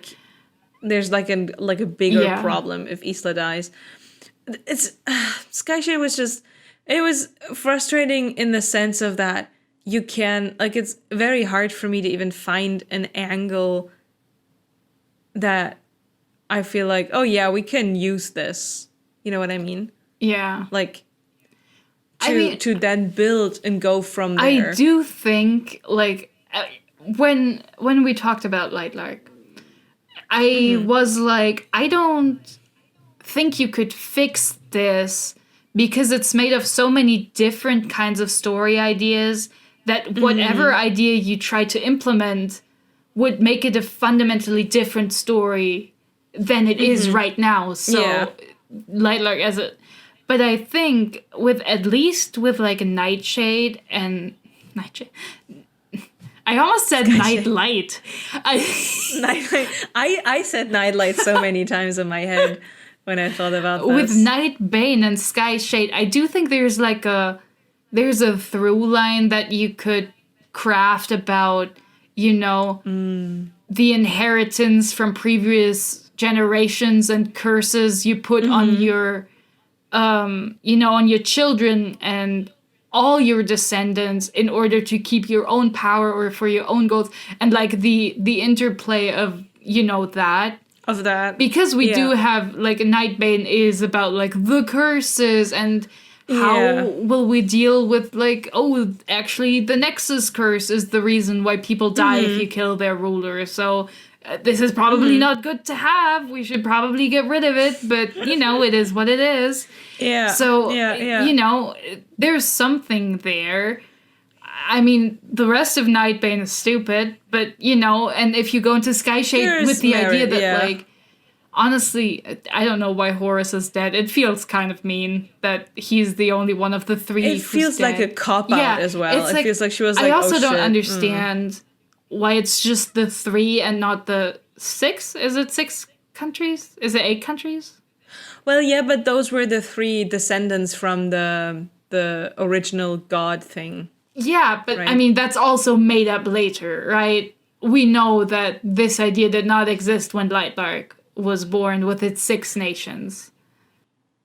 Yeah, no. I think that was because they said that they were assuming that she didn't plan this. I think it was because it was simply for the fact that it's a mirror of Oro and Grimm and... Yeah, I also Isla. think that she then did this with the 3 gods because everyone's been making fun of the fact that the stars and the moon are all in the sky, same with the sun and the sky, they're all the same thing. So she was like, fine, it is the same thing, and that's why they're way more powerful. But, like, it would have totally made sense to have, like, the 6, like, you can be, like, 6 original gods that created the world. I wouldn't make Lightlark a pocket universe. That seems stupid. And then you have, like, 3 descendants who go off and make Lightlark itself for, like, their own to rule, or for what, like, I don't think it needs to be a noble reason. They can just be like, yeah, and here we can be powerful and, like, in charge. Yeah. And then you can have all 3 of them imprisoned either by each other, or then their descendants were like, dude, you know what? We don't like you anymore. We don't want you in charge. I think you should leave, but we don't know how to kill you, so we're just putting you in a box away somewhere where you can't get out. Like, that would make sense to me as, like, a story. I don't know what, like, that's something that I feel like you could salvage from this. Because there is a story to be had about, like, what your ancestors have done to you and to the rest of the world weighs on you, and you have to deal with it, maybe even in the fantasy form of fighting your ancestor directly because they're a huge piece of shit and you don't like it, right? Yeah. Like, and they can also be a mirror to you if you're, like, a current ruler and now you're like, oh, this is where I come from, this is what made me, this is what I could become if I'm not careful. So it's like there is character work and like something you could do with this. Lightlark is not doing it. I'm not pretending it's doing it at all. But I'm like, this is a kernel where I'm like, this is an interesting idea you could work with, right? The idea that the scene where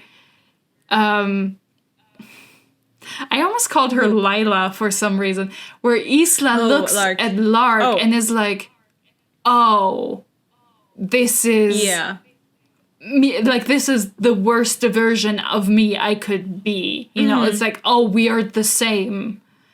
Right, there is something there. We're not exploring. God forbid, we are not exploring this ever. Because that's not the kind of writer Aster is. But there is something there you can work with. Yeah. I think another thing why I'm a little bit frustrated about it is because I'm a sucker for stories of, like, gods coming down on Earth to fuck shit up, or other way around, you know, the people... Yeah, no, if... On the plane, if you're in a world where gods are real, the moral thing is probably to kill them, because they're probably huge pieces of shit.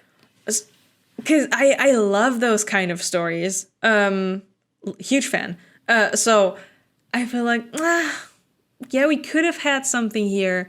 It's just lazily done. Yeah. I was actually excited, because obviously we find Cronan's tomb. We find out Lark is doing stuff. So I was like, okay, when is Horus gonna come into play? No. Like, obviously. I was excited. I was like, obviously we're gonna go to his tomb, right? We are at his tomb. I'm like, yes, he's in there. He's still intact. And then they take the finger. And he's just I do want to imagine that they killed him on accident. That he was still alive and that he was in stasis and they just killed him. For me, that's canon. They should have just waited to see if he at least, like, breathes or shit. Yeah, they should have like spritzed him with a little bit of water and seen if, like, it does anything, and then... Yeah. Like, listen, like, put I mean, it is pretty bold to just, like, grab in there and grab something out of a tomb. Like, it's not... Like, I would have been scared. Like, I thought, literally, he was gonna go... Whoosh, yeah, you know, I thought he was gonna, like, something. wake up and, like, grab the hand or whatever, like, you know... It's also, there's no description of the dude. It's just like, oh yeah, and there's Horus lying in there looking like he's sleeping with his finger. Cool. Like, no, oh, he also looks like Oro. Or, no, we don't even know what the guy looks like. Honestly, and that just disappoints me. That could have also been, like, super interesting to be like, yeah, all the rulers still look almost exactly like their ancestors. Like, that's a horror element of the whole, like, yeah, you were all just new versions of the same person. Like the iteration. Like, yeah, and is there even a way of, like, especially away if they're, like, descended from gods that just, like, you know... Yeah. God, blood, like, DNA, whatever, is so strong that it, like... You get the powers, but you still have the same face, and you're all, like, the same over and... Like, that's a cool horror thing. Like, that's a horrific thing to have to grapple with, especially if you are face-to-face with your ancestor, who's a huge piece of shit. And being like, oh, is this... Is this a prophecy? Am I bound to become this no matter what I do? And, like... Like the snake and we also have, Isla. like, Isla using, like, Cronan's evil sword trying to protect people, and so, like, there's something interesting there of, like, taking the weapons your ancestors just made to kill and be in power to try to empower those who don't have power. Like, you know, there are elements stuff you which I think you could work with that, of course, are not used that way at all. I think Alex Aster is, like, allergic to themes. She's like, no, there are scenes that happen one after the other, and there's a plot, but themes are not welcome in this story. I think she also tried to be, like, smart and non-linear, but it just didn't feel smart. Yeah. And the non-linearness of the whole thing felt confusing and just out of place. Like, if you want to be that, then you have to do some more engineering Yeah. of everything else in order for it to come across. But yeah, overall, I wouldn't say it was a disappointing read. It was more like I felt like the Ben Affleck meme with the cigarette. It's like, It wasn't disappointing because I didn't exhausting. have expectations, but Exhausting Yeah. could work. It was exhausting to read. Because either it was just bad or the things that could have been good were bad. And then I was constantly distracted by the fact that I recognized things from other media. And it's always not like, she directly copied this. It's always like, well, yeah, this does happen. And it's kind of a bit tropey. So it's kind of okay. That it's in here but in it the feels same like, way. I know what you watched right before writing this scene. Yeah. Like, it's like what you said a couple of times where it's very obvious what kind of Pinterest haute couture Yeah. picture somebody sees, and then they write that as a dress in a fantasy book. You could see what she was interacting Yeah. with, you know? I honestly do want to believe it's a Crescent City 3 like inspiration that with the tunnels. 'Cause I want it's to believe. right. I choose to believe. Because at first I thought, we have to scale a mountain. I mean, scaling a mountain is something you do a lot of times And in also fantasy it books, proves that but you're it does- committed to the journey, that like you have patience, you're You weathering know. adversity. Okay, if you're overpowered, maybe this doesn't actually mean much to you, but as a show But of like ritual, whatever. Yeah.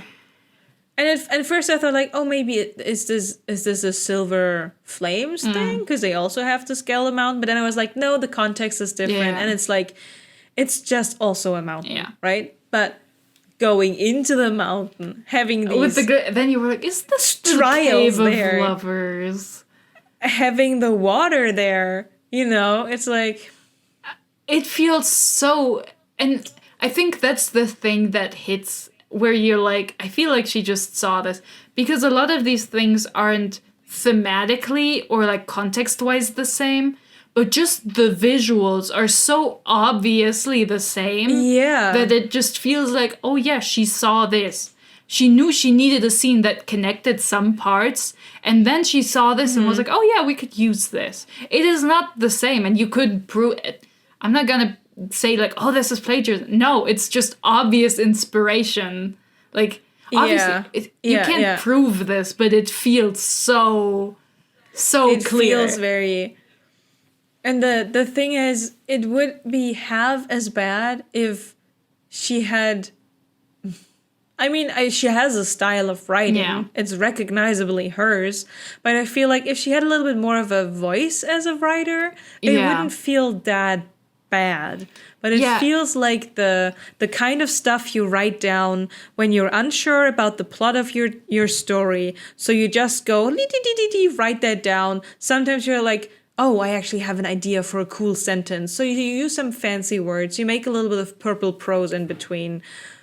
And that's what she handed in. Yeah. That's how it feels reading her stuff. Yeah, and that's also like the whole, problems are introduced and solved very quickly is a huge first draft thing, because you're just getting the story down, and then later you can like rearrange the puzzle pieces to have more interesting arcs from like problem is introduced and then solved, or like something is hinted at early. Like all of these things happen in edits. Like nobody's writing like very tightly, structured and like self-referential like texts just in one go.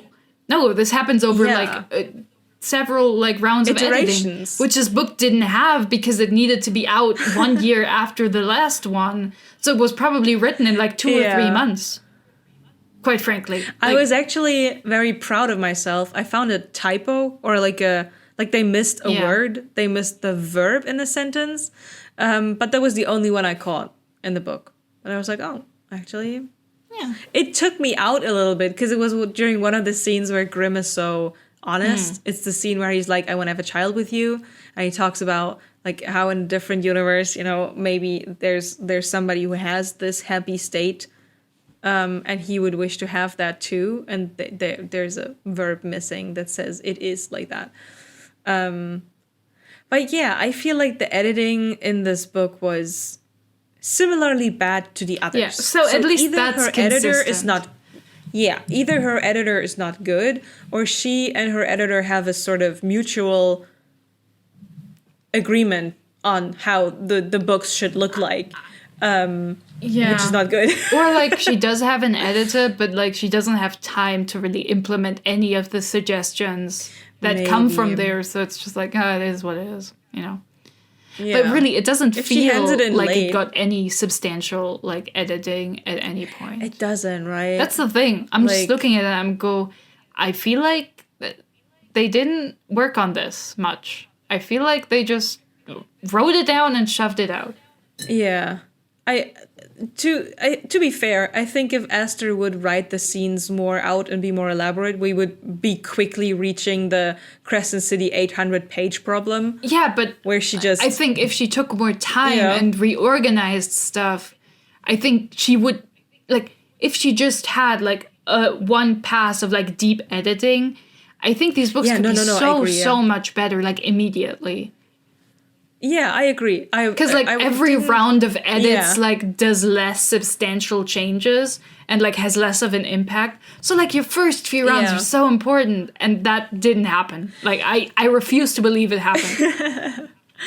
I guess maybe she didn't have an external editor. Maybe she went herself went over it. And if you don't see an issue with it, because I noticed this in a lot of things where it's well, but I made this now, and I don't want the energy I used to make this go to waste, so I gotta use it, right? So if she looks at her stuff, she's like, no, this is sound, and then it's already too late in the she's process. Like, no, the way I imagine this scene is pretty cool, and when I read it, I think of the cool thing I imagined, so this works. Yeah. Maybe. I don't know what's happening there. I just know it doesn't get enough, genuine critique. Or that critique doesn't get worked on. Whatever happens there is no critique that gets, implemented. Yeah. And that's where it's at. I always think back to that one TikTok Aster did herself, where she was like, when were you guys gonna tell me that there's people who actually are able to visualize what they read and write about?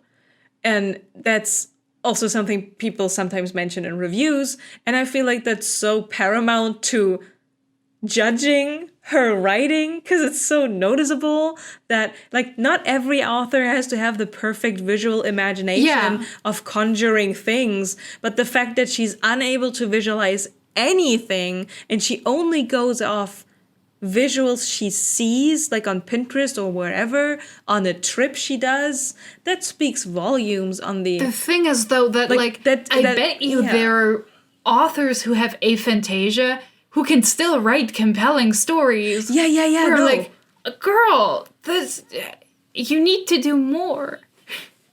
I don't think something lacking. there is anything wrong with reading a fantasy book and being I know exactly which Ellie Saab dress this is because I've seen it so many times. Because those are beautiful dresses, and many of them are not practical or what you would wear nowadays. They're just really beautiful, a little more modern than you would. Art.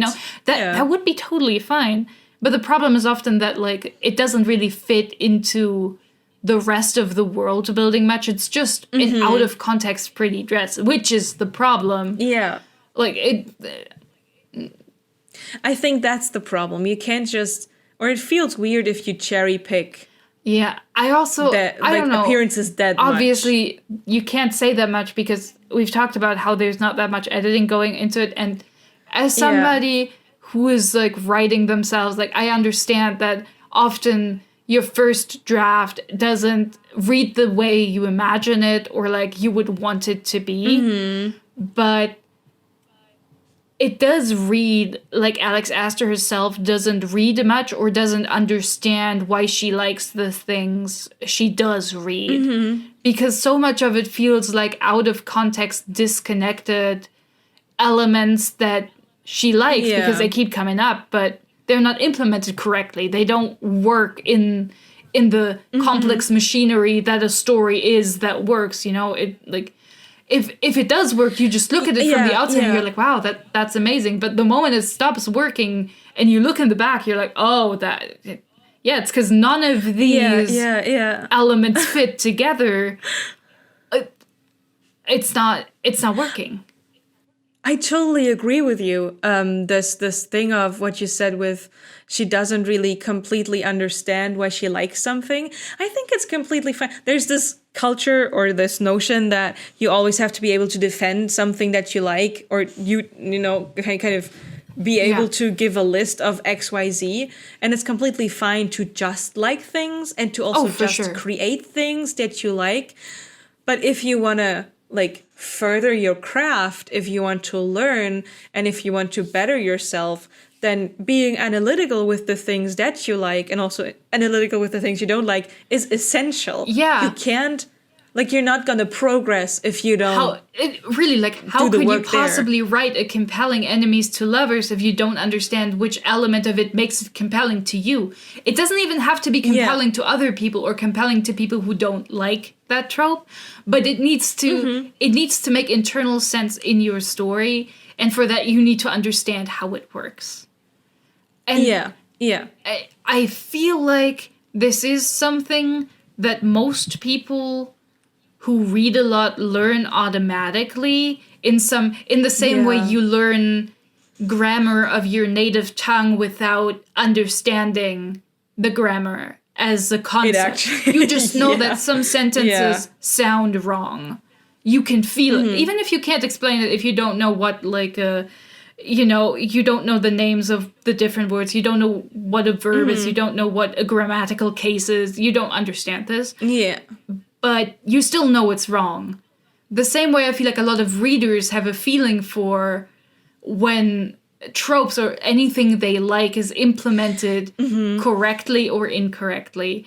And I feel like if you are writing yourself, I don't know, I feel like for me it's also automatic that you look at your work and then you compare, okay, I wanted it to be like this in a thing I like, but it clearly didn't come across. So what are the points where I, like, went off the path that are different where it doesn't work? Like, you would compare stuff.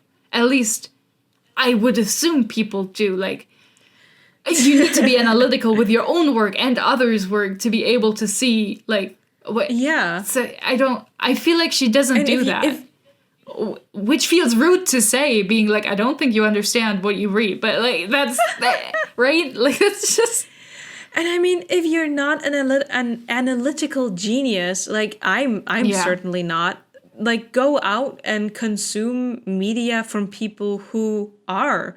There's tons of papers, books. God, there's so many tips on writing anything and everything. YouTube videos. And there's just people going over techniques. There's people going through, like, cases, like there's so certain much. Books or movies. Like, there's enough content out there of people telling you, and you can, to a certain extent, fake the knowledge of the analytics by learning enough from that. You don't have to be an analytical mastermind. Not every good author, I would say, is that, and they don't need to be, but you need to have, like, you need to acquire the information some way or another, whether you understand it, like, inherently or whether you learn it through other people. So I totally agree with you that there's, like, structurally, like, there's something missing in the base, and, like, the foundation is on sticks. Yeah, and I don't... Now I forgot what I wanted to say. No, did I talk? No, I just had it when you finished, and then I opened my mouth and I was like, "What was I saying?" A good question. You know, if you were another person, I'd be like, now I have it back, because okay, continue. Yeah, I feel like in the same way that I would say Sarah J. Maas's writing has gone downhill. It feels like it feels like these books are missing passion or engagement or love, whatever you want to call it, from the side of the writer. These don't feel like projects they cared about. And I think you could see that in the fact that they weren't gone over again and made more like, you know, you can see inklings of what a scene is going for, but it doesn't arrive there. And I think if for a reader, it feels like if you loved this scene, if you loved this story, you would have gone back and fixed it. Yeah. So when I'm reading this like soulless version, like if I'm reading this version that's just hinting at ideas, it feels like you didn't care, which makes it feel soulless and empty and uninteresting. Because I've read bad things written by people who weren't like great writers, but I could feel that they cared because there were especially scenes where I was like, oh, this scene really hits. Even though like a lot around it isn't that good, but somebody cared and they cared about doing it well. And they thought about it, and that's kind of what's missing. I feel like that what you just described is, for me, what is the essence of the good trash. Yeah. Right? Even if it's bad, if you can feel the passion and like the life of the author in it, I am still able to enjoy it. I was able to enjoy The Bridge Kingdom because I felt that the author, like, she was in it with Lightlark, and it's even more mind-boggling if you consider the story of Lightlark, in which Alex Aster carried the story that's around the crazy part. For ages, applied to tons of imprints and just publishers, and got like declined, and she was fighting for this book, she was fighting for this story. And then you read the book and it doesn't read like that. Yeah. Like there are books and also like screenplays and stuff that people have carried around with them for a long time and kept editing over and over, and like because they had carried it around and like shopped it around and tried to get it done. And then you see the finished project and you're like, oh, there's a lot of like parts that don't jive with each other because there's like internal logic that gets lost when you have like new ideas that you added into it but don't really pay attention that much to how they interact with all it. But that's not how Lightlark reads. Lightlark doesn't read like something that has been edited over and over, where somebody was like, oh, but what if we do this other fun thing with it too, and what if we you know, change these? It reads like it wasn't really edited at all, which is crazy if you've been chopping it around for so long. And at least in Lightlark, in the first one, I did feel that passion. I did feel it. I was like, you know what?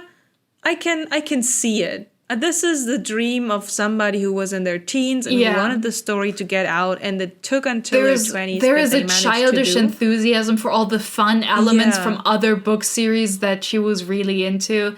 Yeah, that's true. And technically her writing has gotten better. It would be a disservice to her if I was to say, oh no, Nightbane is just as bad as Lightlark. Because it got better. It has to be said. Is it good? No. Has it gotten better? Absolutely. But it feels like that was exchanged for the spark, you know? The spark didn't spark. I think at some point she realized, I'm gonna milk this for 2 more books, and that was the moment the spark died, kind of. Like, I don't even know if she's not interested in it, but I think she had like an excitement for the whole like, oh, it's a death game, but also you're in love with your competitor. I think that is what really drives, like, even though it's barely a game and like nobody dies or whatever. You know, it's stupid. They were very tame about it. It's like extremely stupid, but I feel like that was a big draw, and then later on, it's not necessarily that she doesn't care, but she's scrambling for how to make anything work because he doesn't know where she's going. So it just keeps being insane, but not in a focused way. Whereas the first one was more focused and like specific. We had. I think there's also more drive on the first one, the whole TikTok thing, you know. That does something to a person. If you manage to recruit, because people always say, oh, your thing just needs to go viral. Try to make something go viral. The fact that Alex Aster managed to do that and managed to get a deal actually because of that, that does something to you. You know, that does something to your drive and to your hopes. Yeah, and also to And your you don't really see perception that. as yourself as successful and good if that Yeah. book sells like millions of copies. Lightlark sold like crazy. Yeah. Like if you're doing that well, then I'm sure you feel like you're doing something right, and I'm Yeah. sure it can be like, oh well, I don't need to be that critical because people will love it. And this is true. I mean, Because people they do. have low standards. You can call it low standards because they love stories, or you can call it bad taste. I would call it both. But, you know, There's you can be multiple like, oh, things. it's so beautiful Yeah. that people don't need that much from a story because they can project so much onto it and still enjoy it. But it's also like, Yeah. you people will read anything. It's embarrassing. I feel bad. It's embarrassing. Well, I think to like round this Yeah. up, because I'm looking at the video. It's Yeah, I'm also insanely looking long. at the time. It's Yeah, no, at the time I stopped. Would I recommend to read it? No. Are you already stuck in it? Finish it. Whatever. Am I gonna read the other two? I'm honestly gonna wait for the marketing and everything, because right now I have no idea where she wants to go with the series, and I'd rather have like an inkling of information Yeah, before that's super I'm fair. gonna be like definite and go like, oh yeah, I'm gonna read it. And maybe there's gonna be some excitement from my side again. But what would I rate it? I would say I'd give it a 1 or a 2. I'm not sure yet. I whether would I like it to more or less than remind you Nightbane. of the star rating that you gave Good Girls Don't Die, and then compare that book to the Skyshade experience and think long and hard over how many stars you want to No, give Skyshade. Christina Henry got herself into a pickle with Good Girls Don't Die because I love her work. And then she gives me that piece of hot flaming garbage that is Good Girls Don't Die. That's how she got herself into the 2 stars. But you are, of course, right. I should take that into I was consideration. like, you're not going to give Skyshade the exact same rate. That feels so wrong to me. I cannot stand for it. No.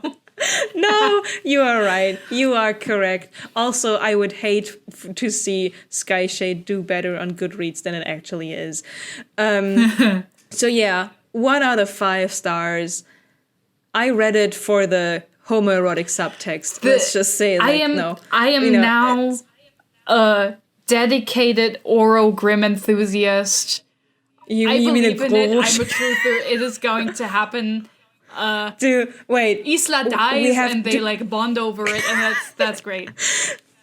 do we want to call it Groro or Orem? We have to. I mean, we could also call it like Sunshade or like Nightlight. Oh. Sunshade is really cool, but I was thinking of Groro. It reminded me of the GroKo, and it is kind of like an SPD, you know. Okay, with that being said, What I actually am is what was his name? Horace. I'm a Horace stan. I believe he's the funniest guy alive. He's dead, but hashtag Horace deserved better. Hashtag my boy Horace did nothing wrong. Free my boy. You know how it goes. Yeah. Okay, bye.